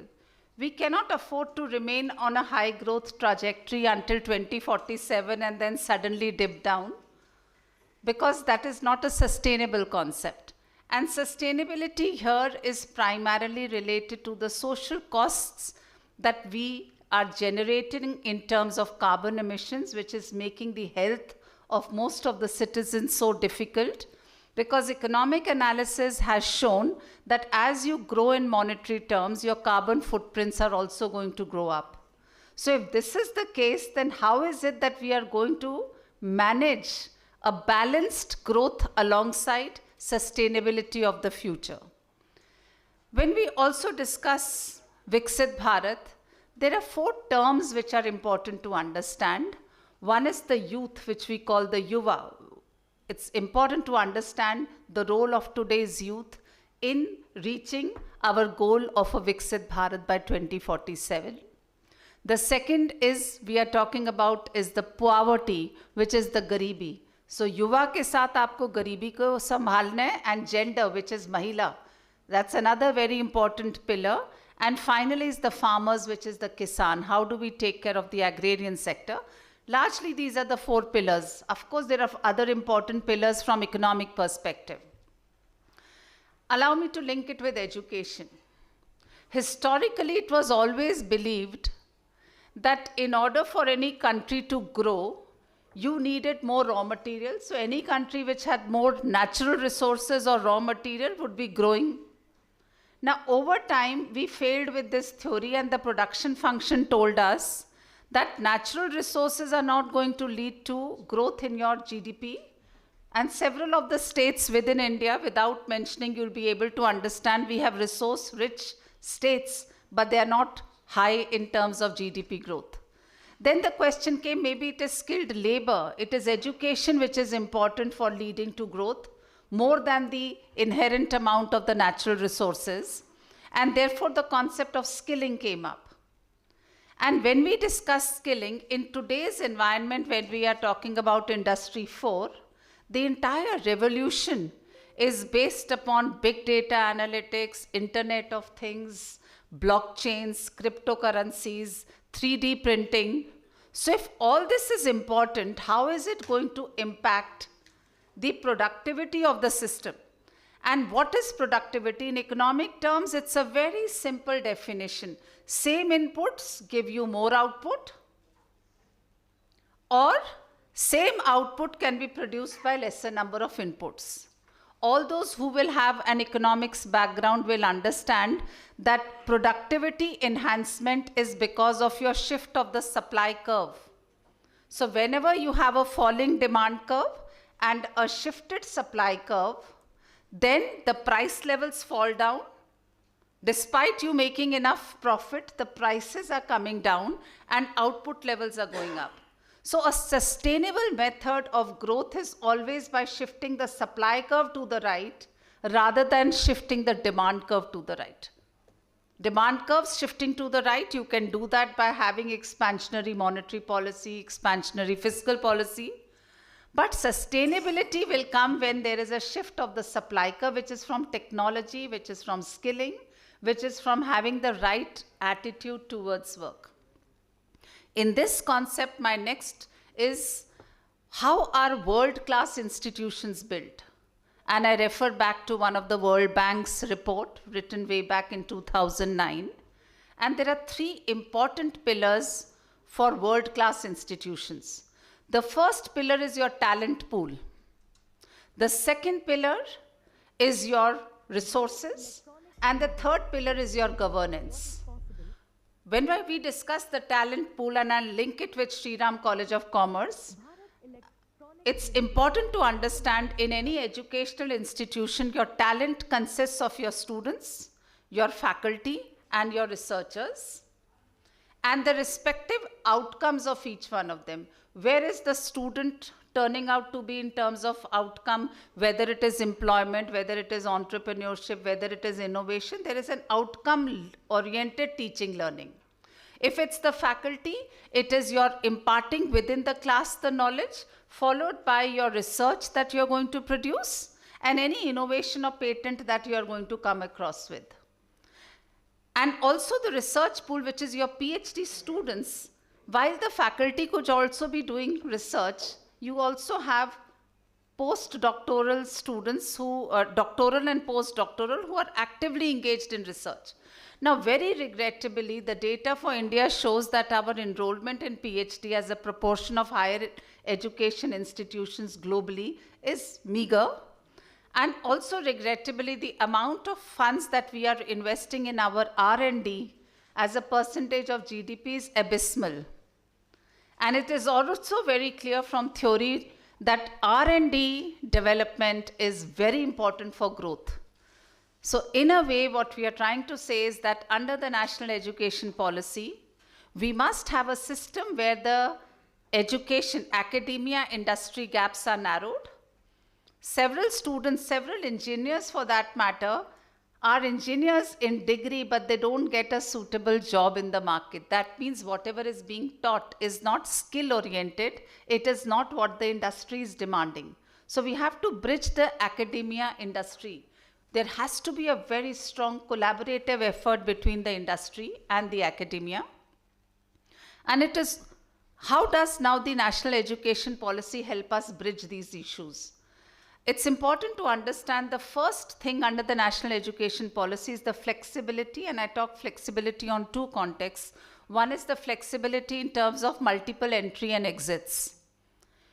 That means you can exit after the first year of getting admission with a diploma. You can exit after the second year of education with a certificate. You can exit after the third year getting a degree, and you can exit after the fourth year with a degree and a research. Until now, the system was not that. So if you get admitted in the first year, and for some reason, especially in rural areas where the girls are getting married in second year and they leave, there is no flexibility for them to come back. And after 2 years, they neither get a diploma nor a certificate, and actually they only remain a 12th pass. But the present system is giving this flexibility in a long span, multiple entry and exit. So flexibility of attaining either a certificate or a diploma or a degree with a research. And fourth year is all about research, innovation, entrepreneurship, which I'll come to later. The second flexibility is in terms of the courses. Until now, supposing you were very good in your sciences, but at the same time you wanted to also study music. The existing system was not allowing, because alongside your sciences, there was no college which was also allowing you to have a credit in music or any other thing in which you think that you wanted to pursue. Today's system is totally flexible. All that is required is you have a variety of credits there in front of you. In every semester, you have to make up a certain amount of credits. You can major in one, you can micro in one. And if your own college is not offering you music, you can go to a cluster college to study that music. And it is also allowing you the flexibility of taking some credits on an online mode. So imagine today is a very, very open system, more aligned sometimes with the Western world, because the philosophy of credits is actually coming from outside, but it is aligned with the ancient wisdom of education within India. Let the student nurture what is important and also what is closer to his heart. Important from the perspective of what he would like to become, and also important from the perspective of what he wants for himself. These flexibilities are important. Now, when we talk about these flexibilities, there is a curriculum that has to be imparted to the student. Unfortunately, rather regrettably, Indian universities, the pace at which the curriculums change is much slower than the pace at which the industry's requirements of skill-oriented workforce changes. If you go to Harvard or MIT or Columbia, or in Europe you may go to Oxford or Cambridge, you'll realize that every year in a management school, sometimes more than 100 courses are introduced in 1 year. And it has never been the case historically in India that we are so dynamic in terms of introducing these courses. But the present NEP has several such credits even at the UG level, which is helping you. I take up my example at Shri College of Commerce, and we understood very well that curriculums are only going to give you the knowledge sets which are there in the books. And curriculums don't change at the pace with which the industry is changing. So we have Kaushal Sashaktikaran, which is the skill enhancement. And at SRCC, we are teaching everything, whether it is not even there in the course, but if it is demanded by the industry. Industry-driven courses are there. AI is there, blockchains is there, cryptocurrencies we are talking about, Internet of Things, big data analytics, all this is being taught. And we also open many of our courses to students outside of SRCC. And we generally have a dual pricing policy, but that's a different matter. But importantly, it is that unless the leader has a vision, what is required by the industry, you cannot introduce those courses. What motivates us and how do we keep abreast? It's our own interaction with the alumni and our own interaction with the industries. So sometimes being on the board of some of the companies helps you understand what are the requirements of the workforce. I have how much time? I can see some conversation there, so I have little. I'm not looking at him. You're not. I have to look at you. I have to look at you. Learning every word. Okay. In fact, next week only we are going to Dubai and we are having a 2-day international conference in collaboration with a foreign university, and it is on artificial intelligence for social impact. So artificial intelligence is not only used for businesses, it is equally important in healthcare, in education, in poverty alleviation. In fact, some of the systems where we are talking about, even public distribution systems, the leakages can be curtailed if your biometric system is artificial intelligence, AI enabled. Collaborations are now much more as compared to what they were in the erstwhile system. And I'm very happy to inform that if your faculty has to be world class, it's not just the books which will help them. Training, consultancy, and research is one dimension where SRCC, amongst all the colleges at the UG level, is far ahead of others. We are training RBI officers on applied economics. We are training Ministry of Corporate Affairs officers on accountancy, advanced accountancy, taxation, financial derivatives, even AI and aspects such as that, public policy and governance. So when our teachers go and train outsiders, officers like you, we come back enriched ourselves because the participants are equally imparting value to the teacher. It's never a one-way communication. We are having several projects with the Ministry of Consumer Affairs, Ministry of Culture. And the important thing that I'm trying to highlight is NEP is aligned with Indian knowledge systems. So we have taken up a project, Consumer Protection in Ancient India and Legal Metrology in Ancient India till the present. So if on one hand we are promoting Indian knowledge systems, we've gone back to Arthashastras, Puranas, Vedas, Shlokas, and the learnings from ancient India, thousands of years ago, what is its relevance today? If this is a forte of research, simultaneously we've also done a project for Competition Commission of India using AI, which is today's thing. For example, when you're using an Uber or an Ola, the price that you get, it's a multiplier effect. It's not the base price. It's every time the prices vary. So there is a surge which is there. So Competition Commission gave this project to us to understand whether, one, there should be dynamic pricing should be allowed. Number two, whether surge pricing is good or not. Third, if due to artificial intelligence, the algorithms start colluding on the cloud, what is going to be the regulation? In other words, in simple terms, supposing it is a battery operated car and it is an e-vehicle and no manual intervention and there is an accident, who's going to go behind the bars? We don't know, because these are still some of the areas we are learning.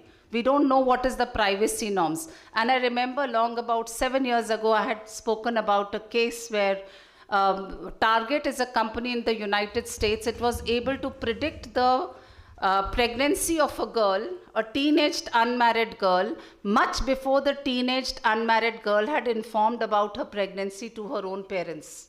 And she had started getting those discount coupons at her home.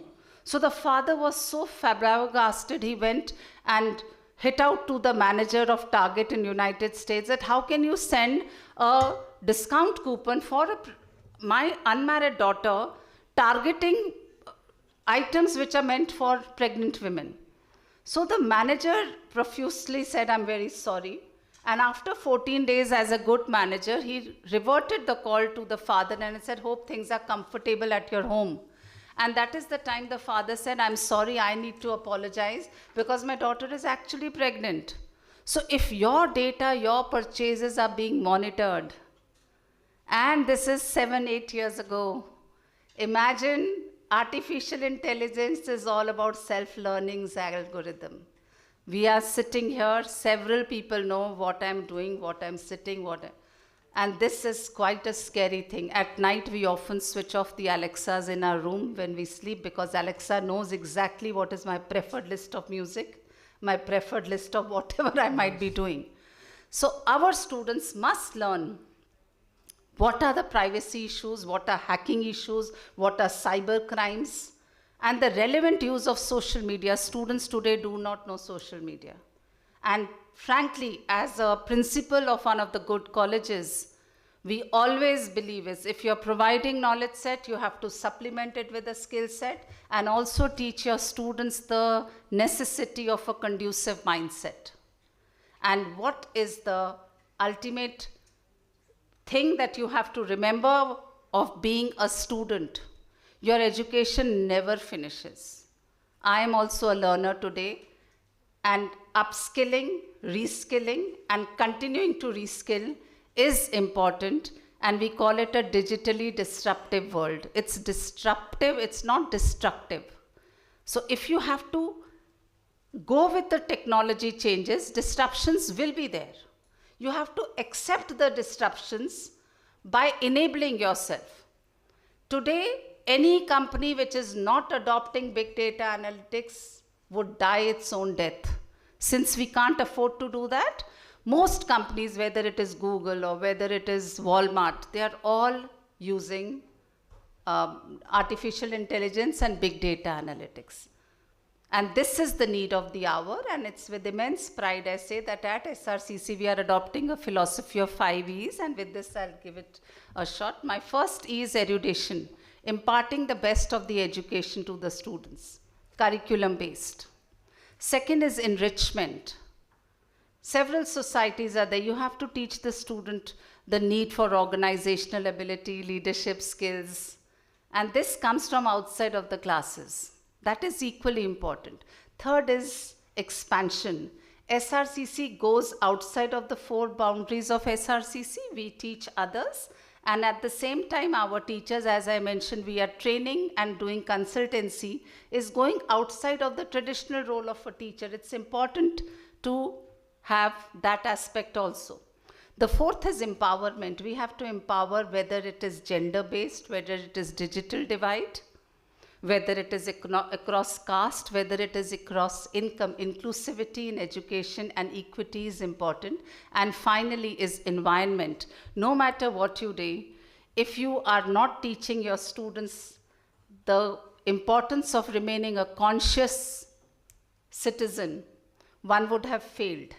And at our own level, while we have solar plants and we have other eco-friendly items, reducing carbon footprints so that climate change can be mitigated.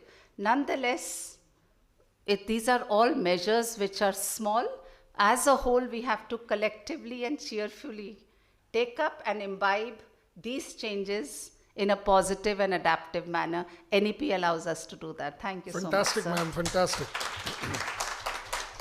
I'll come back to more learning and teaching once we have little more time, but I graduate now to the AI education and the lifelong skilling, and none other than Dr. Parul Malik will be educating us on that.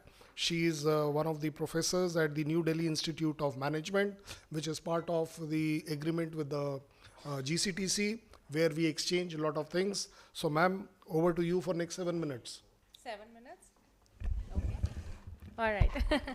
Thank you so much. So when you talk about Viksit Bharat, I personally feel that Viksit Bharat can be Viksit only with our human capital. And human capital comes with the youth, and India being the youngest nation as of today also, being the demographics, I think it's very, very important for us to empower the youth with the right skill and the education. Dr. Kaur has mentioned a lot of it. So we realize it at NDIM, we are like a research center. On a daily basis, we see that what exactly needs to be given to the youth so that they become ready for the future jobs. So ma'am also mentioned that, you know, a lot of people come just with the degrees, and when it comes to the employment, then, you know, we fail to do that. So that's not what we really are looking at. So, you know, we are one of the only management institutions which gave the tech-enabled MBA, which means that right from the first day, we would empower our students with the technology. We have embedded technology in every course, be it R, Python, Power BI, Excel, everything.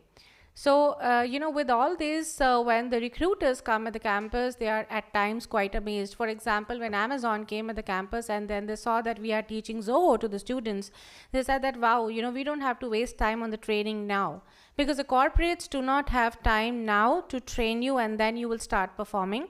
So this is where every day we work on it to see that what next is going to come on the technology.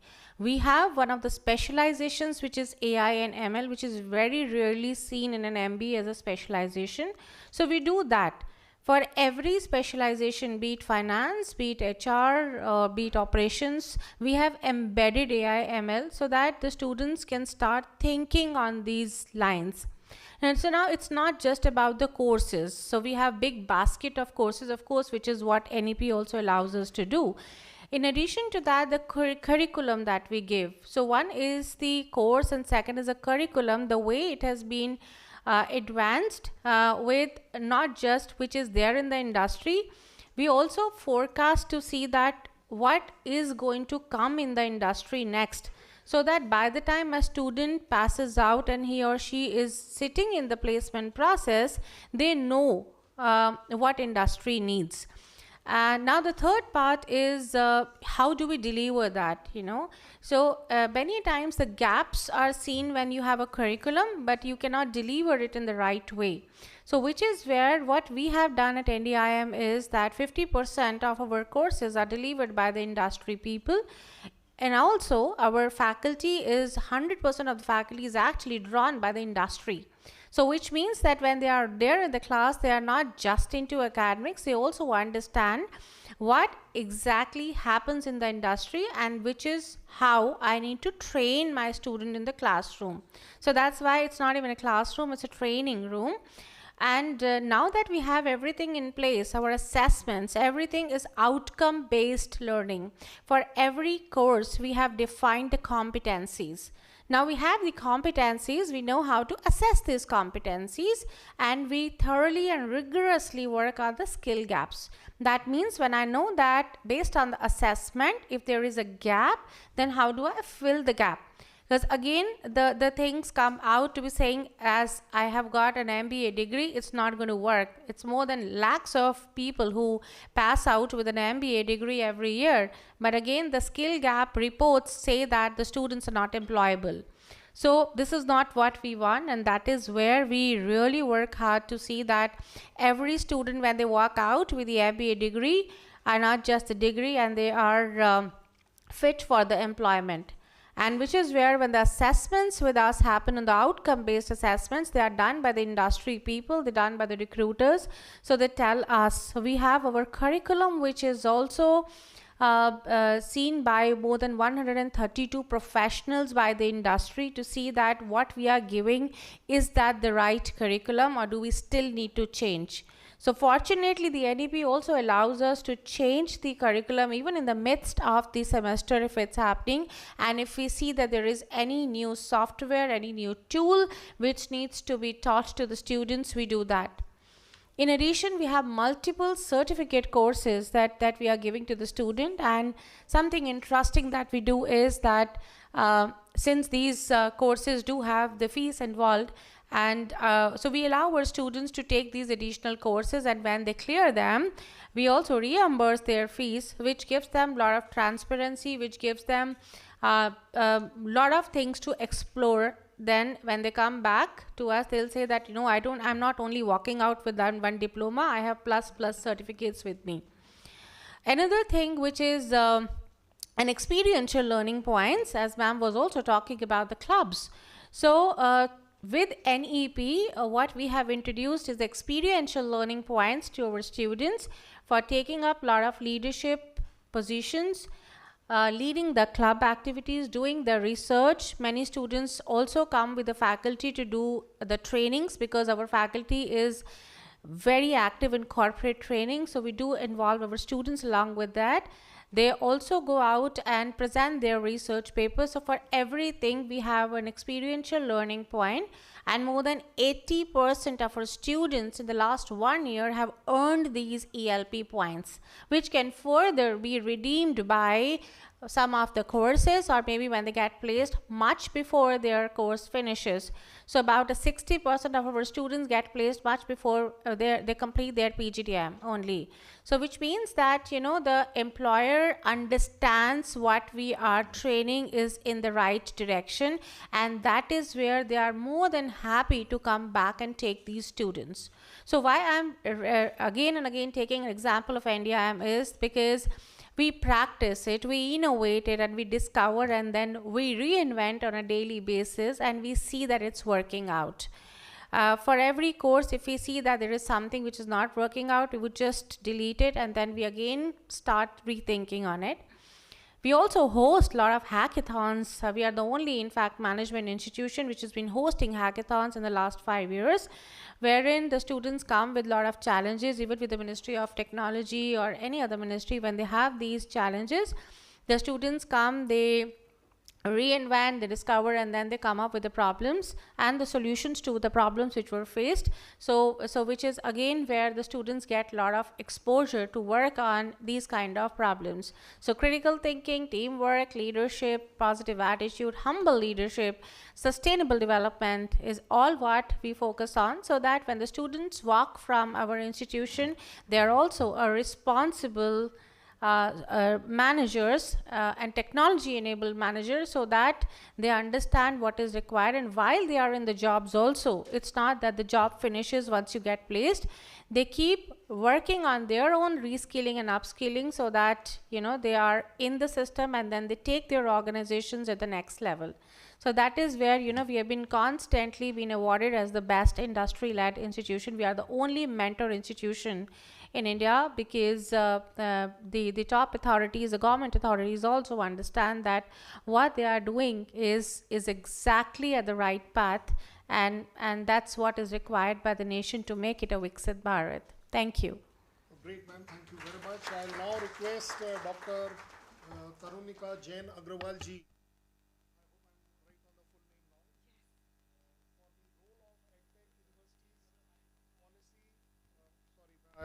I'll have to repeat everything. You understood now what I said. Oh, fantastic.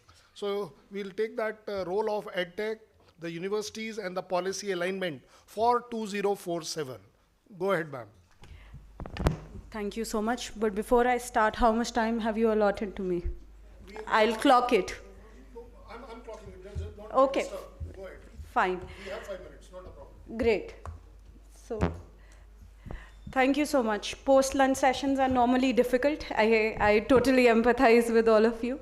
And being the last speaker on this session also is a challenge, because mostly when we talk about NEP, we talk about Think Labs. Ma'am has set a good tone, and it was enlightening to hear what NDIM is doing. I will particularly highlight, you've given me Edtech as a topic. When we talk about reskilling, upskilling, lifelong learning, the new age skills, future-ready students, I think we inherently and implicitly assume that there is Edtech, there is role of technology in education. That's what Edtech talks about. And when we talk about Edtech, I think we all can go back safely to the time when, unfortunately, COVID had hit us, pandemic. And that is when Edtech became a common word. Everybody used to hear about Byju's, White Hat Junior, and all the skills that were being imparted online. We all had no option because the schools were shut, the colleges were shut, but to go online to see what can be done, how do we learn? That was a revelation to the entire education system, I believe, representing the higher education here, particularly at the university. Few statistics, if I tell you about the new education policy. If you look at that 66-page document of the NEP, it talks about a gross enrollment ratio, and in the primary education, it talks about 100%. But if you look about it in the higher education, it clearly states 50%. Which should be surprising, right? Why would we want a gross enrollment ratio to be 50% as a target? Why not 100% in the higher education? I think particularly because we do realize that in our aim to achieve the status of Viksit Bharat, we don't want everybody to talk about the traditional education, but to focus on the skills and to be future ready. So we talk about vocational courses, we talk about skill ready, we talk about enrolling ourselves into certification courses, maybe not so much so into having everybody doing a graduate, postgraduate, PhD and take that traditional form of education. Saying that, and going forward, when we talk about NEP again and the gross enrollment ratio in the higher education, it is also interesting to see that there is a lot of emphasis on the interdisciplinary education, where we talk about curriculums like ma'am also mentioned, majors and minors. So somebody wants to pursue dance along with AI, that's pretty much possible given the NEP, because of the flexibility that they offer, the multiple entry and exit points. One very interesting point that one can see is when we talk about training the teachers or we talk about training as consultants, the role of Edtech becomes very important. NEP allows you to have credits if you've enrolled yourself into Swayam, MOOCs. These are the Edtech initiatives which the government has taken, apart from the private players. Edtech and the government also realized that it was very important because it gives you that flexibility to access education, right? It gives you that inclusivity to access education. It's no longer that only maybe in the metro cities, on the tier 1 cities, people can access education. The good quality education is what I'm referring to here.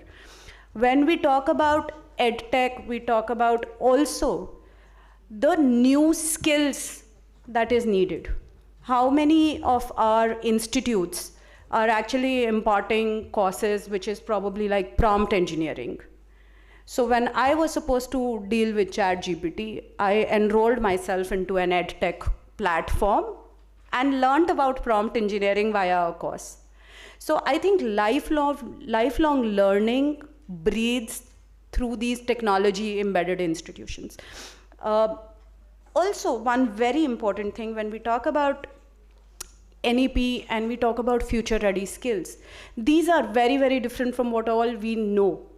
There was recently a comment of a CEO of a tech-enabled company, says there's a lot to learn from young people than from old. It comes because of the fact that they are very, very fast to learn about technology. They are very agile in themselves.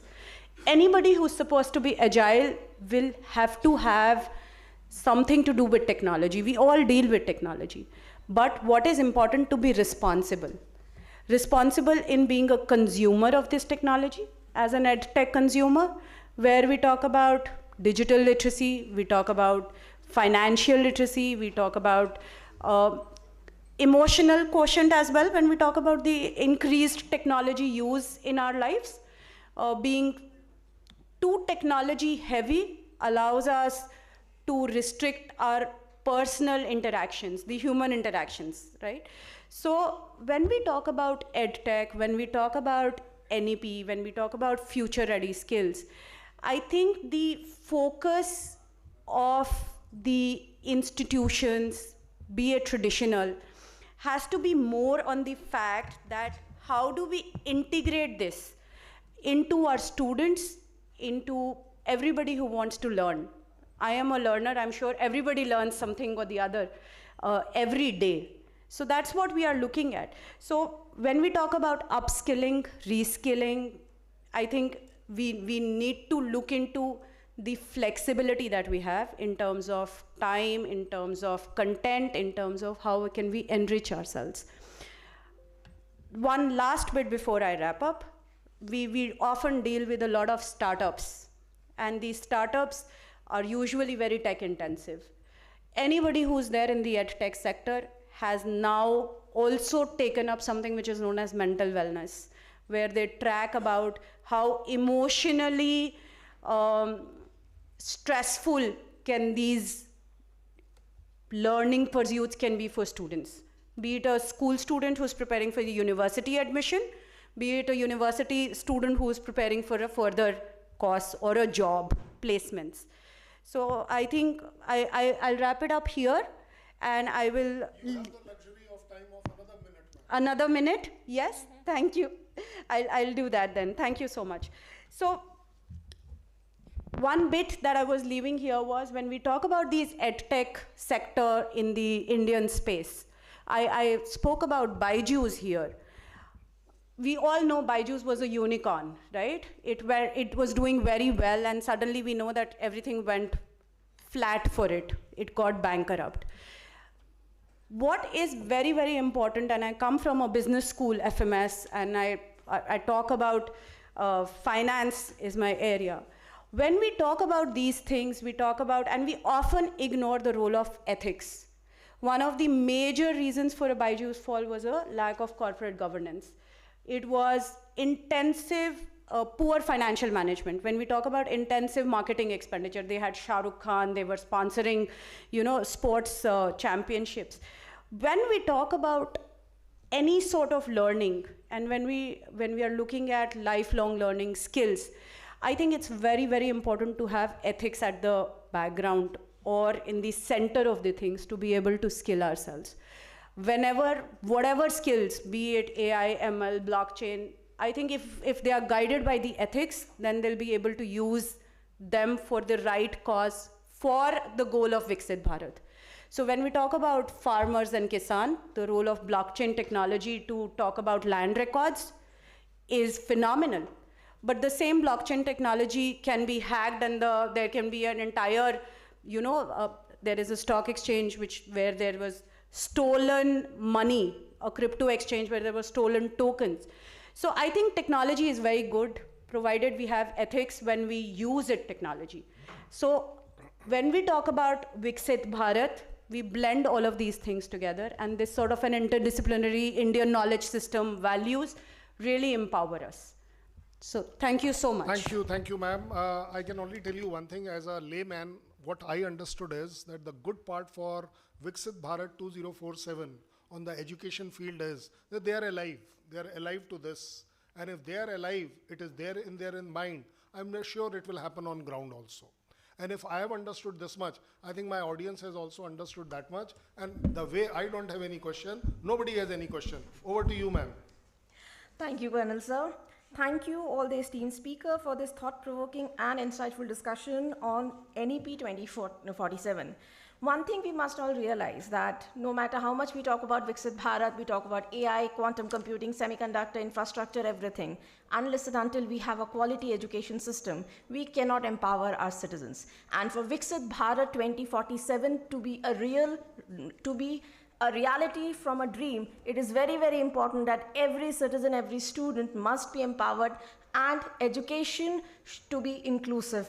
So I will now request No, don't request. The good part is she is also a professor. Andar se nikal raha hai. See how alive they are, which is very good. And because you took my 2 minutes, I hereby allow one question. Anyone to ask one question. Yeah, please go ahead, beta. भाई उनको mic दो. Where is the mic?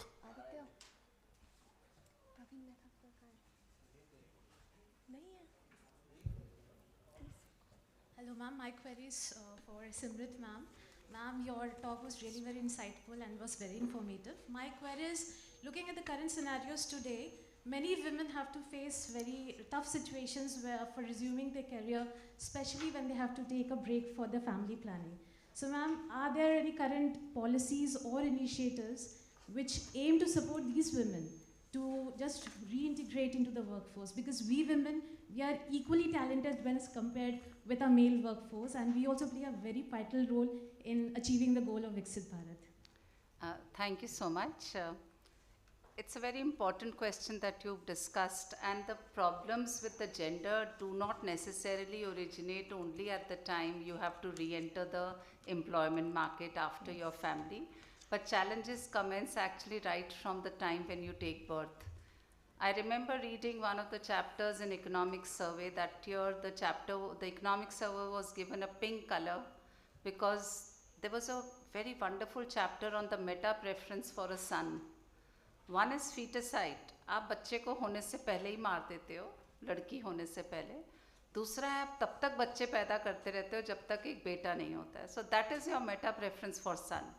And data shows that the probability of going in for another child if your last child was a girl is much higher as compared to the probability of the family going in for another child if the last child is a son. So many of us are unwanted children actually, unwanted girls. So Amartya Sen talks about the missing girls, but there are unwanted girls as well. We may be totally loved, I'm not saying, but the question is when we were born, many of us were probably not wanted. Your question is an extension which only comes at a later point in time, and at SRCC as an outreach we have nurtured some of the rural areas where we go and discuss these issues because girls are not even allowed to come to the college. आज लड़का देखने आ रहा है, लड़कियां माँ बाप से लड़ करके कॉलेज में आ रही हैं. तो जब हम बोलते हैं हम आपके माँ बाप से we will go and explain to them the importance of education, many of the girls say if you go they will chuck me out of the school. So these challenges are there, but I would still say I'm an optimist at heart. We have treaded so much. There is a gender gap. Even the best Norway, Sweden, with the Scandinavian countries, nobody is at 101:100. So gender index is still below 100. That means the most gender neutral or empowered countries also are in favor of the men. Historically, several reasons. आज तक लड़कियों को last rites perform नहीं करने देते. उनका जो भी systems है, those are social impediments. But कभी-कभी हम लड़कियां खुद ही अपने आप को ना unempower करती हैं, and I've seen that. They have set the stage कि घर जाके फुलके तो मैं नहीं बनाने हैं, तो क्यों बनाने हैं? मेरा question ये होता है, when you are working, don't take me in a negative manner. I come from a blessed family where 4 generations are in one house. I have my in-laws, I and my husband, my son and my daughter-in-law, and then we have my grandson.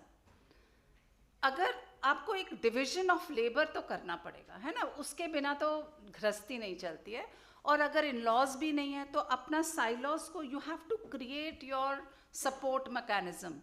That support could be your helper. आदि तो ladies ही कहती हैं made का खाना कैसे खाएंगे, उसमें तो ये होगा, तो वो गलत है ना.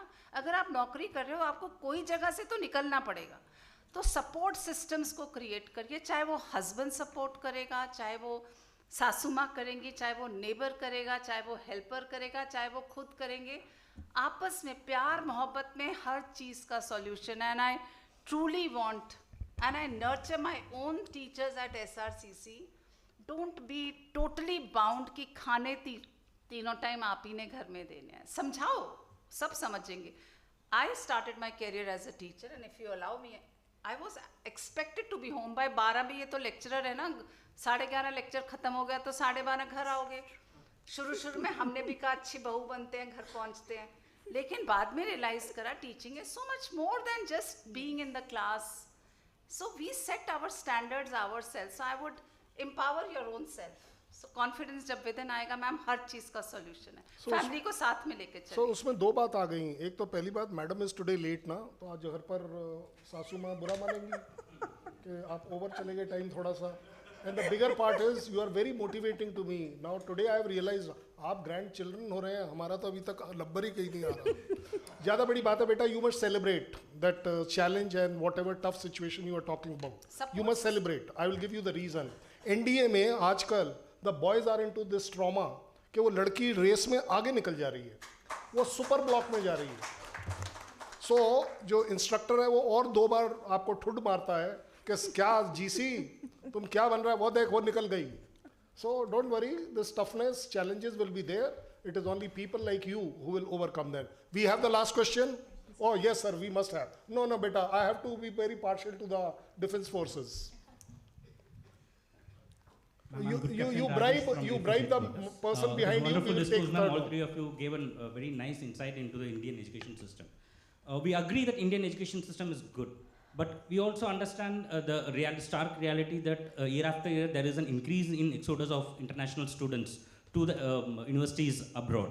My son is studying in Europe for the last 5 years. So what are we going to do to improve the standard of our Indian universities to the international level?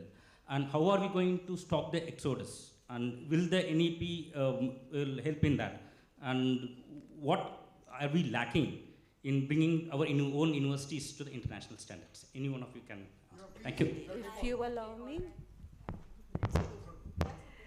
So, when we talk about NEP, sir, I mean, I think it's a very valid question and a good concern for every parent. There is also a term which is known as internationalization of education. I think about a couple of days back in Bombay, we saw letter of intent being given by 5 foreign universities. We also have 10 more universities who plan to open their campus in India. If you look at NEP as the main document and the framework where we talk about multiple entry and exit, you start from certificate, diploma, degree, and then an honors degree, like 1, 2, 3 year, 4 year. And we talk about interdisciplinary. These are all learnings from the international education system that are being incorporated in the Indian knowledge system, Indian curriculum and framework. And also now that the permission is given to the international universities setting up their campuses here, like a campus like EduCity, I think in due course we will see the benefit of good quality education and maybe some sort of a reduced preference of going abroad, and that exodus would stop. That's from anything that you would add. For what you say, because I've been into international organization, I've been in US only. So something very interesting that has started happening is in the credit transfer systems. So there is, which is very unique there. You can just keep changing the universities, and there is a credit transfer, so which has also started getting here. A lot of schools in India, as she also mentioned, that universities are setting up schools in India, so wherein students will also have a scope to transfer it there. And if you have done a diploma, then you can go to the next level. It is also there in the NSDC. So if you have done your 1 year, 2 year, 3 year, it keeps changing the status from the certificate to diploma to the degree also. So yes, we have already started getting into it, and we assume that we'll have less people, so the brain drain is getting lesser now, because all the standards will be maintained here itself. Yeah. One thing to it, brain drain could be because of 2 reasons. One is the push factor. You are pushed because you don't get a seat in India, and we don't have enough seats. Nowadays, fortunately, some private universities have come in. Otherwise, Delhi ka bacche ko to Delhi University mein admission hi nahi milti hai. Even if it is a 90%er, so the child is pushed to go abroad. And another is pull. The foreign universities are pulling because of their infrastructure or endowments or whatever, better learning. But better में कितनी है, top 20 होंगी, इसमें कितना बच्चा जा रहा है? As an academician, I'm actually not much worried about the brain drain, because there's enough talent even within India for the people who are going to stay back. And also the growth today is in India, and also the kind of conflict-driven international scenario, we do not know what is going to happen.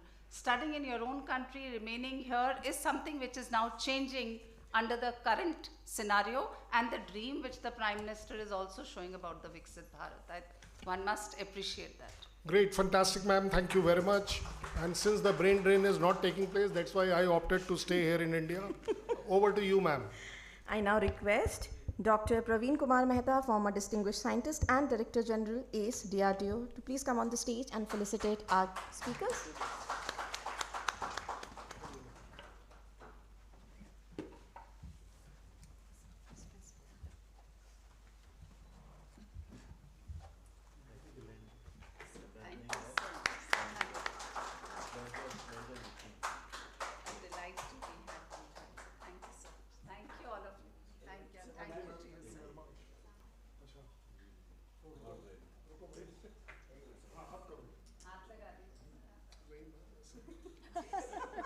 पढ़े लिखों के बीच में मेरा हाथ कहाँ?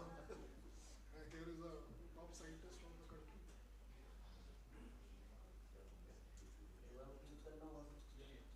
और बचा लो time. Thank you. Thank you very much. आइए. And a great admirer of the men in uniform. Thank you for being Yes, sir.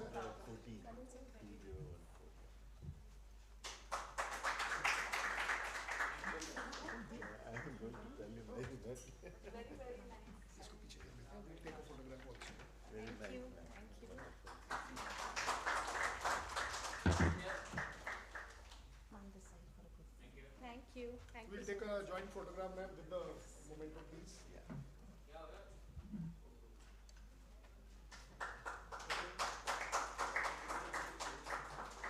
Pictures for the teachers also.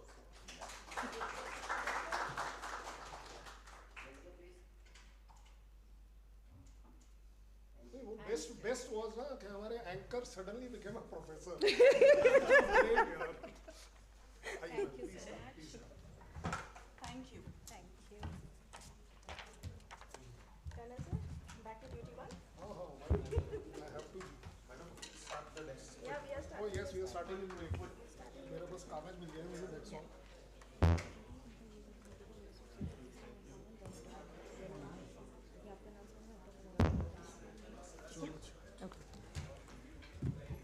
Our next session, Power Panel, Science, Technology and Frontier Innovation, AI, Semiconductors and Quantum Leadership. India's leadership in AI, quantum computing and semiconductor industries is vital for its technological competitiveness. This session will explore how India can lead in frontier technologies and secure global edge in innovation. The main themes surrounding this session is AI governance and innovation, semiconductor self-reliance, quantum ecosystem and technology leadership. I'll now hand over the mic to Colonel Sir to invite our respected speakers. Okay, fine. We request for the session chair, Dr. Shailja Donepundi. Ma'am, please come. She is the distinguished scientist, head of the Business Development Group, CSIR. Please come, ma'am. For the key speakers, we invite Meeta Rajiv Lochan, IAS Secretary, National Commission for Backward Class, Ministry of Social Justice and Development, Government of India. Oh, there she is. Welcome, ma'am. Thank you. And then we have Anup Kumar Rai, Chief Scientist, Central Research Lab, Bharat Electronics Limited, Ghaziabad. And the icing on the cake will be by K.R. Jyotilal, IAS, Additional Chief Secretary Finance, Government of Kerala. Oh, fantastic, sir. आपसे हाथ इसलिए मिला रहा हूँ sir, पैसे दिलाओ. So I hereby hand over the chair to conduct this session. Thank you, ma'am.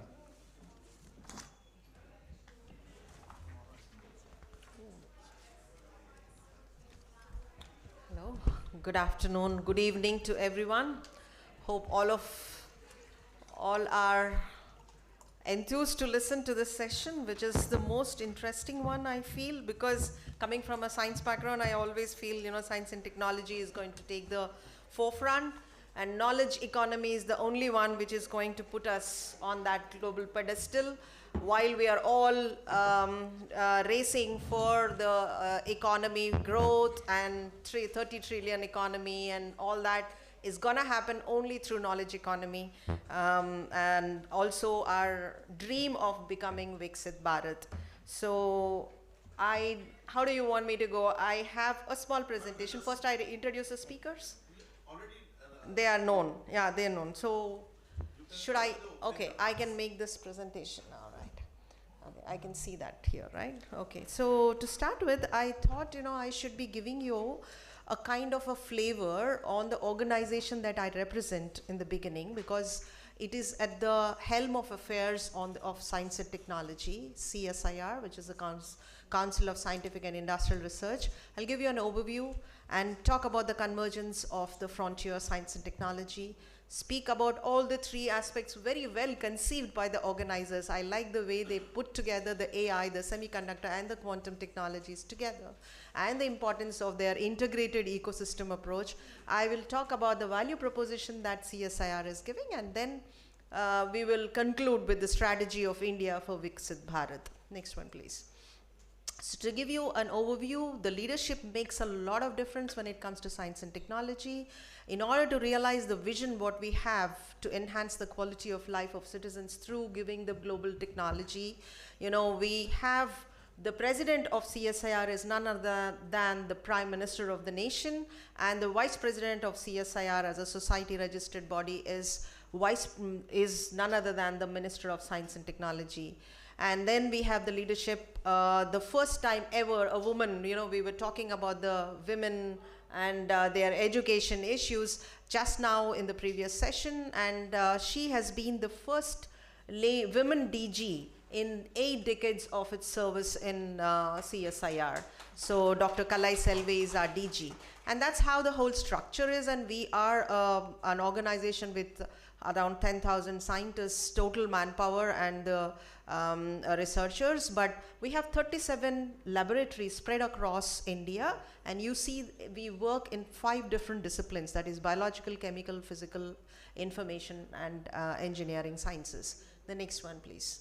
So the most important thing here is people were talking about interdisciplinary learning in the previous session also. Now I think we are in an era where we need to have these multidisciplinary skill sets, and that's the reason why we at CSIR have this bridging of complementary skills. We distribute our expertise into 9 themes. All the 37 labs are distributed into these 9 themes, which actually have gamut of sector agnostic presence. We have, be it healthcare, be it earth, ocean and water, energy and energy devices, agri-nutrition biology, chemicals, petrochemicals, you name it, you know, and civil infrastructure. We are there everywhere, including the mining, minerals, materials, and ecology, environment, and sustainability. That in itself indicates that we wish to have these multidisciplinary skill sets bring together and try to address the needs of science and technology of the nation, both not just defined or confined to nation, but also at the international level. The next one. So here are a few of our major contributions over the timeline that we have CSIR as an organization has contributed. So we have the indelible ink that all of us express our franchise with. I don't know how many of you all are aware of it. That's an innovation contributed by CSIR, the Swaraj tractor, the Hansa Saras aircraft, the Clotbuster medicine, the Paheli, which is Saheli, which is a birth control pill, and so on and so, even including the Amul. Many of you all don't know, so I thought, I'll just show to you people on what is the difference the organization makes and contributes to the SNT space of India. Next one. So coming to this topic today, convergence of frontier SNT, everyone is aware, I think, when it comes to this technology, and it is important that we converge and bring all these 3 together, and the synergy is highly essential because all the AI computational needs now require the speed and the power of quantum computing, and to enable both we need the chips. So this is how we are trying to come in with all the convergence in such a manner that the cybersecurity, healthcare, or material science disruption can take place. The next one. So AI innovation and convergence, the India rise again, I would say that the AI stack, the India's digital public infrastructure, the Bhashini, the ONDC, all these are technologies based on AI, and we are making a difference by taking almost 16% of the world's talent is here in our home, and we know that the CAGR is 45% and 28.8 billion by 2025. That much of US dollar industry is going to be taken over by AI, and that's there in agriculture, for precision agriculture, health, governance, education, but we should not forget one important thing, which is, although it has given the ease of governance to most of the organization, all the central government organizations now follow the e-filing system, the paperless documentation, but although if it is safe and open, you have to bring in that balance of regulation and innovation, because ethics matters the most. I feel, you know, very commonalities were there in the previous section also. That session also they were talking about ethics, and that matters the most. Next one. Next slide, please. Yeah. So to give you an understanding on what CSIR as an organization is doing in AI-enabled technologies, we have a mission project. Always we try to conceive mission projects on the thrust areas of interest, and we have several such contributions. If you see the drones for high precision wireless leachate, on wastewater, we work on societal technologies as well as deep technologies. So we cater to all the big industries, the niche skill set we have, and also the societal interventions where it comes to, you know, we integrate our tech knowledge for giving out, you know, these kind of solutions. And if you see all these solutions, the smart material for linear displacement actuator, for position control of 3D printer, you have the material informatics AI-enabled tool for predicting strength and ductility. So you name it, and we CSIR have certain solutions and presence in that technology. And most importantly, when an industry comes and joins hands, we take it to a technology readiness level of from proof of concept, which is around 3 or 4, to the commercial level of TRL 8, 9. Next one. Thus, coming to semiconductors, here again, self-reliance is very, very important, because we do have a lot of supply chain issues, and we are dependent on imports to the extent of 24 billion annual import bill for semiconductors. And most of the people who have been buying new cars are aware that, you know, you have a very long waiting period just because of chip non-availability, not because of the car, you know, the case or the car as such. So that is the extent of dependency we have on imports, and this to combat and make indigenous skill set available and start building strength, both skilling as well as the you know, the competence in technology. We are coming up with that kind of a presence as an innovation oriented R&D pursuit we do, and probably, you know, very soon we will garner that status in India to be a $10 billion semiconductor mission through this mission and the DLI scheme.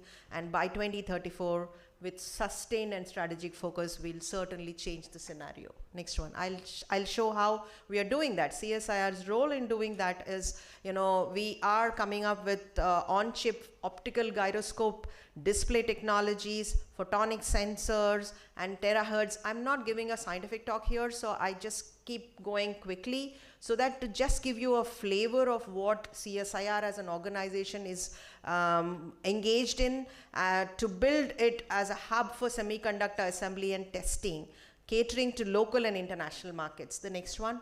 So we are coming up with a, next one please. We are coming up with a fab facility. So this is assembly, testing, marking and packaging facility by CSIR at the Chandigarh, where is a strategic location I'm showing, in order to handle all these activities, the display systems, AR, VR displays, meta surfaces, the HUDs and others, because we do not have that fab facilities now. And for this assembly, testing, marking and packaging, we want to come up and create the strengths such that, you know, collaborate with industries and try to build these semiconductor chips, having the knowledge of quantum computing, AI, and the other, you know, HPC also, high performance computing also we hybridize. And that's how we are going forward. The next one. So here is where I'm showing the strength that we already have in contributing to the, you know, the heads-up displays and helmet-mounted displays. And now many people are coming up with this fab facility constructions at Gujarat, Karnataka and Tamil Nadu clusters. But in Gujarat, I know that Tata Energy is coming up in Dholera. So we are planning to come up in Chandigarh area, so that, you know, we can be self-sufficient with the testing and marking and packaging. Next one. So this is again another proof of how we have a presence already, the background what we have with that strength in S&T. This is how we are marching ahead to construct this fab facility, and BEL should actually collaborate with us, and I always would like to take this as a marketing opportunity also to collaborate and try to build this facility in such a manner that, you know, with the skill set and the expertise available in CSIR, we should join hands in trying to come up with this facility. And I know that CSIO leadership is talking to you. Next slide, please. Coming to quantum technology, and this is the frontier technology, which is the next gen technology, where we are not left behind, because we understand very well to gear with the speed, quantum computation is the only solution we have. And in order to do that, 6,000 plus crores of monies National Quantum Mission is pumping in through DST. We have the call for proposals already there for the quantum algorithms technical category, and we are trying up to come up with collaboration with TCS and IBM, such that they have the competency on quantum algorithm construction, we have the experimental capability, and together we can certainly make a difference to the healthcare sector, in drug discovery, also in metrology. Next one, please. Yeah, so what we are doing is, in this quantum technology, the strengths what we have in NPL in areas of metrology. Let me not go through the whole thing because of the time constraint. I don't want to give detailing, but the NPL strength in metrology is going to help us build the next gen sensors, and this is the way, you know, we have the broadband Rydberg atom-based quantum sensors and magnetometers. The next one. Next slide, please. And this is in meta surfaces for atom chip. Next one. So the impact we are planning to create with this quantum integration and AI augmented quantum is in SI units. We want to bring a change. We want to develop globally compatible national standards of measurements, traceable calibration and testing certificates to the users, key comparison exercises, you know, save the foreign currency, develop skilled manpower, and collaborate with all the other national agencies to develop these processes. The next one, please. So this way, the future quantum technology, we already are trying to build the energy efficient models for carbon capture, utilization, and sequestration, because that's very, very important for us to build strength in. When it comes to ESG and carbon credits, everyone is worried about that. So we need to come up with novel technologies using the quantum computation and AI.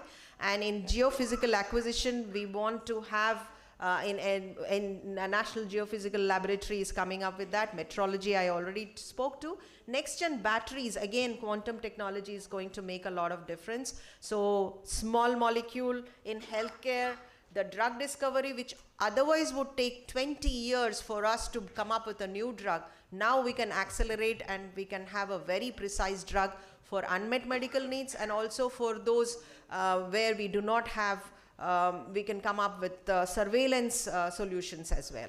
Next one. So this is a glimpse for you to understand how quantum computing is going to help you in drug discovery, in chip design, and also in material design, so that, you know, it enables us to position the quantum computing with Gen AI to accelerate the pace of innovation. Next one. So this integration of these three technologies is important, as I said. So to build these technologies, we are integrating our strengths. We are trying to come up with center of excellences. You know, there's a huge Quantum Valley project coming up in Andhra Pradesh. CM Chandrababu Naidu has declared recently, and they are trying to bring in all the stakeholders at one place, so that that innovation space, we are going to have a footing through a very focused efforts of R&D in this area, both with high performance computing, hybridized with the quantum computing in the form of a center of excellence. So we are into this kind of an integration already, and we are doing this in PPP mode because we are having the IBM and TCS together in our R&D pursuit, so that India's strategic tech leadership for Viksit Bharat is ensured, and we will be a creator for global technologies. We will not be confined to this alone. Next one. I think that's it. That's the way forward, so that we come up with the research, the digital infra, all these things put together. The R&D has to be at the center of all these, you know, as an axle to the wheel, I would say, with the spokes being in all other stakeholders joined together, and we create an IP such that we position our nation as a trusted value addition partner in the global quantum ecosystem. That's the main idea and the target or a goal that we have set with, and we are working with these private industries also to make it. So thank you very much for your patient hearing. The last slide is where, you know, you have my contact. You can probably, the last slide, next one. The next one. Yeah, these are our people, you know, the directors of these organizations and our DG who I need to acknowledge, and these are my contacts. You can always reach out to me if you have any queries or if you have any interest in technology collaboration with us, or any private industry is also most welcome to join hands with us in this endeavor. Thank you very much once again. So now we move, pardon? I go with the way it is written here. So I go with the speakers, very esteemed speakers we have in this session. Meeta Rajiv Lochan, IAS Secretary, National Commission for Backward Classes, is our next speaker in this session. Over to you, ma'am. Please give your knowledge to all of us over here. Looking forward. Over to you.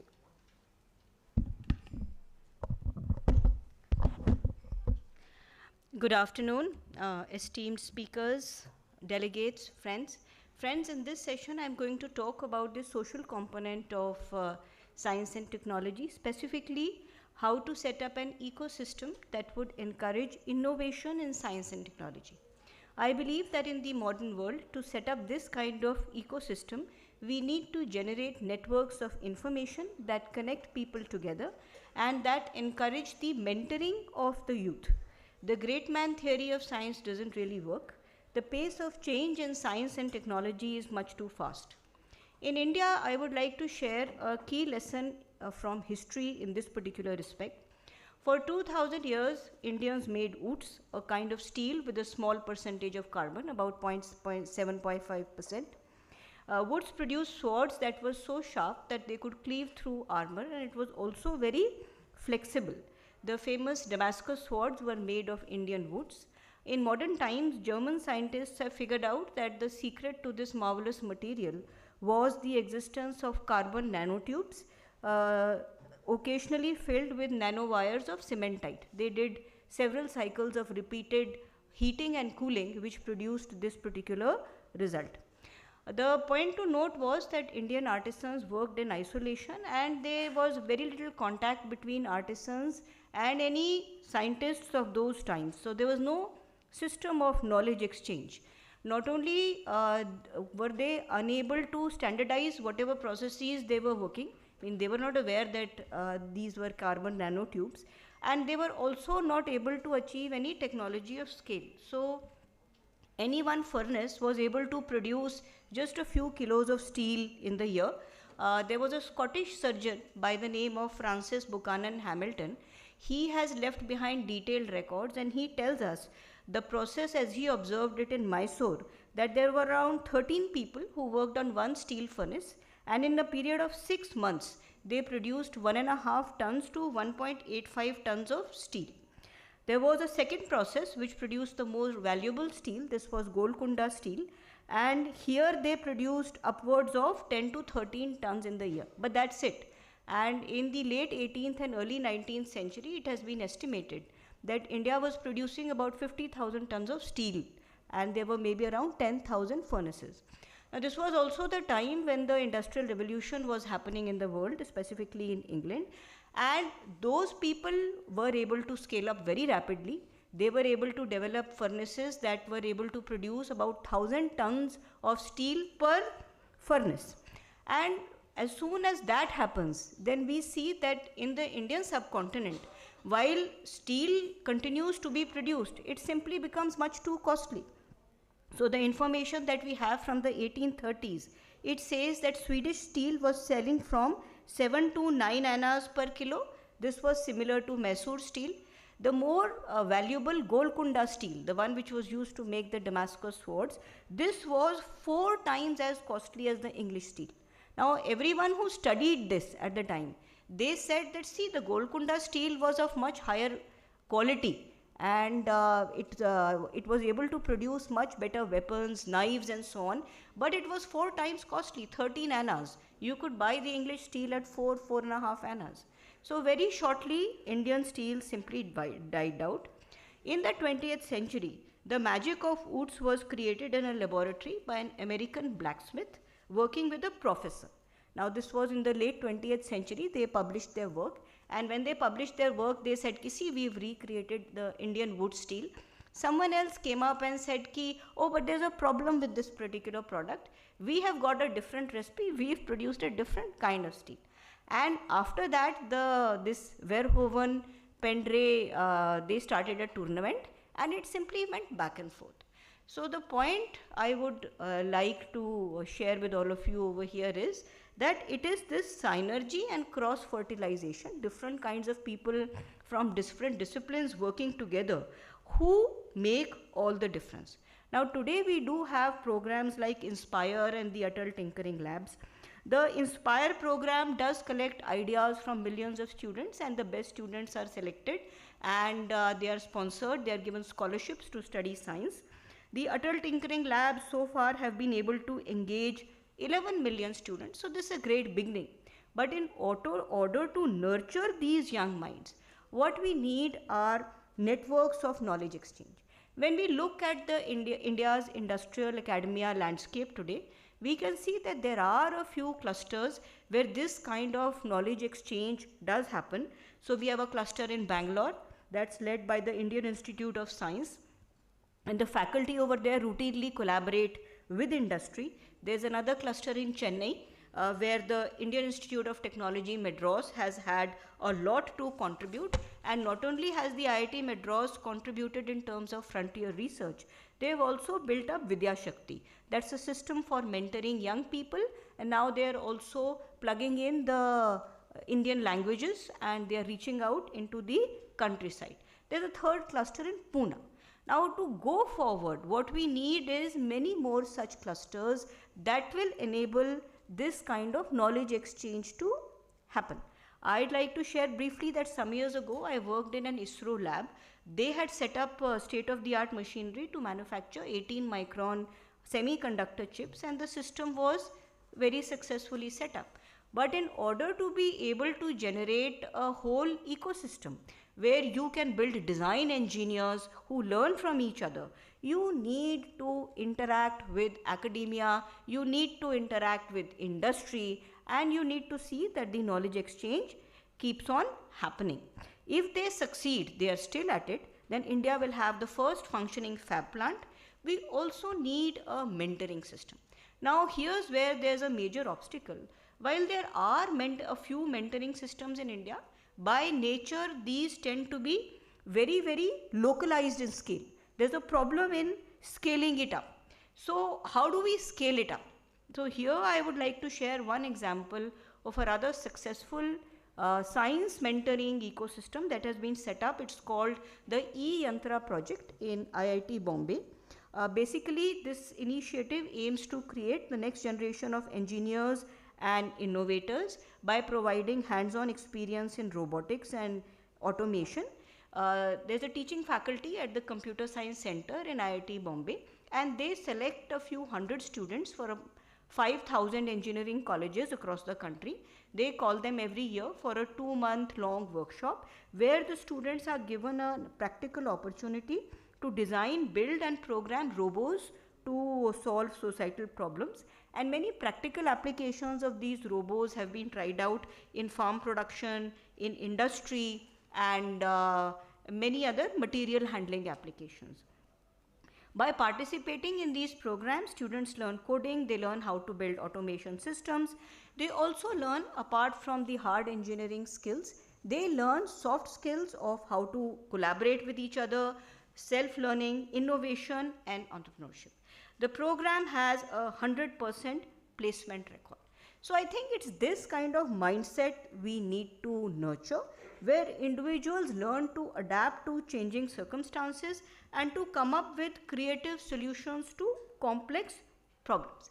That's what the future of work is going to be. And when we look around us and see how society is evolving, the future society will be very different from what we see around us today. The future of jobs would be very different. And it's not so much that the number of jobs is going to go down, they're going to change. And the jobs at the lower end of the value chain, they are increasingly being outsourced to AI. So how do we teach people, and it's not just the young, but it's workers. You have about 53 crore strong labor force in India today. So how do you enable them to learn? How do you enable them to plug into networks of information that allow people to collaborate with each other and to work in projects? And the last thing that I would like to say is that it's very important to keep in mind that there are many other societies who are all working on similar projects and in similar lines. So it's not as if we have all the time in the world to catch up. I have talked to many colleagues and people across the spectrum, and there's this thing which everyone likes to say. They all say that, in India we are like the tortoise. So we move slowly. We take everyone along and we'll get there. So kabhi na kabhi to hum pahunch hi jayenge wahan par. But the point is, you don't have all the time in the world, na? And by the time you reach whatever goal you think you will reach, someone else may have beaten you to it. So how do you all collaborate to accelerate the pace of innovation? And it's over here, I think, that we need to really focus on building a nurturing ecosystem. We have a young and energetic population. We have a large pool of STEM manpower, but we need to build networks to enable them to connect with each other and enable them to exchange knowledge and to mentor youth. Thank you so much. Thank you very much, ma'am. That was really insightful and enlightening, because you touched upon many aspects where, we need to come together and try to build these interdisciplinary skills and help these youngsters actually build those skills along with the soft skills such that they are 100% placed. Their employment opportunities are increased, and how we need to be agile such that, we need to go with the flow and the need of the hour, embracing the technology such that, we also take up those new jobs and with the new skill set, which are reskilling and upskilling done for these students. Thank you very much. And now we move on to the next speaker, Mr. K.R. Jyotilal, IAS, Additional Chief Secretary Finance, Government of Kerala. Over to you, sir.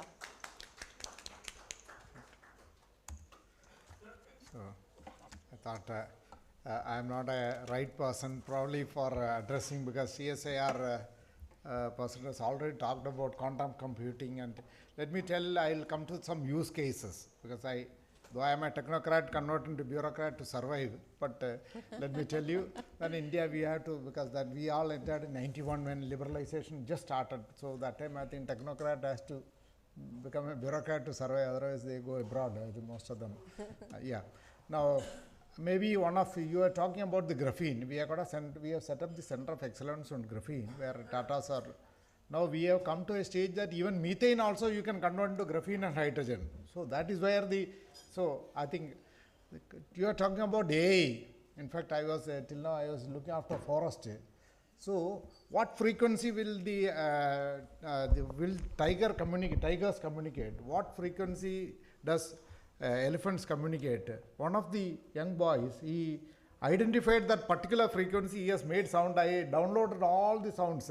In case I am like as a forest secretary, I go and then an elephant comes in front of me, put this sound, and he demonstrated it that tiger, any wild boar, anything, you put this AI camera with this sound.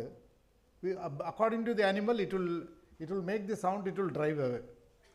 We can see them running back. Then every 15 days they do, because they also do research, not that human beings only do. Elephants are much more cleverer than us, elephant and memory.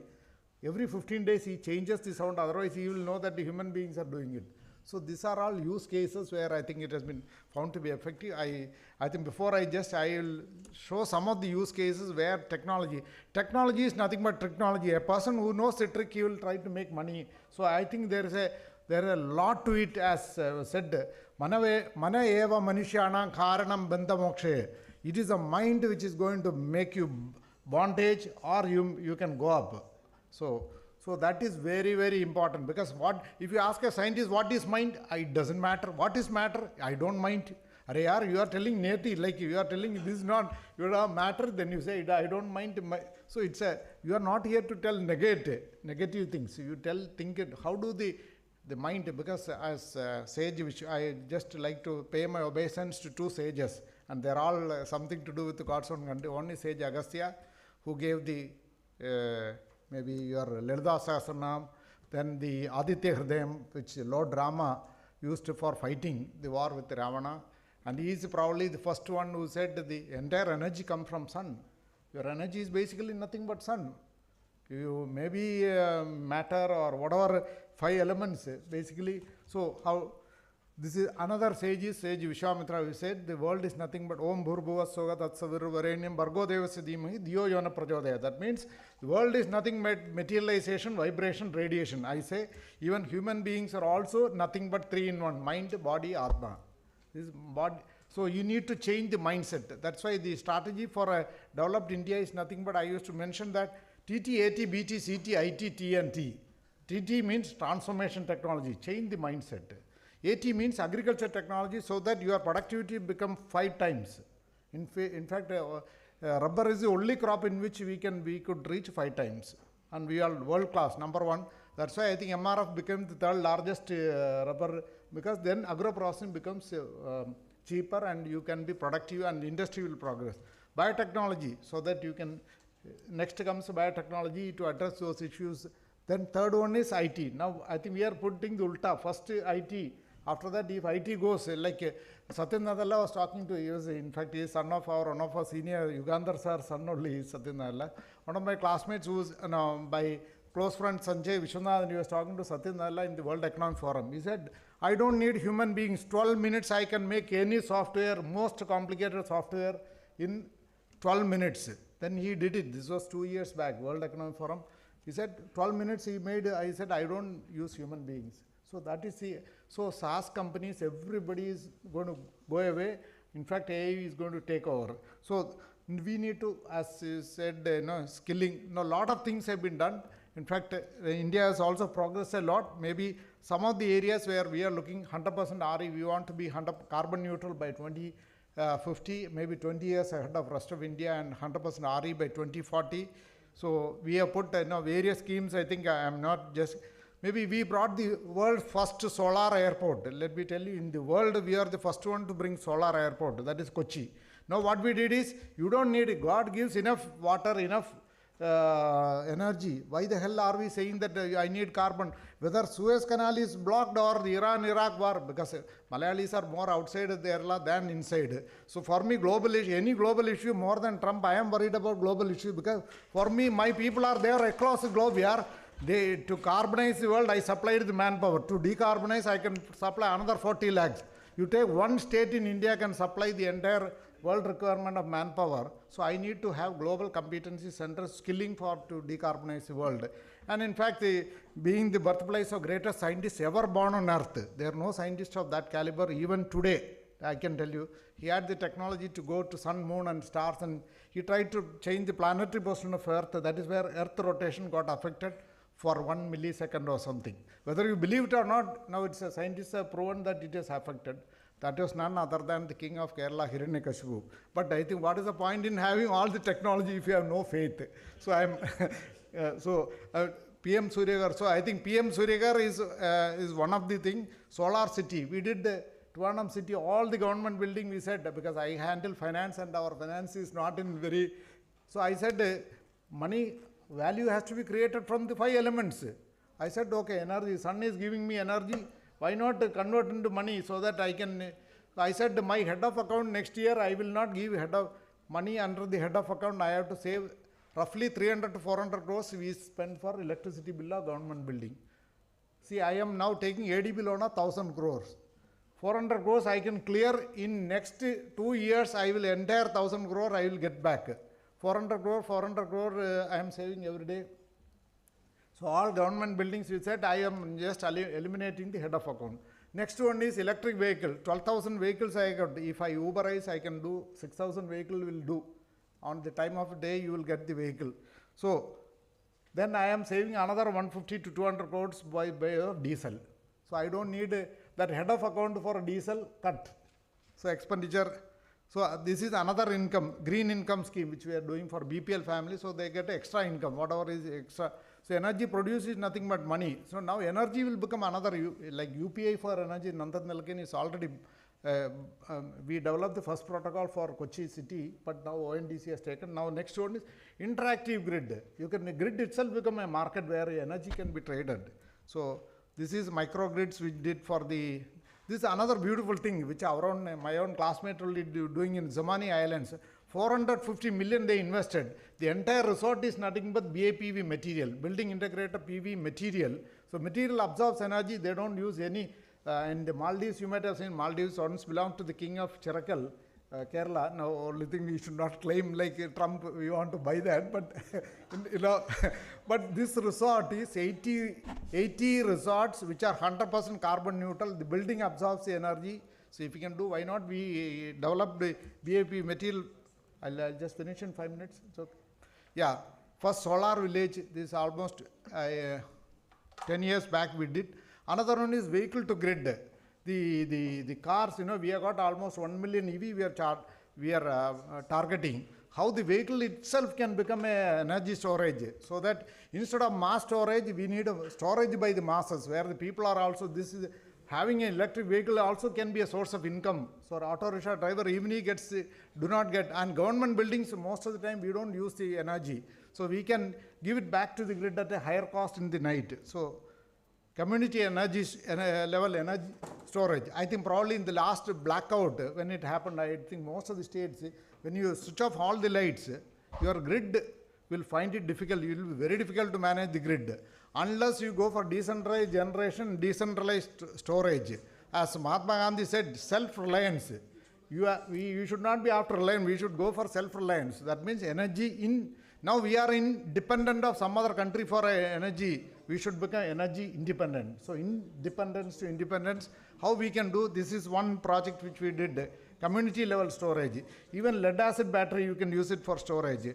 Kochi, this is another good example. The entire wastewater from the airport, we are taking it, we put in the golf course so that, you know, we also go and play golf at least the approach road to the airport so that no building is allowed. We kept it and we convert into golf course and use that water. That wastewater we convert into hydrogen. So now this is a fuel station which is a Kochi airport which we started 100% carbon neutral, and next stage we would like to use vertical VTOL, vertical takeoff and landing aircrafts. We signed with Blue Aviation. We said we can supply the liquid hydrogen. We liquefy it because ISRO chairman was my senior. I said, sir, you are going to other planet 35 light years away. By the time I will not be there, you will not be there. Why not you run a truck in here from Kochi to this thing, 1,500 kilometers you can do with the liquid hydrogen.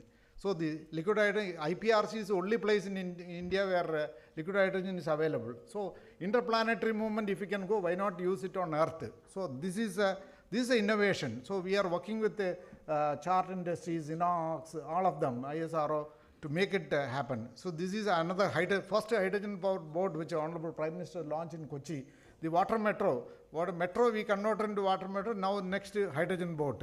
So that this is the first solar airport, solar charging. Solar is a DC to DC charging. You don't need another battery. Then pole mounted charge is another innovation. So you go anywhere, you put the electric poles are there anywhere. Now one more innovation we are working. See, Kerala we have got, see, the Lord Vamana we couldn't give 3 feet. That is the Onam is celebrated. Only 2 feet he could give to the Lord in the Vamana avatar. So the Mahabali, the king was sent to the Padala, he comes. So I said, we cannot acquire, we couldn't acquire the 3rd feet, 1 more feet. That is why we are celebrating Onam. So I need to look at alternate solution. How, that is why VTOL. And the electric pole itself can be converted into a structure. You can put PRT, pods, which is autonomous vehicles, and all the ducts can be put under that, so that you need not dig the road, because otherwise contractors only decide which road to be dug, and so it's like I said, God's own country on top, dog's own country down, or whatever you call it. So LTO battery is another innovation. Toshiba has brought so this is cheaper to run an electric bus with LTO battery, fast charging, 8 minutes you can reach 80% of state of charge. Even long distance, any distance you can take it. Now we are doing the pilot. So this is cheaper than TCO is less than diesel. That means you are getting into diesel. Another technology I will tell you can split the water at almost, now this is from another company. This technology we are now trying to get from Israel. This is membraneless electrolyzer. At thermodynamically you need 39 units to split water. He has already achieved TRL level 6. Probably CSIR should work. I got the company. I sent one person to acquire, because this is the right time you should go and acquire company. When there is a war, this is the best time. Share price is down. So already they are in touch. I am trying to get the best technology. See, Israel has got technology, America has got capital. America is going down and Israel also going down, because this is the best time. You need both economics and technology. That's why I was talking to Geeta Gopinath, who was IMF deputy MD, she was advisor to us. I said, we should produce the best economics, because India has to lead the engine. Actually, let me tell you, it is going to happen, it is happening. Actually, my guru once, I am not sorry to say, he is also from Andhra only. He said, I will run India as the engine, and all other compartments will be all other countries will be only compartments. If the compartment 2 TTRs are fighting on tariff, why the hell should I worry? I am ready. I need to take the engine. The world is engine driver need not look at what the TTRs of 2 countries are doing on tariff. That is only the petty small matters. So for me, I think we need to bring the best of. In fact, I am in touch with some of the Oxford and Harvard lecturers, so that you can come and teach both economics and technology, because both are required. Technology alone will not. So I just finished it 2 minutes, and this is some of the batteries, and probably I think float. This is one of the last things I thought. See, I can supply the magnets for India, as well as, in fact, Defense Secretary said I can give you 1,000 crore. Now all the waste sand in my state, I got 2 million tons of beach sand, monazite. The Dr. Bala from DRDO did the study. He gave me the report. So we have called the bid. 3 companies have come today. Actually, afternoon, Canadian Embassy sent his person. US Embassy fellow is telling that I will send your people to any of the Harvard or any place. Because F-16 fighter jets, drones, CT scan, EV charging infrastructure, hydrogen, and thorium, for which can power India for next 1,000 years. I have got 2 million tons of sand. I have done the entire study. Now we have called the expression of interest for a JV to make magnets. I think probably US is interested in getting magnets from us. We can be maybe the biggest supplier of magnets for the world. Yeah, we need not. So these are some of the policies. Sorry, I took a little bit more time. Thank you for giving an opportunity to share some of the thoughts. Thank you very much. Please. That was, you made it a very interesting talk by trying to be more witty and bringing in the technology and the need for the technology, and how you can bring in economics merged with the technology and make our own resources convert into saving is earning. Solar, you did that. Hydrogen, you brought it with the water gas shift reaction, which is normally with CSIR is struggling to bring in electrolyzer, membrane-based electrolyzers, and get into the fuel stacks and all. But you are talking about a membrane-less. So let's take the advantage of the wars happening anywhere. Sometimes, it's also, although we are empathetic to that situation, but technology-wise, if we can really get something which is going to be beneficial to our nation, why not? But having said that, we at CSIR, we call ourselves, our tagline is Innovation Engine of India. And so when you said engine and the rest as compartments, we can certainly join hands to make these things happen. let's look forward to making this paradigm shift of non-dependency on imports, particularly with the rare earths. There is a crux going on with the permanent magnets scarcity, because of which we are not able to import, and China has a full power and advantage with these magnets. If we can come up with samarium cobalt alloys, these rare earth magnets, for combating the deficiency that we have with the EVs. You yourself mentioned so many EVs are trying to make a difference to the carbon credits we are able to save.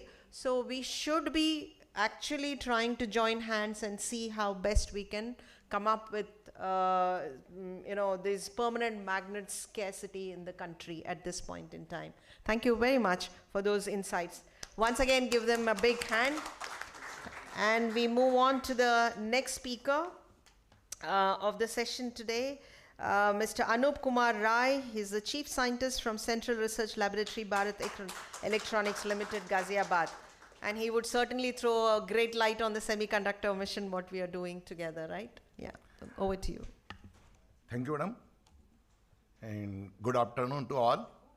It is very thoughtful how the economics and technology will merge and becomes the nations in a global. Our theme is how the Viksit Bharat in a global perspective.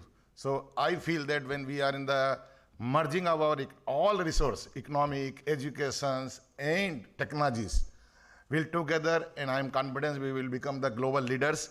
So I covered here. There, my topic is especially which is a topic which is the heart of the India, is a technological futures, science, technology, and front of India. At Bharat Electronics Limited, we stand at the forefront of indigenous technology development, supporting our nation's security infrastructures through the advanced research and development. Supporting, and also in today's rapidly evolving the threat landscape, where the nature of war is no longer confined in traditional war, science and technology are not just an enabler, they are crucial factors in decision makings. From artificial intelligence, quantum computing, our work focus on anticipating the futures and preparing for it today. While AI is a continuous the core of area of our innovation, enabling the predictive threats, analysis, autonomous surveillance, and real-time decision-making, we must not overlook the disruptive power of nanotechnology, quantum computing, advanced semiconductors. In the recent conflict, including the Israel-Gaza escalation, the Iran-Israel cyber drone warfare, even in Operation Sindoor, we have witnessed how microelectronics and compact sensors played a crucial role in precise target identification, swarm drone deployment, surveillance. Semiconductors are the backbone of all intelligent systems. In the world where the milliseconds define the success in the defense,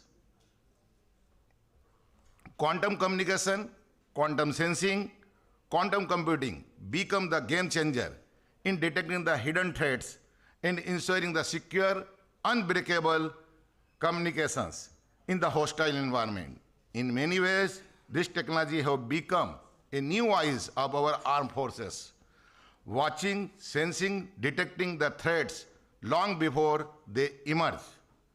Moreover, with rising the unmanned autonomous system, advanced electronic warfare system, the convergence of this emerging technology is shaping the new battlefield. Terrorism is today not just a physical attack. It includes the cyber intrusion, satellite disruption, biological threats. This demands a multi-domain defense ecosystem powered by high energy performance chips. Resilience systems, smart AI algorithms trained to detect anomalies before the humans can. Recent conflicts have shown how important technology has become in a warfare.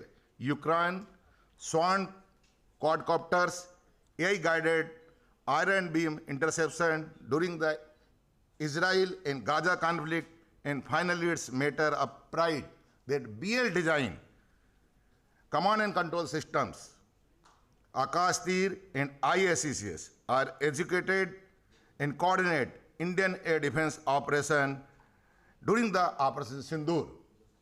So we are very proud that all our Akash Tir systems, which have recently supplied to the armed forces, which are effectively work in the Operation Sindoor, and they made our air defense so combat ready. And our integrated air command control systems are protect entire airspace systems. All are the example to demonstrate how machine speed decision now tilt the battlefield. So in this way, I will cover, although Bharat is a multi-technology, multi-product company, but I covered here in AI especially for the global terrorism there. So most important, decentralize the threats. Is a 75-hour threats are online threats. So we have to work on these directions. Next. Then cyber. We see 400% our cyber attack are increased in next 4 to 5, 6 years. So these are our challenge, and we are working on this direction very seriously. Next. So AI impact on the counterterrorism. First is the predictive analysis. AI identify the potential threat, its readiness response by 30% and practically applied ethically. And finally, for automatic surveillance, 24 casts, our surveillance should be there. NLP is giving lot of social media, will give lot of information, so we will become the advanced. And finally, 90% accuracy will be increased by cyber security and malware attacks. Next. So BL is continuously working with the practically AI-driven solutions, especially for counter-terrorism operations, using the especially for drone and so on. We have made a small clip what BL is doing this for your reference. Bharat Electronics Limited, pushing the limits of what is possible, creating game-changing autonomous technologies that broaden horizons and set new standards for performance. Bharat Electronics is unveiling its revolutionary unmanned system solutions for evolving modern warfare. Unmanned systems are designed to exhibit human-like cognitive abilities such as understanding, planning, and executing tasks for incorporating advanced AI capabilities. This enables the system to act, communicate, and behave autonomously, ensuring mission success. Introducing Akraman, counter-insurgency for anti-terrorist activities for unmanned system. It has a diverse fleet of drones. The drones act based on the command given by the Aerial Command and Control Center, BEAM, which functions autonomously requiring no manual control. BEAM is a carrier drone with high endurance time of 60 minutes, payload capacity of 6 drones, launch altitude, speed up to 50 km per hour, and an operating temperature of 25 to 55 degrees Celsius. BEAM is equipped with advanced cutting-edge technologies such as drone management, advanced navigation, and advanced decision support system. Netra, a surveillance drone for identification of vulnerable points. Dodger drone for destroying the vulnerable points, thereby enabling entry. Prairie, a spy drone for live target tracking and threat detection and identification, capable of edge computing and has image processing and advanced navigation capabilities. Yodha weapon drones for neutralizing the threat. All the drones are capable of edge computing and possess drone management capabilities. There is also a quick response team armed with Prahari and Yodha drones and high-tech technologies such as advanced navigation, natural dialogue interface, advanced decision support system, dynamic path planning. Demonstrating its technical prowess, BALE has indigenously designed and developed the Mission Control Center, the base station for the launch and real-time supervision of all drone operations. On receiving intel, the mission commander from the command center gives a mission command to the team. Using natural language processing, the team of drones starts the mission. Shaktimaan, हमें खुफिया जानकारी मिली है कि संदिग्ध इमारत में छिपा है। शक्तिमान, संदिग्ध को ढूंढने और उसे पकड़ने के लिए एक मिशन योजना बनाएं। मैं भीम मिशन का नेतृत्व कर रहा हूं। जहां तक मेरी समझ है, यह खोज और पकड़ने का मिशन है। शक्तिमान, सभी को रिलीज करें। The leader of the drones is Netra and is leading the mission. Aerial sea to center beam carries all the drones, and as per the mission requirement and from a specific distance, beam autonomously undocks all the drones. Using indigenously developed advanced adaptive path navigation algorithm, the surveillance drone navigates dynamically to avoid obstructions and reach towards the target area. Once the entry point is located, the Dodger drone makes a path for the spy bomber drone. Once the entry is available, the QRT instructs the spy drone to move towards the window and surveys the target area for threat with the help of advanced image and video analytics and transmits the audio-video data to the QRT. On the basis of the data received, the QRT instructs the Yodha drone to neutralize the target.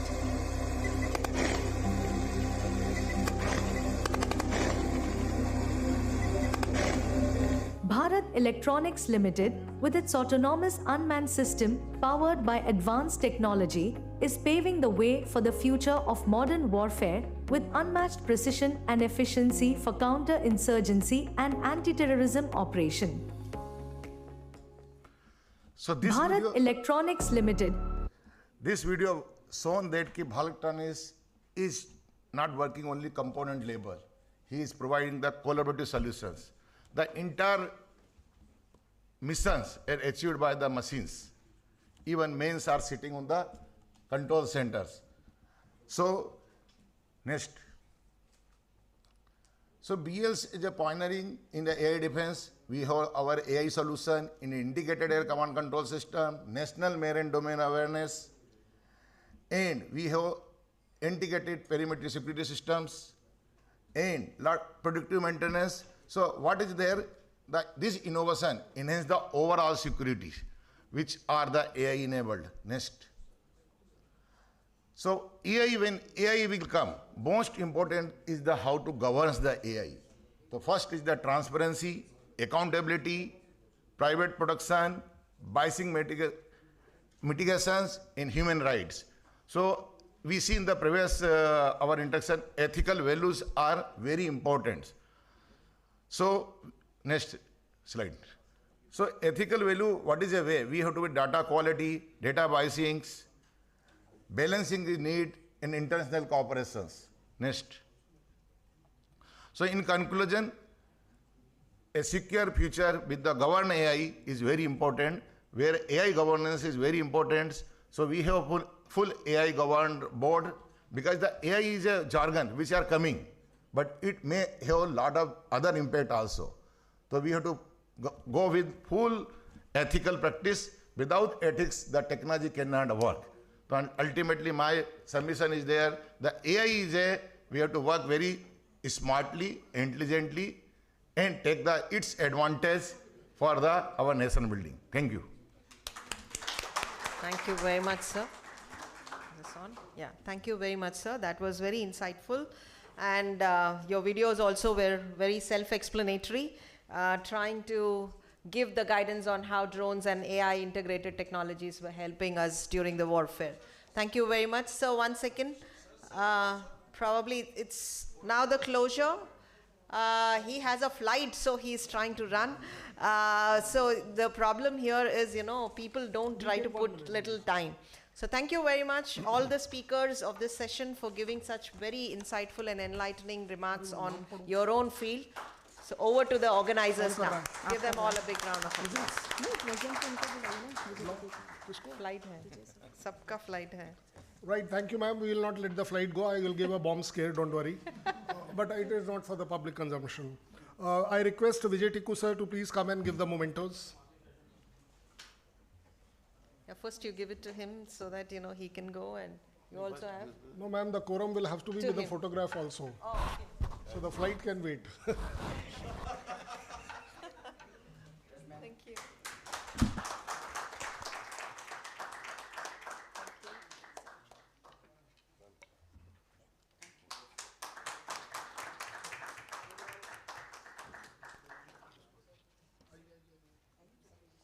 Just take photograph, no, ma'am? Yeah, on group photo. Yeah, we'll come in. So you also. I'll do that. Chaliye. Thank you, sir. The one group picture. Thank you. So they are going to So hold please the come flight forward. for you. Ma'am, would you like to hold the memento, please? Yeah, your momentum. Yeah.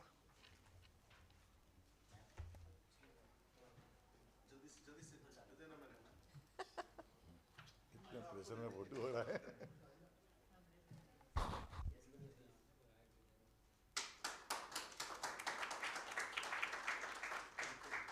Thank you. Thank you.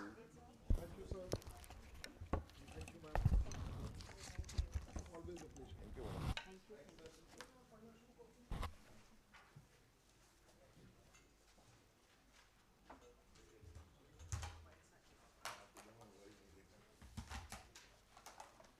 strategic tech, space defense and diplomacy. This session will focus on. Sorry. India's strategic tech, space defense and diplomacy. This session will focus on India's strategic technology capabilities in space, defense and diplomacy.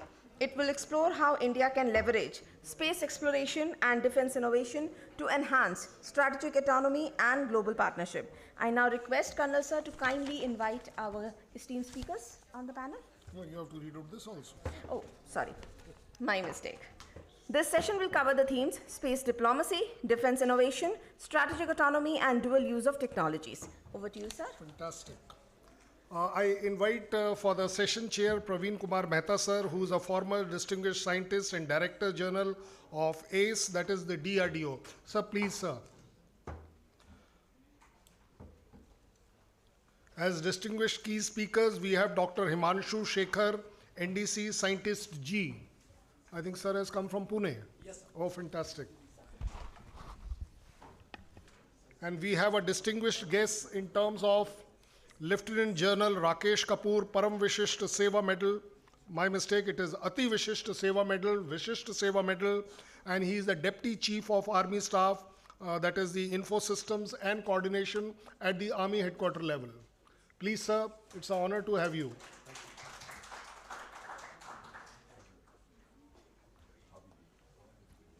And here I hand over to the chair to conduct this session. And sir, we have 40 minutes for you. Thank you, Colonel Shailendra. Actually, it is not 40. I was told it is 30 only. Make it 25, sir. Okay. Yeah. No, but you see, it is the last session will always have, last session before the ultimate session will always have this problem. No, We'll sir, try to finish. You are the start of the last session. There Okay. is another session. I know that. That is the final session. Close it at 5:30. Thank you, sir. Okay. Firstly, my compliments to the organizers, GCTC, Tikku ji and family for conduct of this particular seminar. Viksit Bharat at 2047. And I have been, yesterday I came and few sessions I attended yesterday.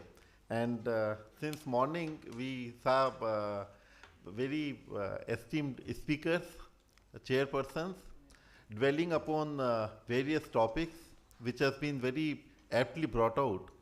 And this session where we are going to talk about strategic technology, I am being supported by General Kapoor, Deputy Chief here, and Dr. Himanshu Shekhar from HMRL Pune, and we have been working for very long in DRDO. This is the time when we can't say that it is still over, but we are in the midst of Operation Sindoor, and we are just out of it.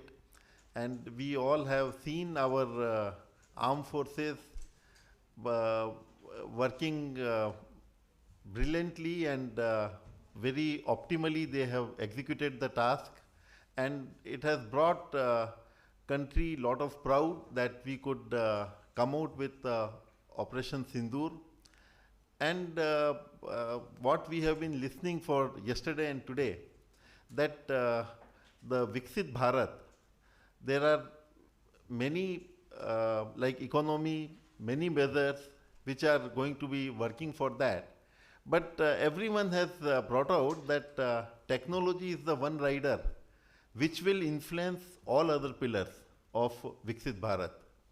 And we all know that technology, the strategic technology which we are talking today, or per se the technology itself, which has been defined in the last session in a different fashion. But to us, we are scientists and technologists. The technology is, in a very simple term, if you want to define technology, it is nothing but you should be able to complete the task with the available resources in the timelines, and you should be able to complete the task and deliver whatever needs to be done. I think if we take that as a definition of technology, because everything is possible provided you have all the kind of resources what you are looking for.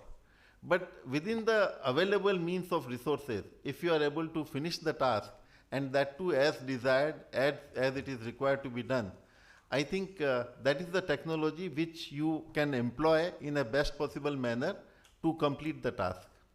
And at organization with which I was working for last 3 decades, it is basically giving solution to the armed forces, which could be a simple item like making a shoe or a uniform to the missile or a aircraft.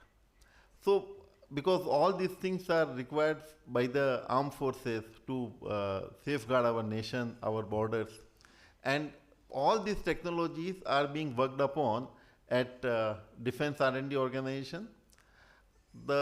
And if you see any country's growth path, a developed nation, the most of the technologies, they have been flowing out of either defense or space. And rightly so, in our country as well, we have been,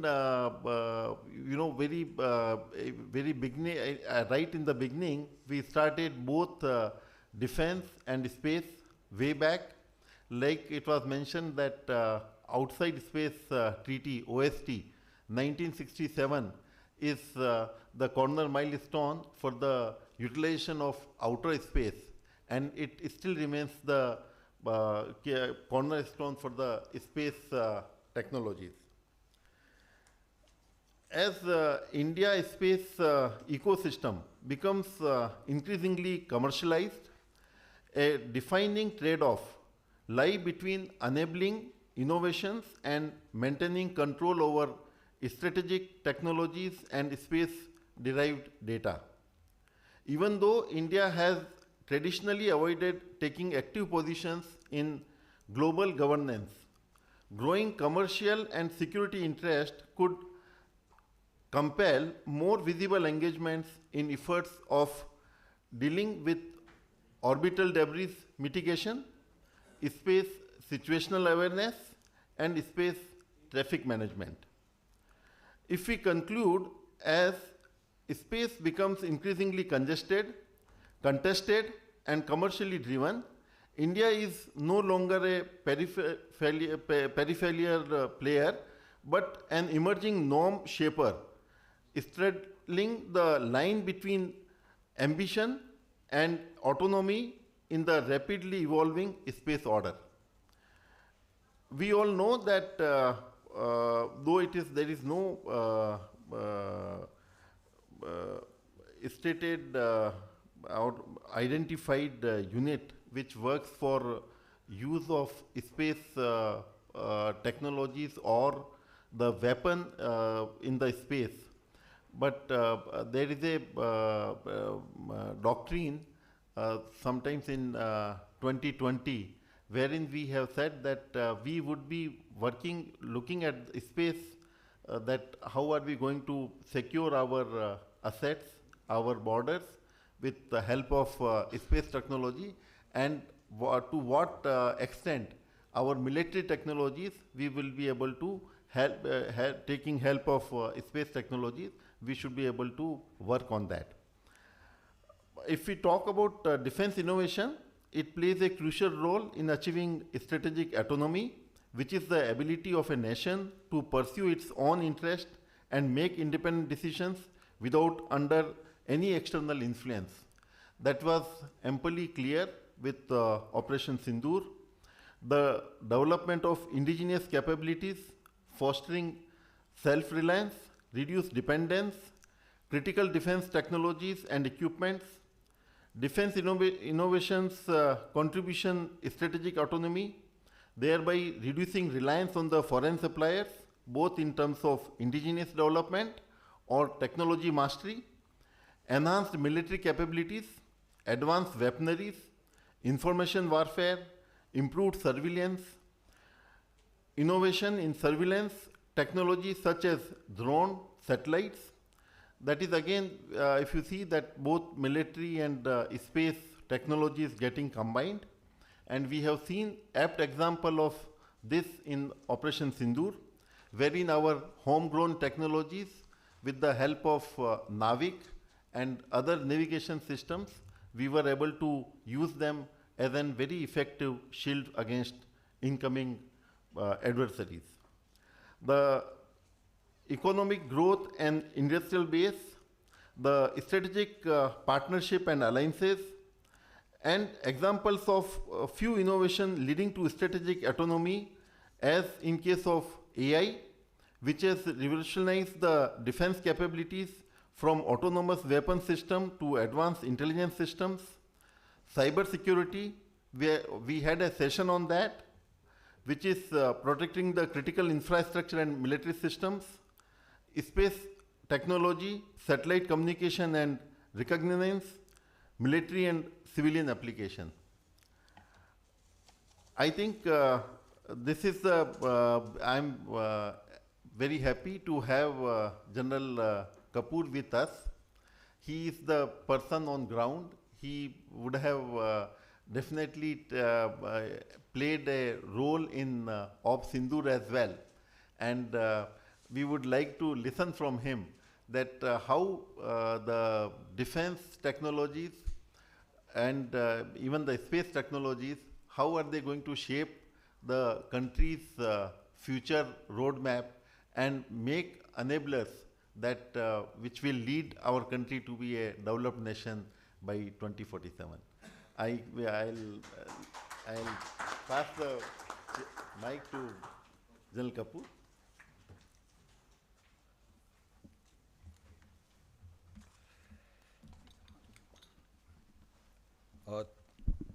Thank you very much, Chair, and thank you, Global Counterterrorism Council, for inviting me here to share some of my thoughts. And I think this seminar or this symposium is very appropriate, because when you look at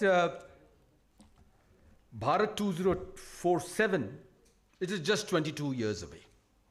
And when I look back, what happened 22 years back was 2003. And if you think, if you just all of us look back and how we have transitioned over these 22 years, I'm sure each one of us will agree we need to speed up. We really need to speed up.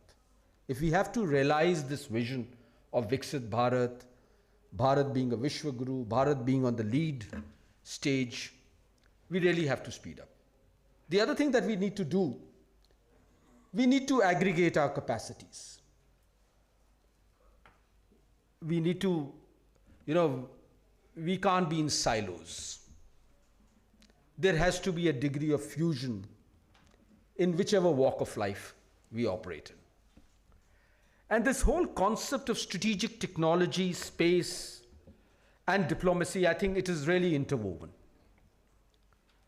So to set the landscape and contextualize what I'm going to talk about, I thought I must give a few pointers.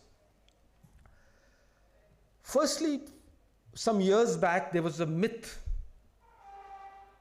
that, conflicts will not take place. And if conflicts take place, there'll be short duration conflicts.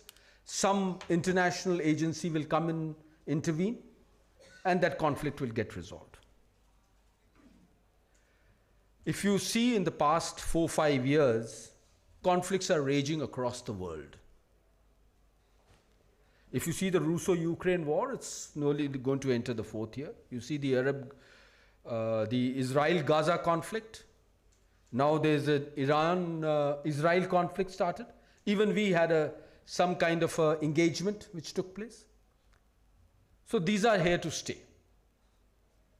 While the nature of conflicts will still remain enduring, but the character will keep changing as per the technology that will be prepared. The second thing is the military and technology, or security agencies and technology, always had a symbiotic relationship. But in current times, they have a conjugal relationship. That is the transition that has taken place. And therefore, technology has become a key determinant. In fact, technology provides key deterrence value today, and when we look at it. Also, when we look at geopolitics, I think technology is going to define geopolitics. Technology will define how our diplomatic relations are going to take place, how two nations will engage, because nobody gives you technology. They've spent money on it. They've invested man-hours on it. There have to be very compelling reasons to share that technology. So if this is the context, I would also like to dwell a little bit on the geostrategic landscape as to how it is all operating. We've seen geographies emerging, and in today's context, I think the Indo-Pacific is the emerging geography. Because there are very, very key reasons to it. 60% of the world's population stays in this region. About 50% of the world trade takes place in this region. And I think most rising military powers also belong to this region. So obviously this region is going to become important. And also, I think the world's maximum conflicts or areas of dissonance are in this region. The other thing associated with this is the authority of international agencies, particularly the Bretton Woods agencies, whether it was the United Nations, the IMF, the World Bank, are all under stress. People are finding alternates. And some of the alternates lie in regional groupings. And regional groupings come with their own contentions. The other thing associated with this on the geostrategic landscape that is taking place, the rise of the global south. And I think India is becoming vicariously, we are not announcing it, but vicariously, a natural leader there in the global south. There are 3-4 reasons for it. Firstly, we have democratic credentials. We have no hegemonic intentions.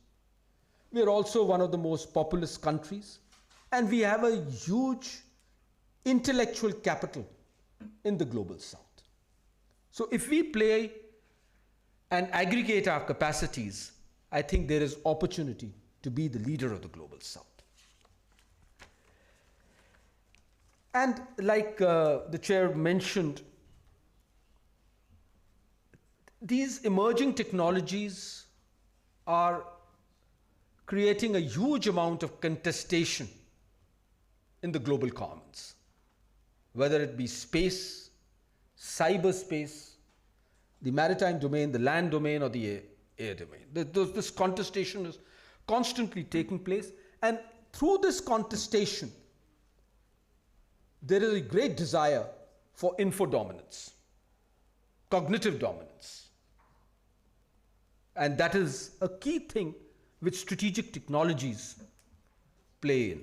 You know, who's creating the narrative, who's engendering the narrative, and how is the narrative getting percolated is all, you know, a fusion of technology, space, diplomacy, geopolitics.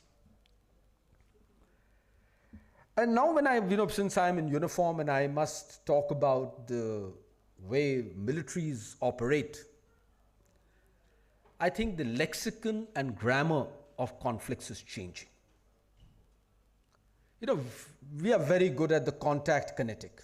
We know how to get in close into the enemy. We know how to dominate the adversary and, you know, bring back whatever we were supposed to be. But when you look at the 4 quadrants of conflict, one is the non-contact, non-kinetic, where each one of you present here is a partner with us. Then there is the contact, non-kinetic, and then there is the non-contact kinetic, a glimpse of which you saw during Ops and Do. So when you look at all this, this responsibility does not only rest with people in uniform, it rests with every citizen of our nation. When we look at all these 4 quadrants of conflict, I do not know which quadrant is going to be more dominant. It is very difficult to forecast which quadrant is going to be more dominant, but the fact is these strategic technologies, these new age technologies play a key role in all these 4 dominants, and they are increasing the scope of this. And when I look at the aspect of all these technologies, and which I think the previous session also mentioned, today when you see all these technologies, there is no technology which has got singular use. Everything is dual use. And as a nation, that is why I said we need to aggregate our capacities. I was talking to Mr. Pavan Duggal just now, who's doing some work on AI. And I said, yes, we are very happy to partner with you on AI. Because what they will produce in AI, or what SLM or LLM that they would work on, as security or military agencies, we'll pick up the byproducts. Maybe with his data, we would train some bit of the byproducts that we achieve. How do we need to proceed forward? Or what a banking sector does in cyber would help us to ensure security of our own applications, the security of our network, the security of the way we operate.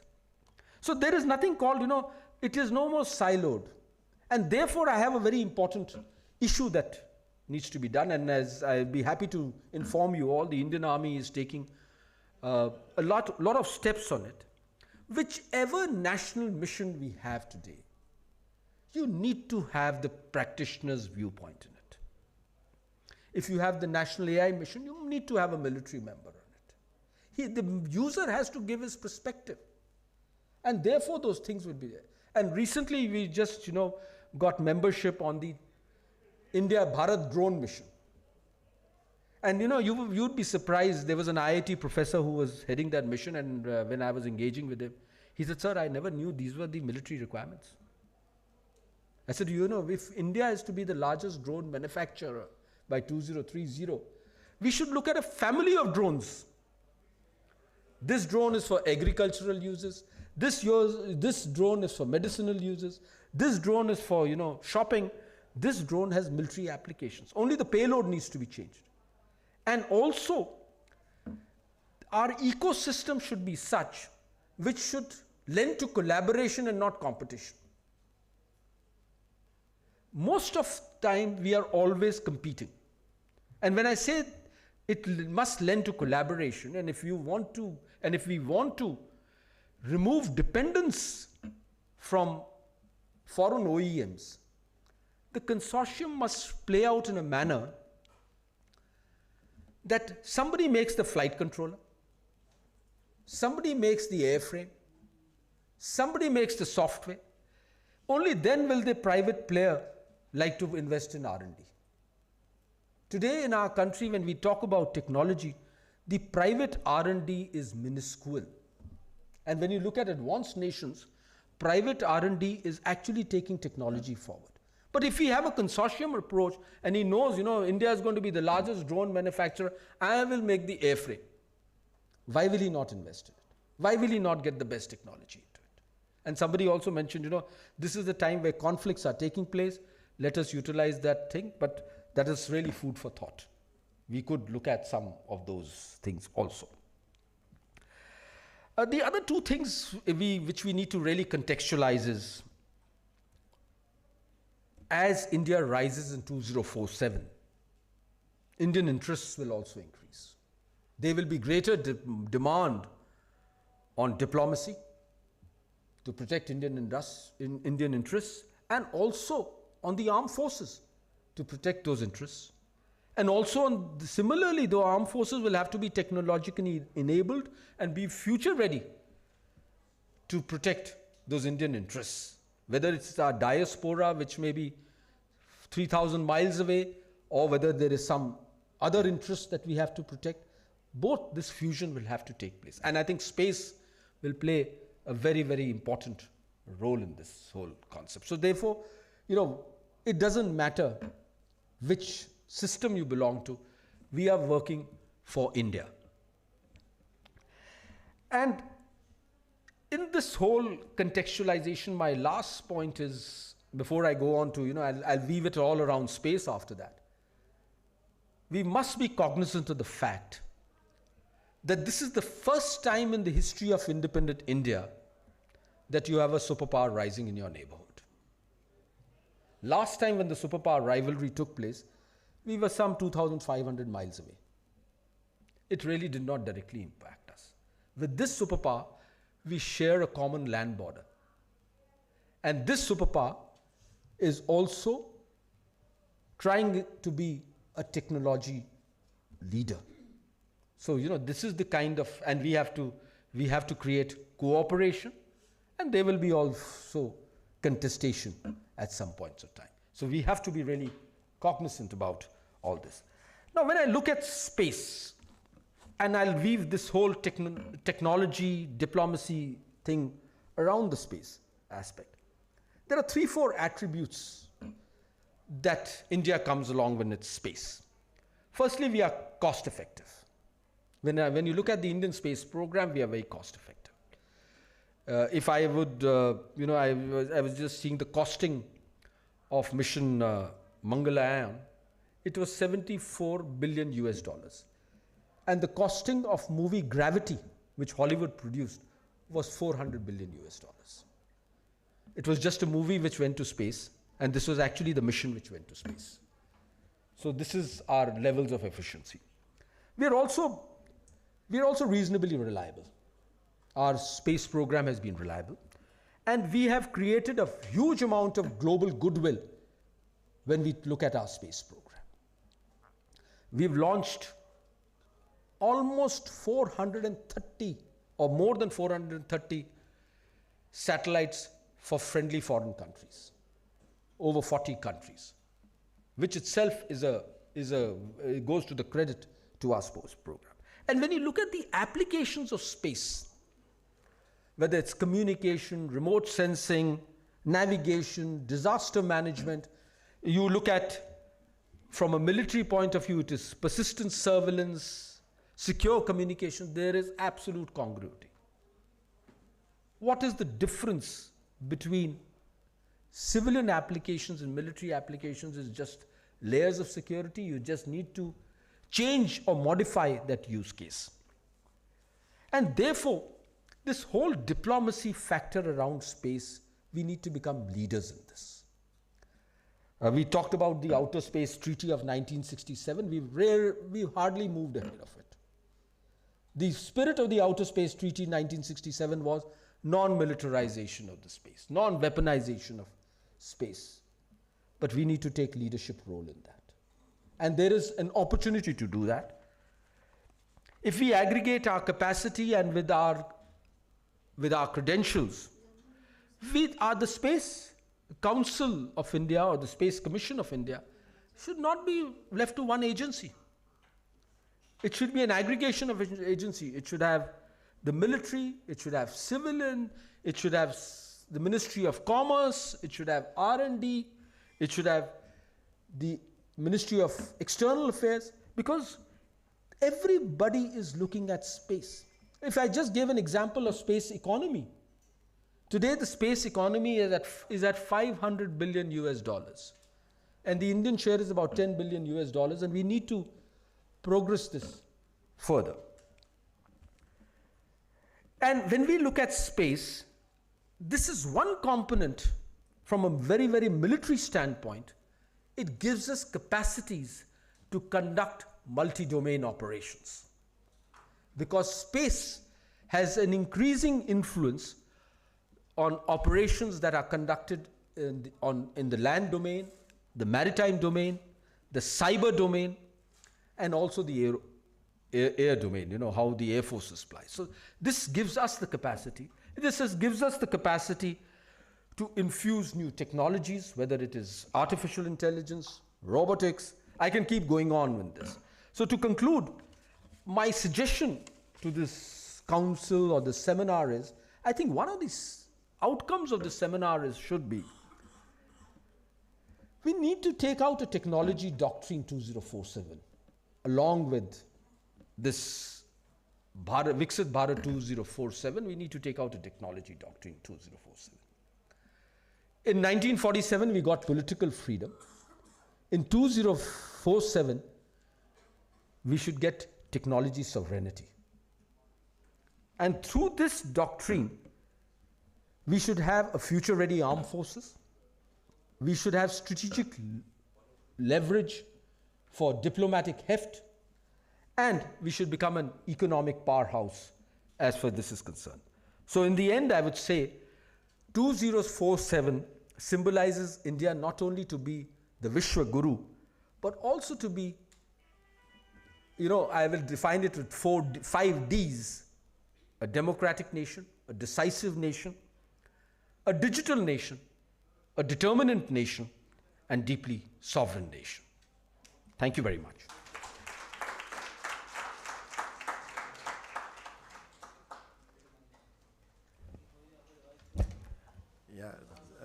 General Kapoor has brought very nicely both use of technology in defense and space, and how it can lead our country to be, he said, 5 Ds. In fact, morning they were talking about 4 Ds, where the democracy and demography was the primary, and he has added there the determinant and decisive country, which will lead to be us to be a developed nation and inclusive growth, and coming out to be a vision of our Prime Minister. I'll hand over now to Dr. Himanshu for his comments on the technology.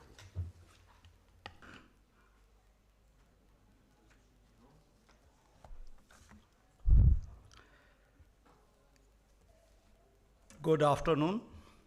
Respected Chairman Dr. Praveen Kumar Mehta, co-panelist Lieutenant General Rakesh Kapoor, members from GCTC and delegates to this Bharat 2047 participants. Being last speaker, it is my privilege to be last speaker, and I thank GCTC profusely for that. And whatever I was to tell, everything is told by everyone else, so I have nothing more to add. But being in this session, which is talking about a strategy, we have to strategize something and then deliver something so that it will be a document, and at least if one line of whatever I am speaking will be a part of the technology doctrine 2047, which just now my co-panelist has told, that will be a good achievement for me. Friends, we all are aware that this is session on a strategic system. Generally, three components of a strategy in India that encompasses. One is defense, second is space, and third is atomic energy. We have not included, and probably from a space sector also we could not rope up anybody. Just GCTC, I will request next time. From atomic energy and space also proper representation may be made in this session. As far as Ministry of Defense is concerned, and we all three belong to almost similar Ministry of Defense era, of course, sir is from Department of Defense, we are from Department of Defense R&D, there is a Department of Defense production. Nevertheless, last 5 to 7 years, these three sectors are getting revolutionized, restructured due to various regions. DoD, sir, you may be aware, CDS creation, then Integrated Theater Command, and there are certain issues that has come up in last 5 to 7 years. Department of Defense R&D, Department of Defense production, already it is corporatized. Department of Defense R&D, that is also going under various review mechanisms. So yes, we are at crossroads, and if we have to deliver in the area of defense or security or strategic technologies, the faster we come to a stable platform, the better it will be. If we remain on crossroad for quite long, because this change which we are expecting in civilian domain, if in same pace we are changing our military, our defense domain and our strategic sector, probably we are missing the bus. We have already missed the bus. Everybody has coined that, and we start from 2002, we had something, and if we have started that time, we would have achieved those things.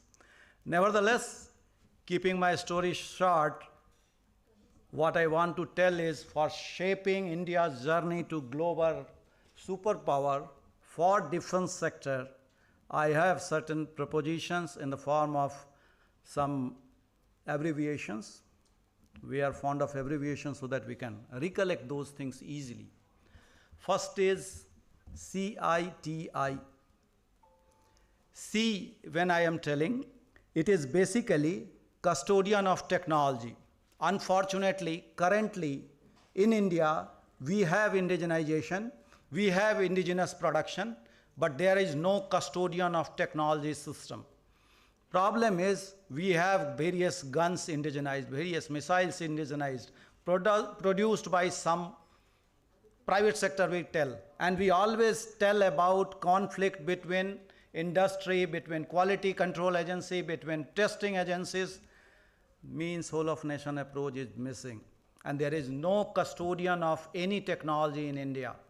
We should have a custodian of technology who will be looking at that technology from womb to tomb, and he will be, that agency will be responsible of any version 2.0, 3.0 and so on for that particular system. That is first C. Second is, we are lacking in infrastructure for testing, evaluation of high class. We don't have a high altitude testing system in India. More than 35,000. If we are having an aircraft made in India, where we are going to test it, we are sending it to Russia and UK for testing it. Simple canopy surveillance system, which we all are knowing during that Vardhan, during that period, he ejected out of aircraft, whatever system was there. India also has made indigenous things, but that was tested in Jeddah, that was tested in Russia and all. So infrastructure is another domain. Third, I was telling that when we are going for another I will elaborate first, is that is industry. Just now sir has also told, and right from yesterday we are looking in Indian industrial R&D is abysmally low, less than 0.001%. They are not interested, they are profit based, so we have to convert them from profit-based organizations to a national organization. There should be some control over these industries by government. I talked to Department of Defense Secretary also. He is also telling, sir, it is a profit things, so we cannot interfere in the profit of a particular industrial organization. there were some conflict. That's what we are trying to resolve between industry. So that is the biggest headache in India, and somehow we have to develop a system where this thing should come down. And that T, why I left it, because that I have left for our people. There should be a top-down approach of development. What is happening is, whatever industry is thinking, they are taking that project, otherwise leave it aside. Whereas what my country needs, there should be a central repository where we should know that these are the technologies on which we need, our armed forces need. And everybody, right from industry, academia, R&D organization, production agency, quality control agency, all should work as a joint team on that particular technology which is taken from that list. Currently, there are disjointed set of lists available at various agencies, and they are doing in that manner. As far as defense per se is concerned, again I will give one abbreviation. We had promulgated one abbreviation, Marut, probably Maruti, that Lord Hanuman you all are knowing. So Marut is one abbreviation, the technologies on which India must work upon and start a technology just now. M is for missiles. Of course, many of the missiles are indigenized at present. A is aircraft. AMCA, yesterday also we had some interactions on that. R is radars. That also is one area that we must work upon. U is for UAV, unmanned aerial vehicles. Drone is also one variety, and UAV is a generic term which includes so many other things. And T anyway is tanks, because without ground forces, probably we are not able to win a war. So Marut is one thing that I want to tell. City is another, CITI, that is another thing. And if you go for further ahead, we can make a CRATE, C-R-A-T-E, where C is countermeasures that we are developing. It may be counter missiles, counter drone, counter technologies. For the technologies which are now emerging, for that counter technologies we have to develop. R is again for robotics, that for that AI enabled, ML enabled, that we can always think of. A is anyway aircrafts, T is tanks, and E, one special thing that is needed for India is indigenous engine development, a mission for development of engine in-house for our tanks, for our aircrafts. That will be a big asset, and if we are not working now with stability on these systems, probably this shaping of global superiority for 2047 will remain a myth probably. And probably I think that in next 1 year, if we should have a mission Marut or mission CRATE for defense forces, probably it will be a good beginning for 2047, and we will be a developed, more forceful country in 2047, and probably compete with China, who is also aiming for his 100 years, which China is acquiring in 2049. And China has the similar mission of becoming #1 in the world. At least we have a smaller vision of becoming a developed country. We must all together strive for the same. Thank you all. Thank you, organizers. Thank you, Dr. Himanshu Shekhar. He is a very accomplished writer, poet. He has written many books, and an accomplished scientist. He has a good knack of, putting things in a very orderly fashion and make what message he wants to convey. So we had a very distinguished panel with General Rakesh Kapoor here, giving us the thought process of how our nation should be, what type of a security enablers should be available when we really become a developed nation, what diplomacy, what are the factors which we should put in now, and Dr. Himanshu bringing out certain very important things which are basically required for us to become a developed nation. I thank Tikuji, Aditya Tikuji for giving us this opportunity for making this session very lively.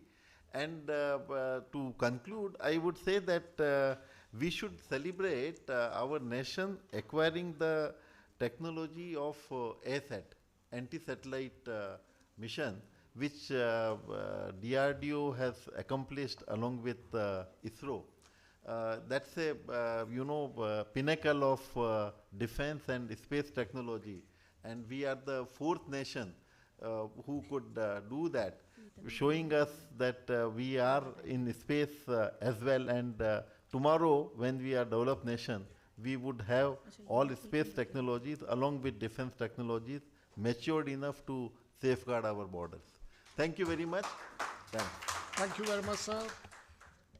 Thank you very much, sir. That was a great session and very, very educative as far as I'm concerned. I take your that idea of you passing it on to Aditya Tikku about having a celebration. Let's have it tonight only. I request Rajiv Jain, sir, the IPS officer retired, to please come up and give the mementos. Thank you, sir.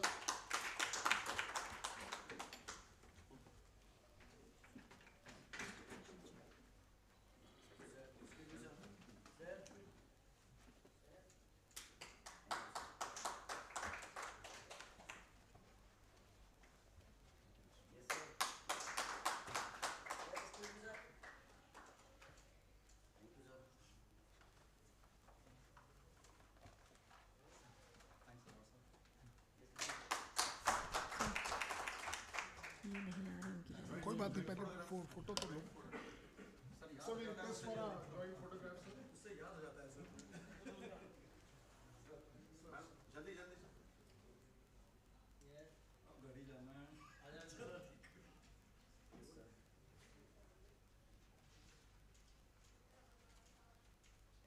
Thank you sir, thank you.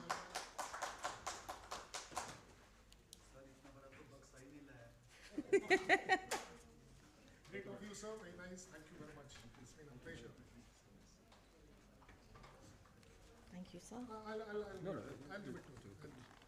नहीं पुणे कैसे जाएगा वो मैं sir आ जाएगा नहीं मेरा हर बार आ जाएगा sir, आ जाएगा। Thank you so much, sir. Thank you. हाँ जी बोलो, आप पढ़ो। Our last and our valedictory session, launching the future agenda for Bharat at 2047, a call to action for collaborative nation building.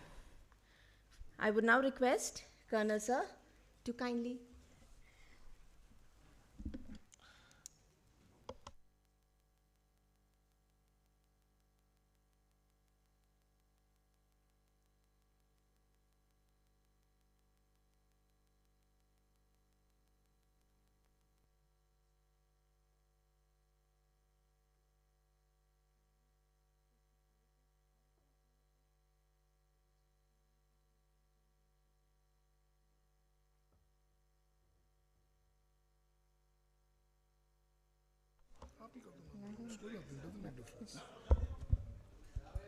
I request Shri Rajiv Jain, IPS, former Director, Intelligence Bureau, Ministry of Home Affairs, Government of India, our session chair for this panel, to kindly come on the dais.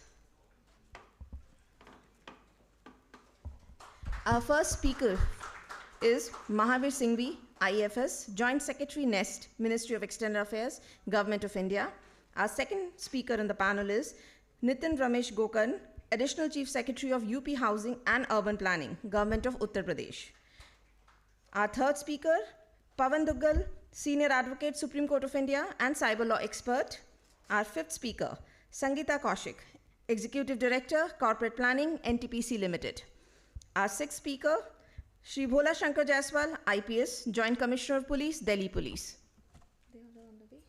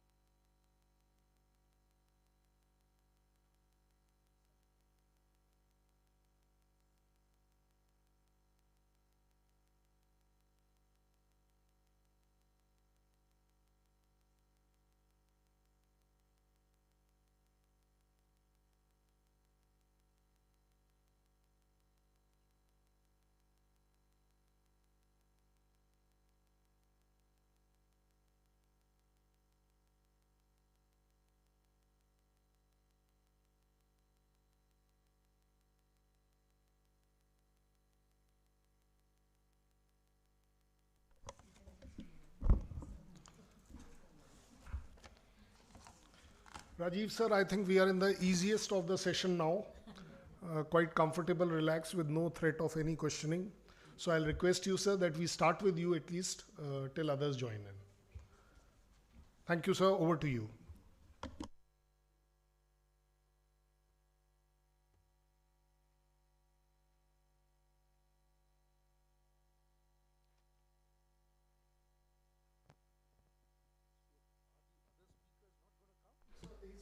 Okay, okay. Pawan Dugal was here, I saw him. Okay, okay. Thank you very much. So, at the outset, I congratulate the team of GCTC, Global Council of Counterterrorism and Terrorism, and particularly Aditya Tikku for having organized such a fabulous layout of topics and speakers. I recall discussing the matter with him earlier, and he'd done a fantastic job of selecting the speakers and the topics with a focus on what the government is focusing on, which is Viksit Bharat by 2047. So different aspects of governance, different aspects of development, of technology, all those were factored in the different sessions. I've attended some of the sessions and I've greatly benefited from what the speakers spoke about. And like Amitabh Kant, I'm also an optimist. I'm an optimist, and I fully believe that we would reach 35 trillion by 2047. I'm an optimist because in the past decade or more, we've achieved significant amount of development, not merely in terms of development of industry or this or that, but also in terms of structural transformation. Changes in law, changes in regulations, we've revamped the labor codes, we have done away with a lot of laws which were useless, we also have enacted a legislation wherein we have decriminalized a lot of things. We moved ahead in construction of infrastructure like railway lines, roadways in a significant manner. Airports and railway stations have improved considerably. And while we have achieved all this, we still have a lot to achieve. We need to declutter within the government. We need to focus on growth. We need to break the silos in different ministries and departments of the government. Mention was made by the speaker in the preceding session, which really struck me was, for instance, custodian of technology. Now, so many other government departments deal with technology, but there's no custodian of technology. And same technology perhaps is being worked upon by different departments without comparing of notes or benefiting from each other's experience. So we need to break down those silos. We need to reduce the decision-making levels. We need to have a focus on what the country wants. And in this, not only the central government, but also the state government are partners. I won't take too much of your time, and I have more distinguished speakers than I. And I would request them to take the floor. But I would also supplement my request with another one, which is not to take too much time. So maybe 5 minutes to each. So I'll start with Pawan Dugal. Pawan is is an advocate who specializes in cyber law, and he does not let any client come to me. I apologize.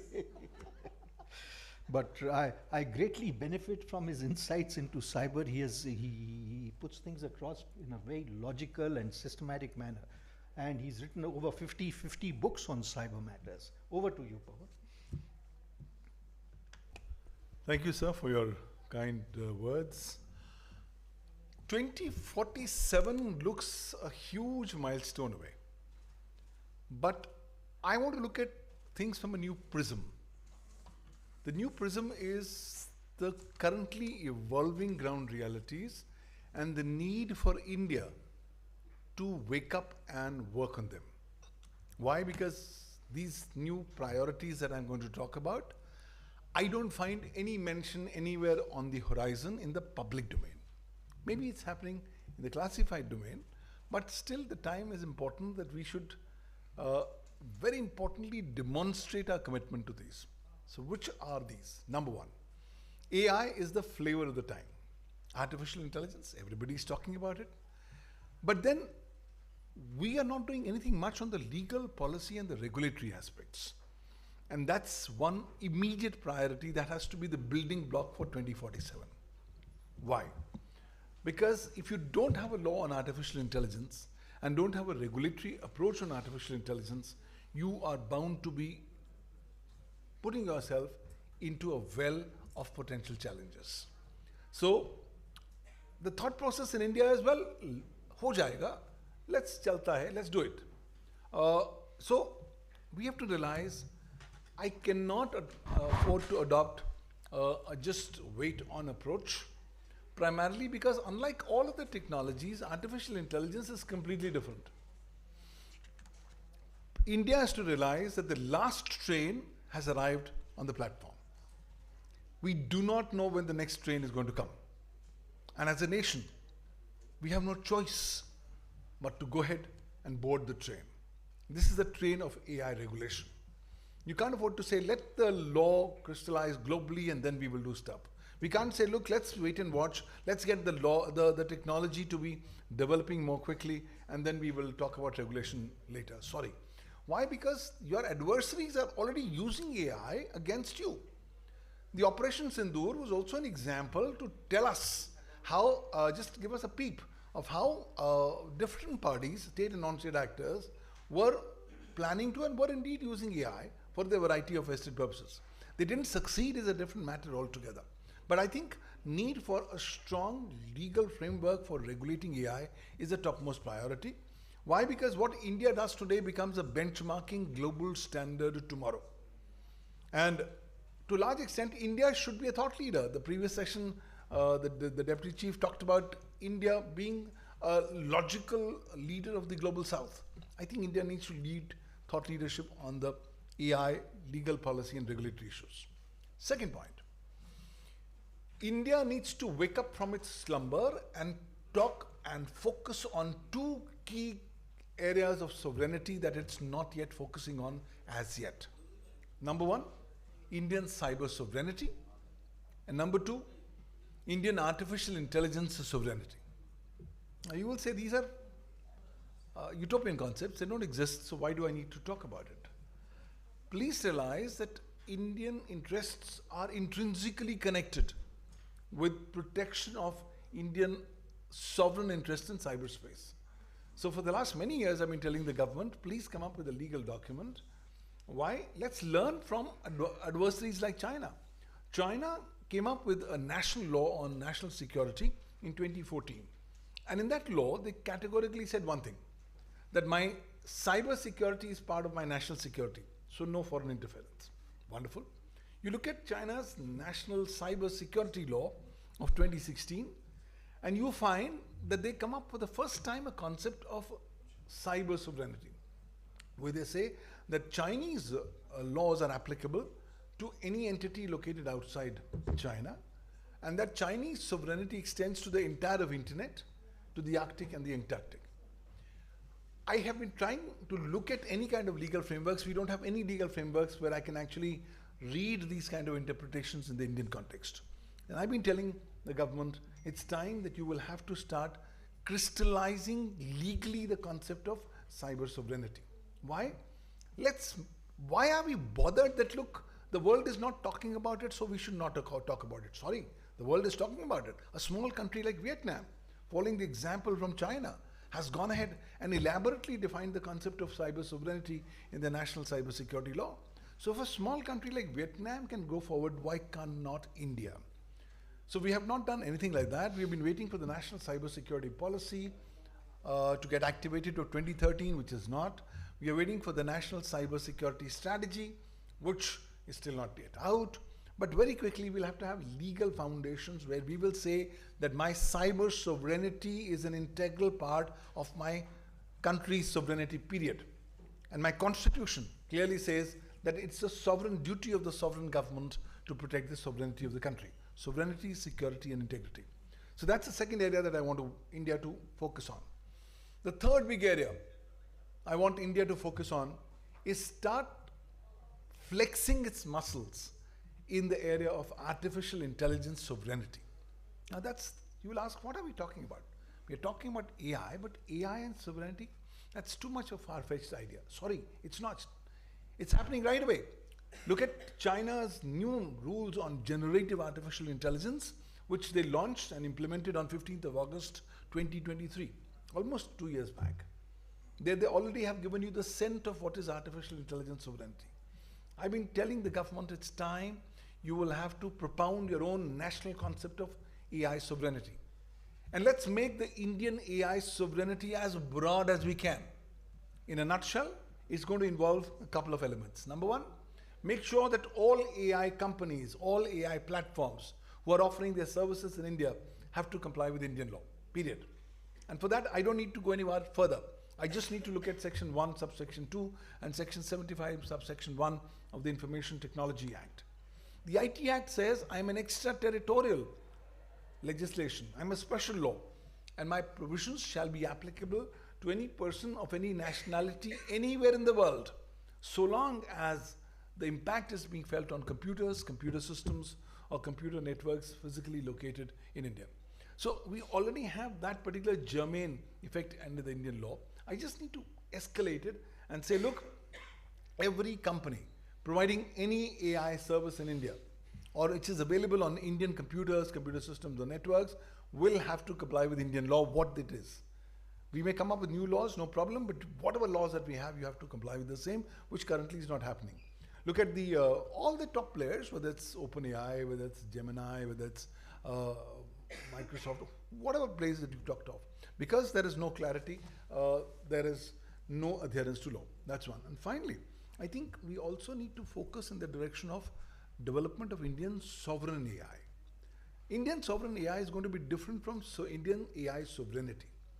India has already started its journey. It's now started coming up and developing its large language model, the Indian language model. That's going to come up in the next 8-9 months.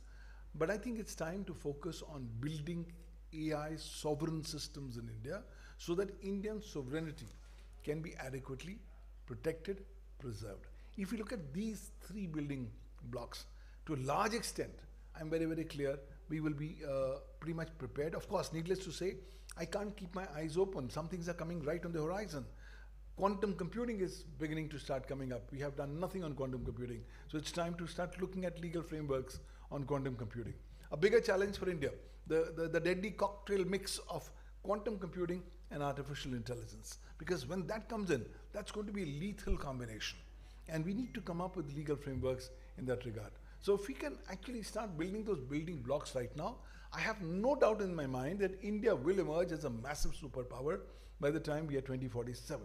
But then, for achieving that kind of heights that I'm envisaging for India, it's imperative that the building blocks have to be built in now.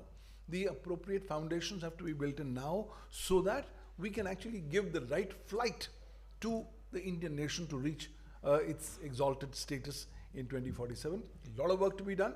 It's only 2025 right now, but if we start working in this direction, we can definitely go ahead and strengthen and empower the hands of Indians and ultimately empower the Indian nation and also protect the sovereignty, security, and integrity of India. Thank you, sir. Thank you, Bhawan, for being very crisp. But technology and law, as you are aware, it's very difficult for them to keep pace. In fact, we were among the first few countries which had the IT Act. Our cybersecurity policy, the two documents of 2013, we were also among the first few countries in the world to have that. But yes, all the issues, I totally agree with you. Madam, Sangeeta Kaushik is Executive Director of the NTPC, and I request you now, Madam, please focus on specific issues, and please limit your discourse to about 5 minutes maybe. Sure. Thank you. Thank you so much. Rajiv ji, thank you so much.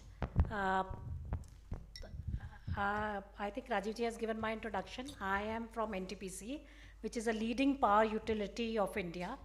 And it is supplying 1/4 of the, every fourth bulb we are proud to say is lighted by NTPC. I think this is a very, very relevant topic that has been chosen by the organization of shaping India's journey to be a global superpower by 2047. And as I say, in the word superpower itself, the power is there. And India cannot become a superpower without the power. And power sector is what will underpin all the India's efforts in education, infrastructure, digital infrastructure, smart cities, e-mobility, and industrial productivity. And I strongly believe in it. And like Rajiv ji, I am an optimist, and I believe that India can definitely achieve it. There is a very old saying that old order changeth, yielding place to new. And I believe that this changing of this order has started from the COVID onwards. And definitely by 2047, that new place would be vacant, new space of that global superpower would be vacant, and India can slowly find its place there. So now, as we were talking about, what could be the springboards today that will bring us into that position? And one of the key springboards that I believe is that we have to seize the opportunities today of green revolution, because green is the new future for tomorrow. And as far as the government of India is concerned, it has already started working on that. We have already set ourselves a target of having a 500 gigawatt of renewable energy by 2032. That is one thing, and we are working towards it. In fact, over the last decade, India has added more than 145 gigawatt of renewable energy capacity. Solar energy capacity grew from 4 gigawatt in 2015 to over 110 gigawatt as on 31st May 2025. And wind capacity has also more than doubled to 51 gigawatt. And this renewable energy capacity, when we are saying it is right now, the capacity is about 47%. We have already achieved that, which is much, much more than other countries. And we hope to achieve to 85% of RE capacity by FY47. And in the power generation, this contribution is just now only 22%, and it will increase to 67% by 2047. And the government is not limiting itself just to RE capacity. I think all of us are very aware of this, that in the recent announcement, India has set itself an ambitious target of 100 gigawatt of nuclear power capacity by 2047, wherein we are positioning ourselves as a major pillar. We are positioning that nuclear energy will be a major pillar in the India's energy mix. And as far as NTPC is concerned, in both these areas, RE, we are supporting this GOI's role by setting ourselves a target of 60 gigawatt of RE capacity by 2032. And we have already achieved about 7 gigawatt plus, 12 gigawatt is under construction, and about 15 gigawatt is in the pipeline. So we will be achieving the 60 gigawatt by 2032. And then nuclear also, we are venturing into nuclear power in joint venture with NPCIL, whereas we'll be setting up the Mai Banswara project. So this and these are the areas. So we have to seize these opportunities of green revolution. And we have to set ourselves that we, as a nation, we are using renewable and green energy. And in this, we are also working towards energy storage systems. Both pumped storage system, which is a very, I would say, an Atmanirbharta as far as energy storage is concerned. If we have the pumped storage system, wherein we have 2 reservoirs And by using pumping of water from one reservoir to another, during the time of solar hour, we can pump that water up, and during the time of requirement of power, we can allow that water to fall down and use that power. That is an area also in which we are working, where we are working and trying to look at more and more potential in this area. And BESS is also another area that can be that is being looked at, which will add to this green revolution. Then second, I think in the earlier session also, here also sir has also said, we need to be a leader in tech.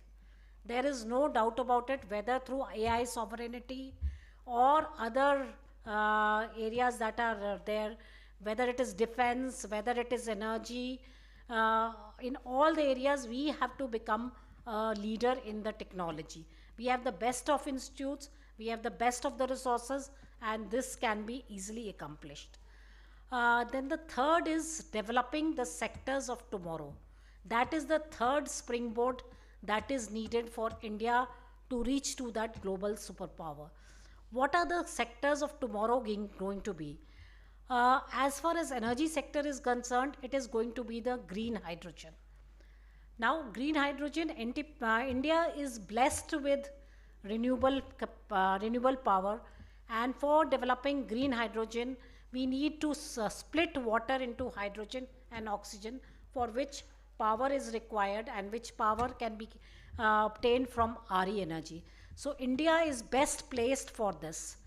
And in fact, I would like to share with this forum here that what is happening also is, we are also NTPC, as NTPC we are working into a domain of green chemicals also.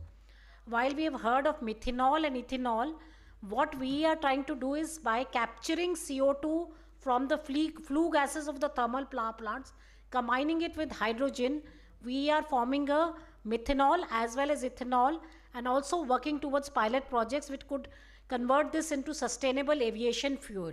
So this is a green chemical, because we are not using any biomass or any gas for it, and using the CO2 from the flue gas, combining it with hydrogen and converting it. So green chemicals and green hydrogen is going to be the future sectors of energy, for which NTPC and the country is working already for these sectors. And this is that third springboard that we need. Then the fourth springboard that we need is building the skills for the 21st century.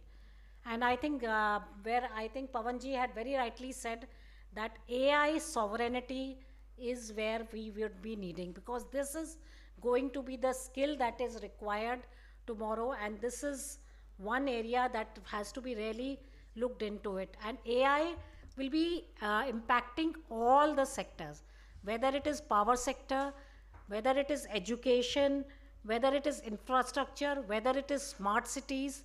So we have to develop the skills in our colleges, in our university, from today itself, so that we are prepared.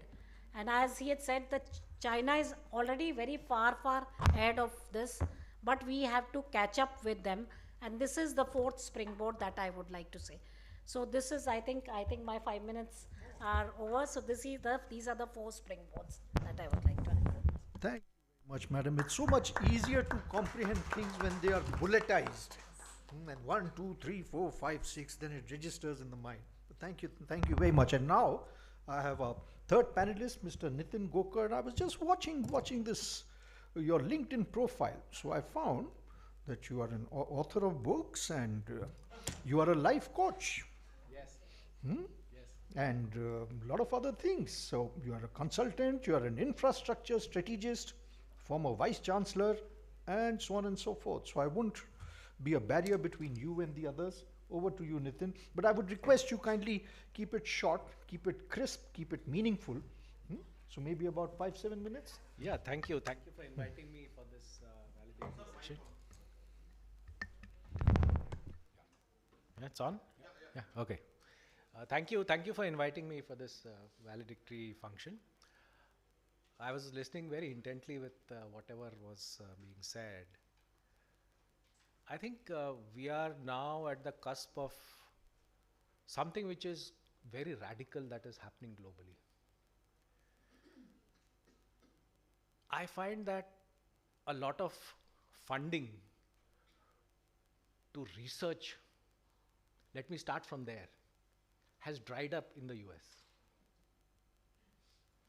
Cutting edge technology is where India should be moving at, whether it is AI or any technology across the spectrum, whether it impacts energy, whether it impacts transportation, whether it impacts governance, whether it impacts security. Today, China is, from what I know inside, China is taking back whoever is leaving US, the think tanks there. Asking them, come to India. What is it that you want? Comparable to what is there in the US. And do that same work here in China. I think this is an opportunity that will shape the future next 30, 40, 50 years.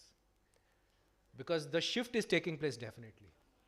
You find across the board, PhDs asking for funding, there are no grants available. So that is one area I think India should look at very clearly as a strategy for the future. Number two, sustainability. I looked at sustainability in urban spaces during my tenure in UP as the Additional Chief Secretary in Urban Planning. Do you know that master plans in Uttar Pradesh had not been made since 1980s? Forget about 2030. Master plans had become inflexible in terms of land uses. It was chaotic urban development in absence of proper master planning. We were still in that old British era, ये civil line का area, ये housing board का area, और ये slum का area. So there was no, everybody looks at it growing organically. Every city is growing organically. The builders, whoever it is, they are having a gala time. You have therefore a RERA Act after the horses have fled the stables. So when are we going to think of, what is it that we want for our urban spaces to be in the next 20, 25 years? Because the urban spaces is where your GDP is going to come from. Your next level of thinking, your next level of industries, services, everything is concentrated in urban areas. Why do you think Tel Aviv is under fire? Why do you think Haifa is under fire?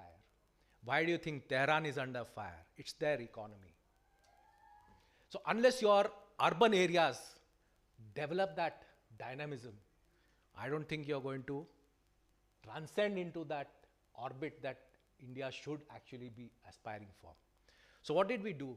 I'll give a very small example.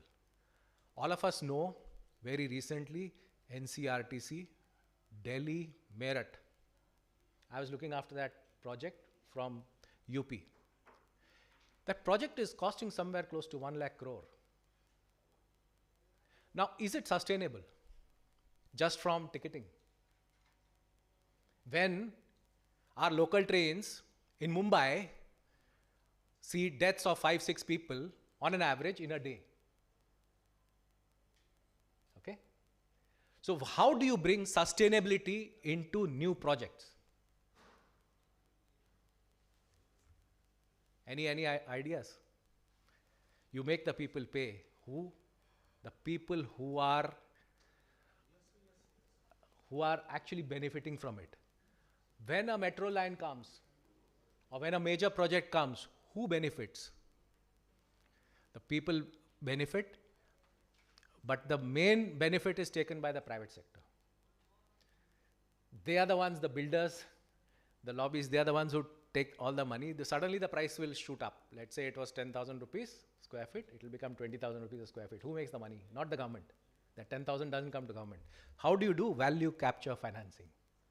So for the very first time, Meerut, Ghaziabad, we did what is called as TOD zoning, transit-oriented development, densification, giving mixed land use, increasing purchasable FAR, which means that I give a base FAR of 2.5, I give a cap of 5, and I say the rest of 2.5 is purchasable by the builders.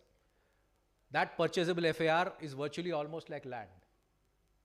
And 50% goes to the development authority, 50% goes to the train. And this is now part of the act. This is the first TOD master plan is of Meerut. The second is of Ghaziabad. So when you're bringing in huge amount of public infrastructure and investment, the players who are taking the money out from the system, they should also be blowing it back into the public infrastructure for it to be sustainable in the long run. Third, networks. Networks connectivity. I think in 2010, I used to be Joint Secretary Transport here in Ministry of Road Transport. One of the major obstacles to interstate trade was the system of permits, state permit and national permit. There used to be no national permit in those days. Trucks used to stand at the state borders for days together at the so-called checkpost Naka. It was as if you are entering a different country, not your own country. Every state had its own rules, had its own provisions, had its own taxes. 2010, we migrated to, at that time, the national permit system. We launched the National Transport Portal, connecting 970 regional transport offices across the country on a single portal. So every one of us today has got a driving license, which is a chip-based India driving license. And every one of us has got an RC, which can be linked to that database, which is a unique one. And may I tell you that when we did the national permit system, there were hundreds, literally hundreds of trucks with the same chassis number and the same. So it has got security spin-offs as well. And today, if there is an incident anywhere, any bomb blast takes place, any vehicle bomb blast takes place, within seconds you know who the owner is. You can't escape. You go connect it to your CCTV smart city cameras, you know who the owner of the vehicle is, you can issue a challan directly. The entire governance framework changes when you bring networks into effect. And suppose you bring different databases and collate that. The kind of security systems, the kind of governance systems that are possible, we have yet to scratch the surface, believe you me. And the third and the fourth one, I'll combine and I'll keep it in terms of the green and the pro-poor. They have to be a part of your planning system. They have to be a part of your operating system.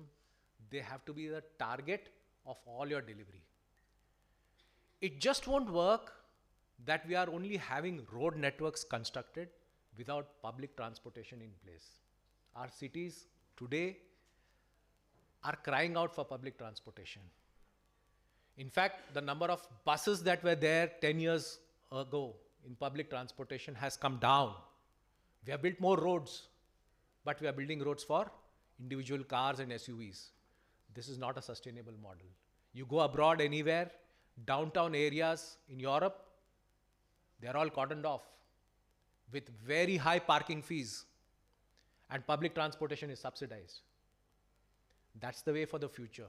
Make people mobile, make people stay very close to where they are working, and make public transportation, make green spaces, make quality of life better, attract the best talent, skill people up, ramp their levels of knowledge and skill so that they are able to be productive to the Viksit Bharat.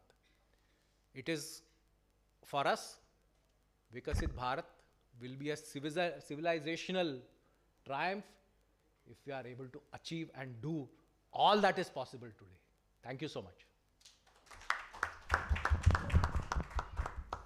Thank you, Nitin. I can see the enthusiasm with which you speak and the commitment. So we are missing the presence of Mahavir Singhvi and B.S. Jaiswal. Singhvi could have given us something about foreign affairs and Jaiswal about domestic security. But then I thank my fellow panelists for giving up.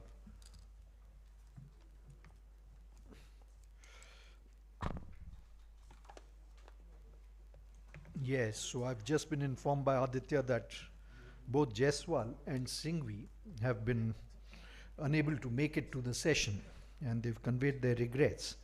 But thank you very much, my co-panelists, for being very focused and crisp and giving meaningful suggestions. And I thank you, Aditya, again, and to your team in the GCTC for having 2 days of productive sessions on topics that are extremely relevant from the perspective of Viksit Bharat and the national goals for 2047. Thank you. Thank you, our esteemed speakers, for their insightful contribution to this session. Your visionary perspective and compelling ideas have set the tone for this transformation journey. I now request Shri Aditya Tikku to kindly come on the stage and please give the mementos.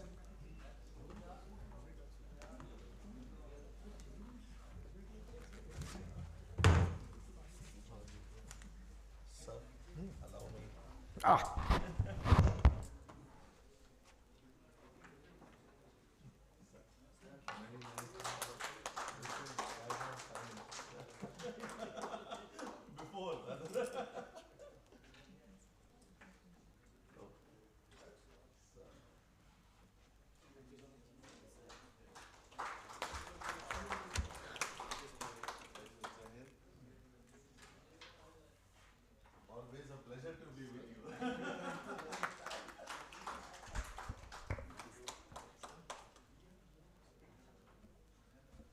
Ma'am. Thank you so much.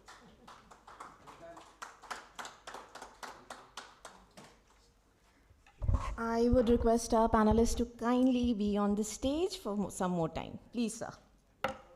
Please. A joint photo and then you have to be seated for a few minutes. Yes, sir.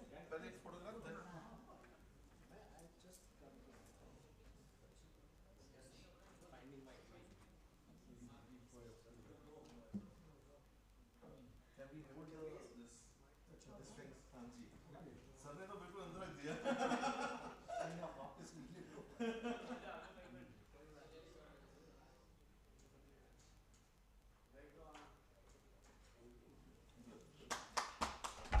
On behalf of the Global Counterterrorism Council, I extend our heartfelt gratitude to all our distinguished speakers, moderators, session chairs, delegates who have enriched Day 1 and Day 2 of the Bharat 2047 National Conference with their insightful contribution.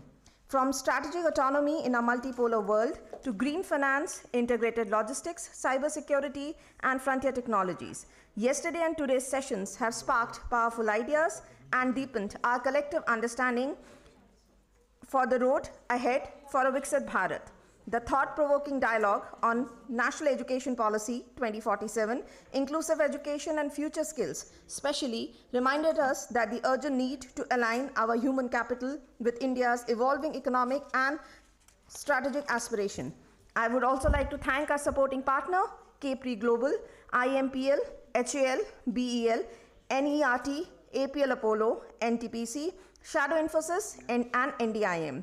As we conclude this landmark gathering, we are proud to announce the upcoming release of the Bharat 2047 Charter, a vision for Viksit Bharat, a collaborative policy blueprint reflecting the ideas, recommendations, and aspirations shared over the past 2 days.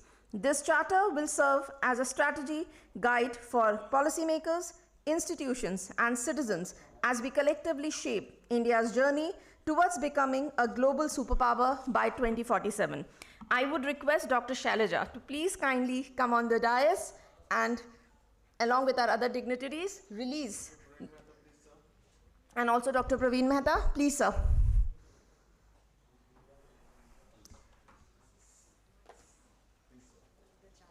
Yes, ma'am.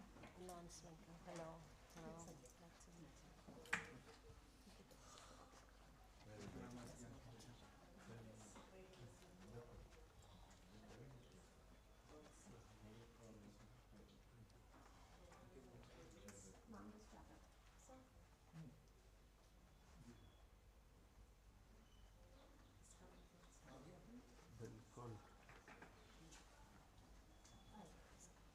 Janvi, idhar aa jao, please. Jaldi, quick.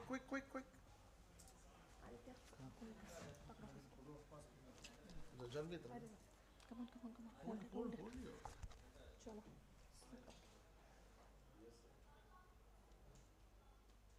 Clapping. Thank you. Thank you once again for being part of this transformative dialogue. We look forward to continuing this partnership for a stronger, smarter, and more resilient India. Thank you and Jai Hind. I would request all